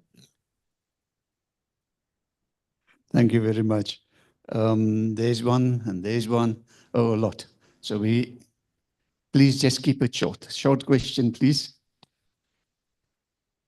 My name is Joseph from Trendstorm. We do digital product consultancy. Two things. I think the ladies, I think she's Adri from Stellenbosch. Very powerful presentation. What can be done to really cascade this knowledge into organizations so that the focus is not on the track, the focus is not on the technology, but it is also on the person who is driving the truck? What can really be done to make sure that there is respect, there is proper soft skills that are applied to the whole risk management within the sector? Then the second thing is that I've heard stunning reports, ideas, game-changing things that are being done within the sector. But how do we take them out of this room and make it available to everybody? Because you would find that this is just a very, very small sample of the industry. How do we make sure that maybe there are reports out there that people can know statistically what are some of the common kind of incidences, accidents, crashes, whatever it is that are happening out there, and what are some of the mitigating technologies that are available? Because here we are not talking of only loss of property, but we're also talking of loss of lives, which affects families, which are real families. The driver is a breadwinner, or is a husband, is a father somewhere. So how do we take it out of just the context of a business perspective and also involve that kind of understanding so that when care is being taken, people are aware that we are talking of a loss that has got downstream effects as well. Thank you very much for that. Let's take this one here and then give the panel again opportunity. Thank you. My name is Mlungisi from City of Ekurhuleni. My first question is, Gavin spoke about compliance in a sense that there's a need for a driver to run fast because he has to meet a certain load and there's a money afforded to him for that. He raised the important issue of illegal immigrants who are willing to take whatever cost of salary to do that. My question is that What are the plans to mitigate that in a form of dealing with the issue of illegal migrant, particularly in the freight sector? The second question is that I've had a lot of plans regarding freight transport. I just want to know, is there any plan to improve the public transport in South Africa? Because it's one of the things that will help to mitigate the issue of congestion in our roads. The last one, I think Refilo spoke about the numbers of cars that are increasing on our roads. However, the roads are not increasing. What are the plans to deal with that in minimizing or improving the use of public transport? Thank you. Thank you. Audrey, I don't know if we can kick off with you if you want to respond on that question addressed to you. Is my audio fine? Very much so, yes. Okay, fantastic. Thank you. And Malo from Stellenbosch. The end of this thing. Sorry? Audrey, you can continue. Okay, cool. I just want to respond because the gentleman asked, what can we do to escalate the knowledge on a company level? And I want to respond with a story or an experience. When I was still the head of HR, I had a lady working for me. He was a third-year student. No, I'm saying I'm just listening to the end of this thing. Sorry, Audrey, let's just mute. Please do this cut. Yeah. No, that's fine. Why don't you get us a cool drink, please? One of those cans. Oh, the gentleman with the can, if you can One of please. I'll say. Yeah, so she was a third-year student, also in HR, and the morning she came to the office and she said to me, she was driving in the taxi this morning and they were driving hectic and all of that, and we had this big discussion on how she's scared of the taxis, and I said to her, but why do you get into the taxi in the first place? Why don't you stand on your right to say, I'm only going to get into a taxi when it's safe and the driver adheres to the rules? And she said, no, that it's not that easy because, and I'm sure everyone in the room knows why it's not that easy. If you're standing in a line, you get into the next taxi. And I said to her, but I think you need to, as consumers or clients driving in the taxis, to start saying or make your voices heard to say that it's our safety. And she responded by saying, but how? I said, well, for instance, if the taxi driver drives in the yellow lane, just tell the driver that it's against the rules. And she started laughing. She said, no, but I actually enjoy that benefit because it gets me faster to my destination. And I think that's the thing. How do we take the knowledge on a company level? We can share it with companies if companies feel, they want to instill the right values from a leadership perspective on a company level. But initially it starts with us, the individuals. So we need to be aware and appreciate what is right and wrong. And then we need to steward that behavior and that values. I hope that answers the question. Thank you, Audrey. Very well so. Right, there were questions, collaboration, I think was one question. I don't know if the panel want to respond. My response is towards we didn't talk about loss of life and the impact that has for the drivers. And as a company like C-Track, we have actually quite a strong focus point on the driver. Because everything starts at the driver,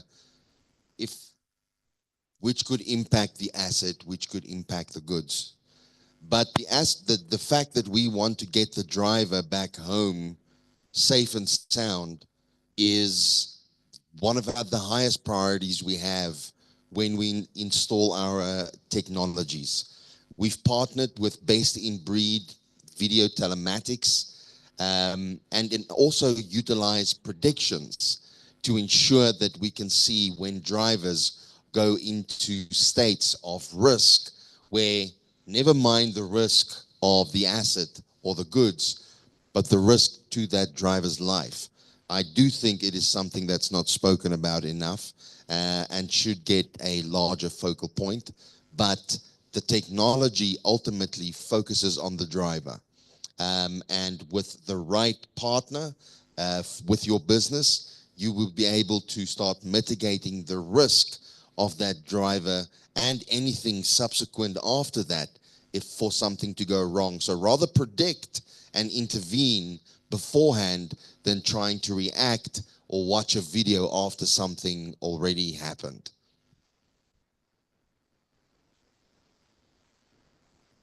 If I can just talk to the taxi industry, challenge any CEO to go ride in a taxi, all right? And see whether their view of their staff getting to work late is still the same. I've done it, so one tick in the box for me, all right? The other rather controversial statement, taxi drivers are not bad drivers. And I'm going to see you all say, yeah, all right? Anyone who can drive a Zola Bud with a vice grip as a steering wheel at 120 is not a bad driver. The taxi industry, however, does not have the ability to engage positively with other motorists. That's the challenge. So when we talk about training them, what are we going to train? Just speaking to the lady over there, and I'll just, as my wrap-up over there, a tire company approached us a while ago. They said, we would like you to find unemployed drivers, and then you train them to our level, and then put them with the company. So I had this brilliant idea, women, make half of them women. So we did it. We tried to place those with these reputable companies, and you know what was said? Our HR policies are not yet up to standard to accommodate those women. So, I mean, there's another thing that we don't think about. And then, of course, if we think about the fact that today we talk about collaboration, there's at Kroonstad today, we've got the AA, the RTMC, the Free State government and ourselves and a number of others there doing road checks on people who making sure they wear seatbelts, cars, roadworthy, etc.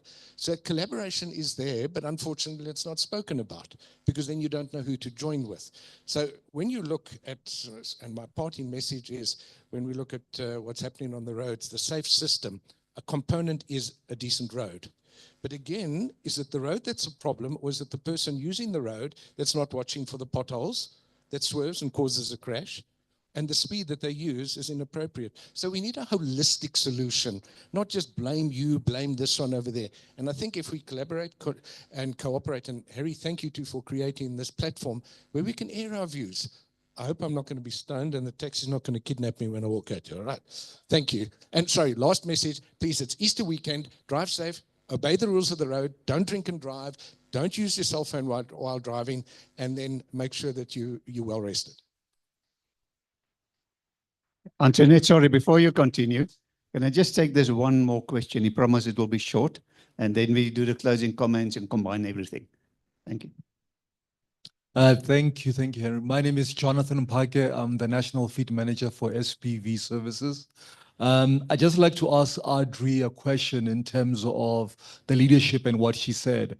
I want to find out, how do we shift from from the autocratic directive leadership style to becoming leaders that truly inspire and facilitate needs of people that we care for? Especially looking at that famous Simon Sinek quote that we are responsible to care for the people who are in our care instead of caring for the bottom line alone. Thank you. Thank you very much. So Audrey, your closing comments, you can then address that one. But let's continue with Antoinette. So can we also ask the panel, because we're running out of time, you can still respond, but also include your closing remarks as we continue now. Thank you, Antoinette. Okay, I'd like to respond to the question asked about compliance versus incentives. So we know a lot of drivers have incentives to unload as quickly as possible, do everything as quickly as possible, get to their location, everything.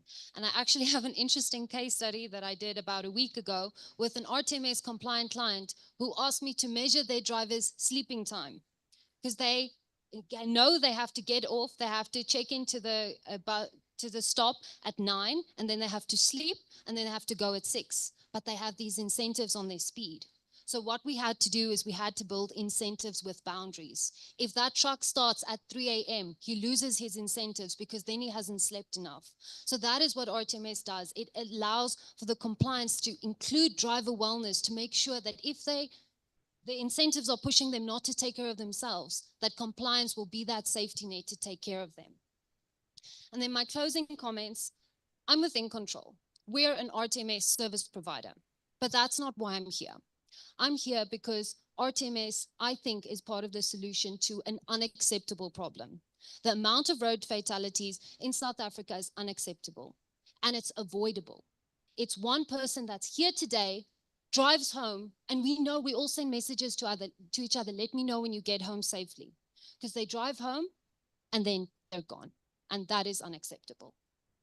Thank you, Antoinette. Yanni.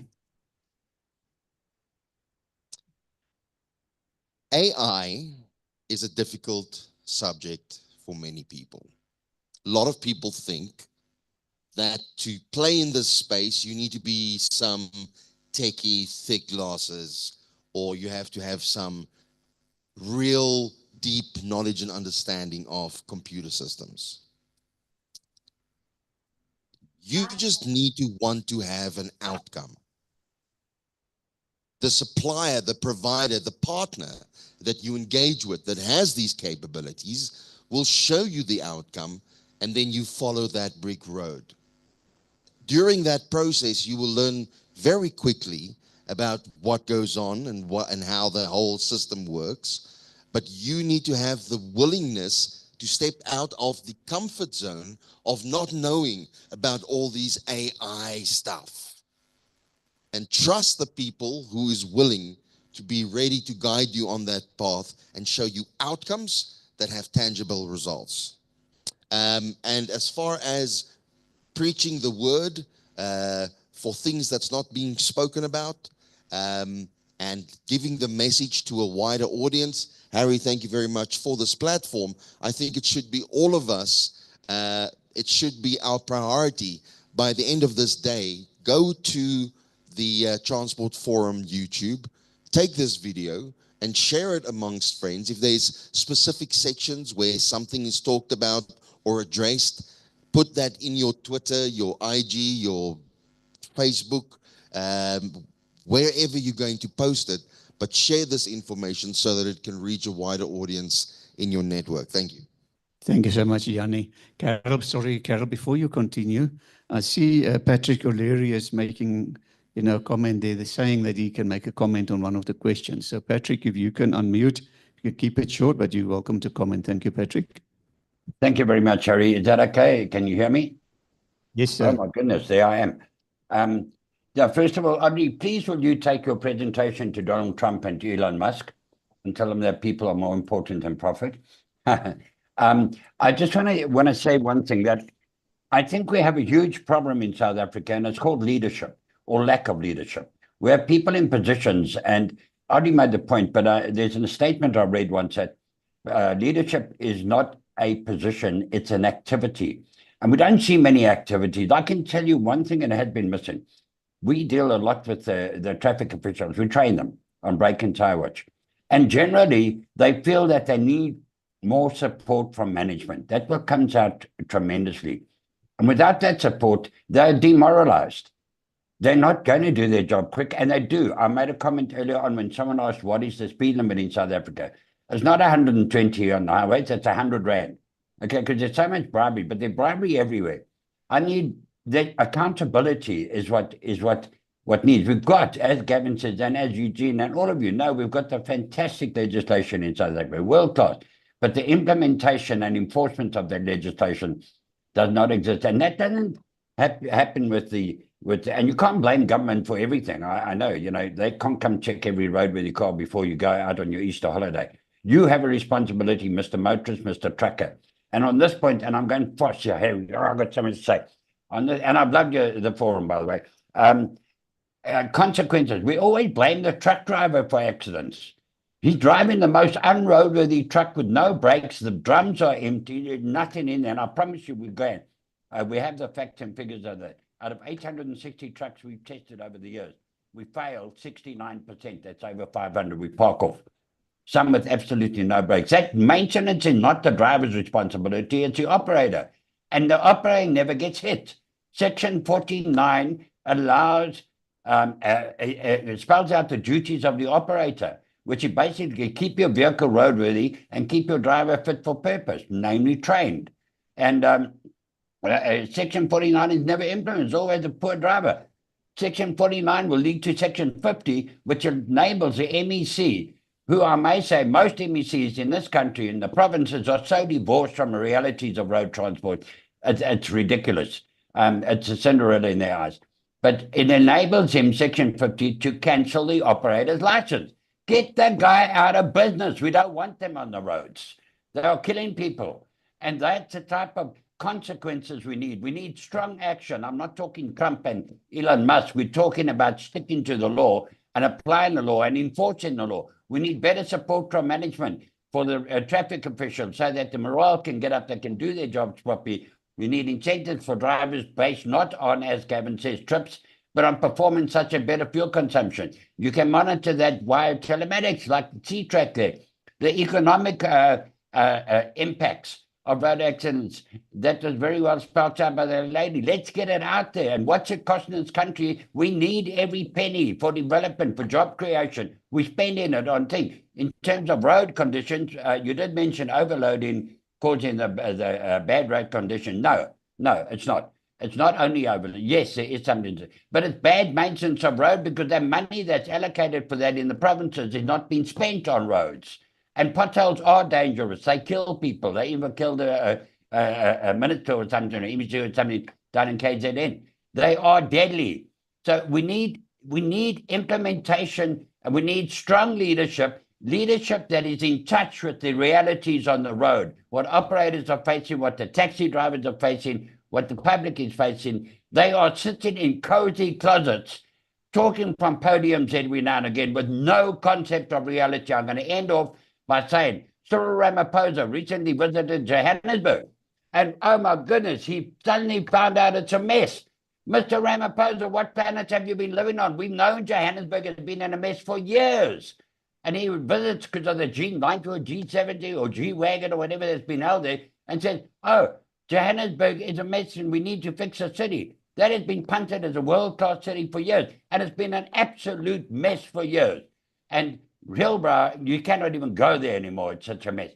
Leadership, you need to jack yourselves up. And I think the more pressure we can put on them for that and not accept any excuses anymore, because leadership is critical in a society such as South Africa, which is lost in many ways. It needs astute leadership. And if we can push the leaders to do the job and to also spend the money that is allocated in the right position to spend the money where it's supposed to, instead of going into blinking Mercedes-Benzes and jacuzzis. Yeah, wow, that was a bit of a run. Thank you, everybody. I really do appreciate it. And what I've learned this morning, tremendous ideas. Thank you. Thank you, Patrick. You're getting applause here, so thank you very much. Right, let's go to Carol. Thank you, Carol. Thank you so much to Patrick. I think he also echoed some of my sentiments.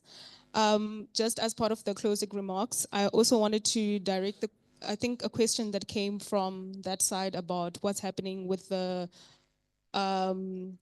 railway line as well as with Transnet. I think if not that is one of the biggest issues that is bringing a lot of road accidents into, or a lot of accidents onto the roads.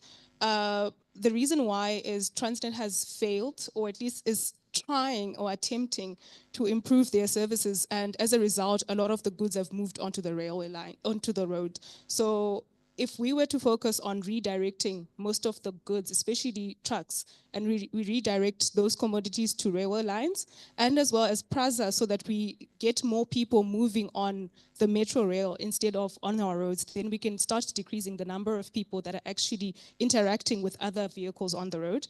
And as part of my closing remarks, I think my presentation today was centered on making you aware of what the cost of an accident is. I spoke to the household poverty. I spoke to the fact that we become reliant on social grants. I spoke to the aspect that people are now living with disability and people are no longer able to be breadwinners in their families. So we need to be able to personalize what that looks like in our lives in order for us to take it further.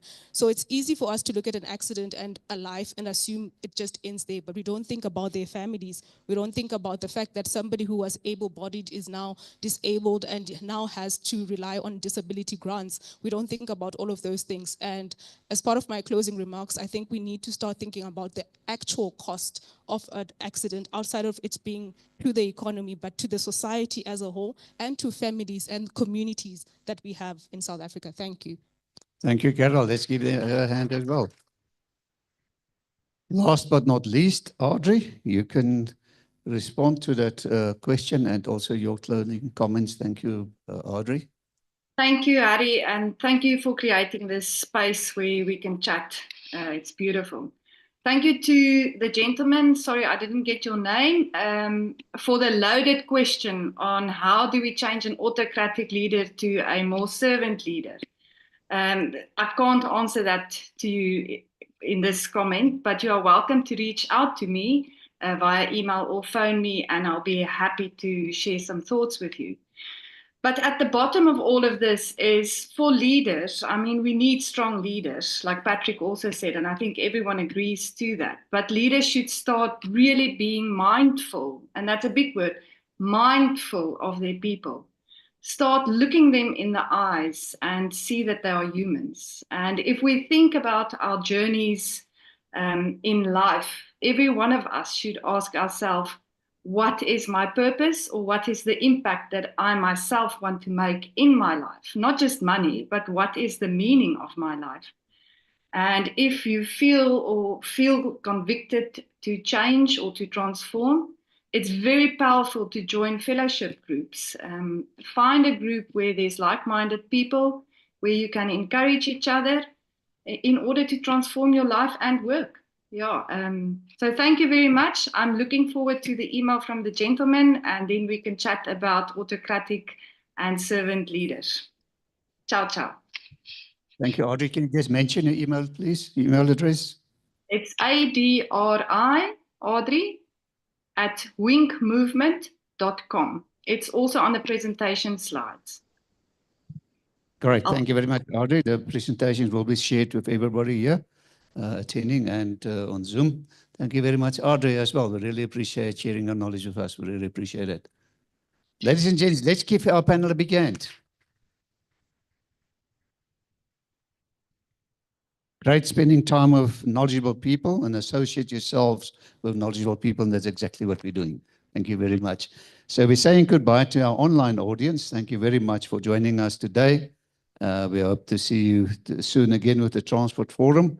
We're going to continue now in the venue here with the nice lunch, but before that, we're going to do the lucky draws, sponsored by Master Drive and the Transport Forum sponsors.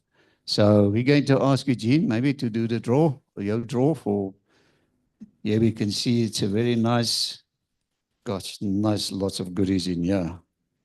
It's a pity my card can't be in there. But in any event, my mouth is watering. So Eugene, kindly come and do the draw for us. Give it the... Was there a brown envelope under my chair there? Just check for me, Ray. Good. There we are. And we have Nicholas Stacy. Where's Nicholas? If you're not here, you don't get it, eh? There's Nicholas. Thank you, Eugene. You can hand over and I'll take a picture.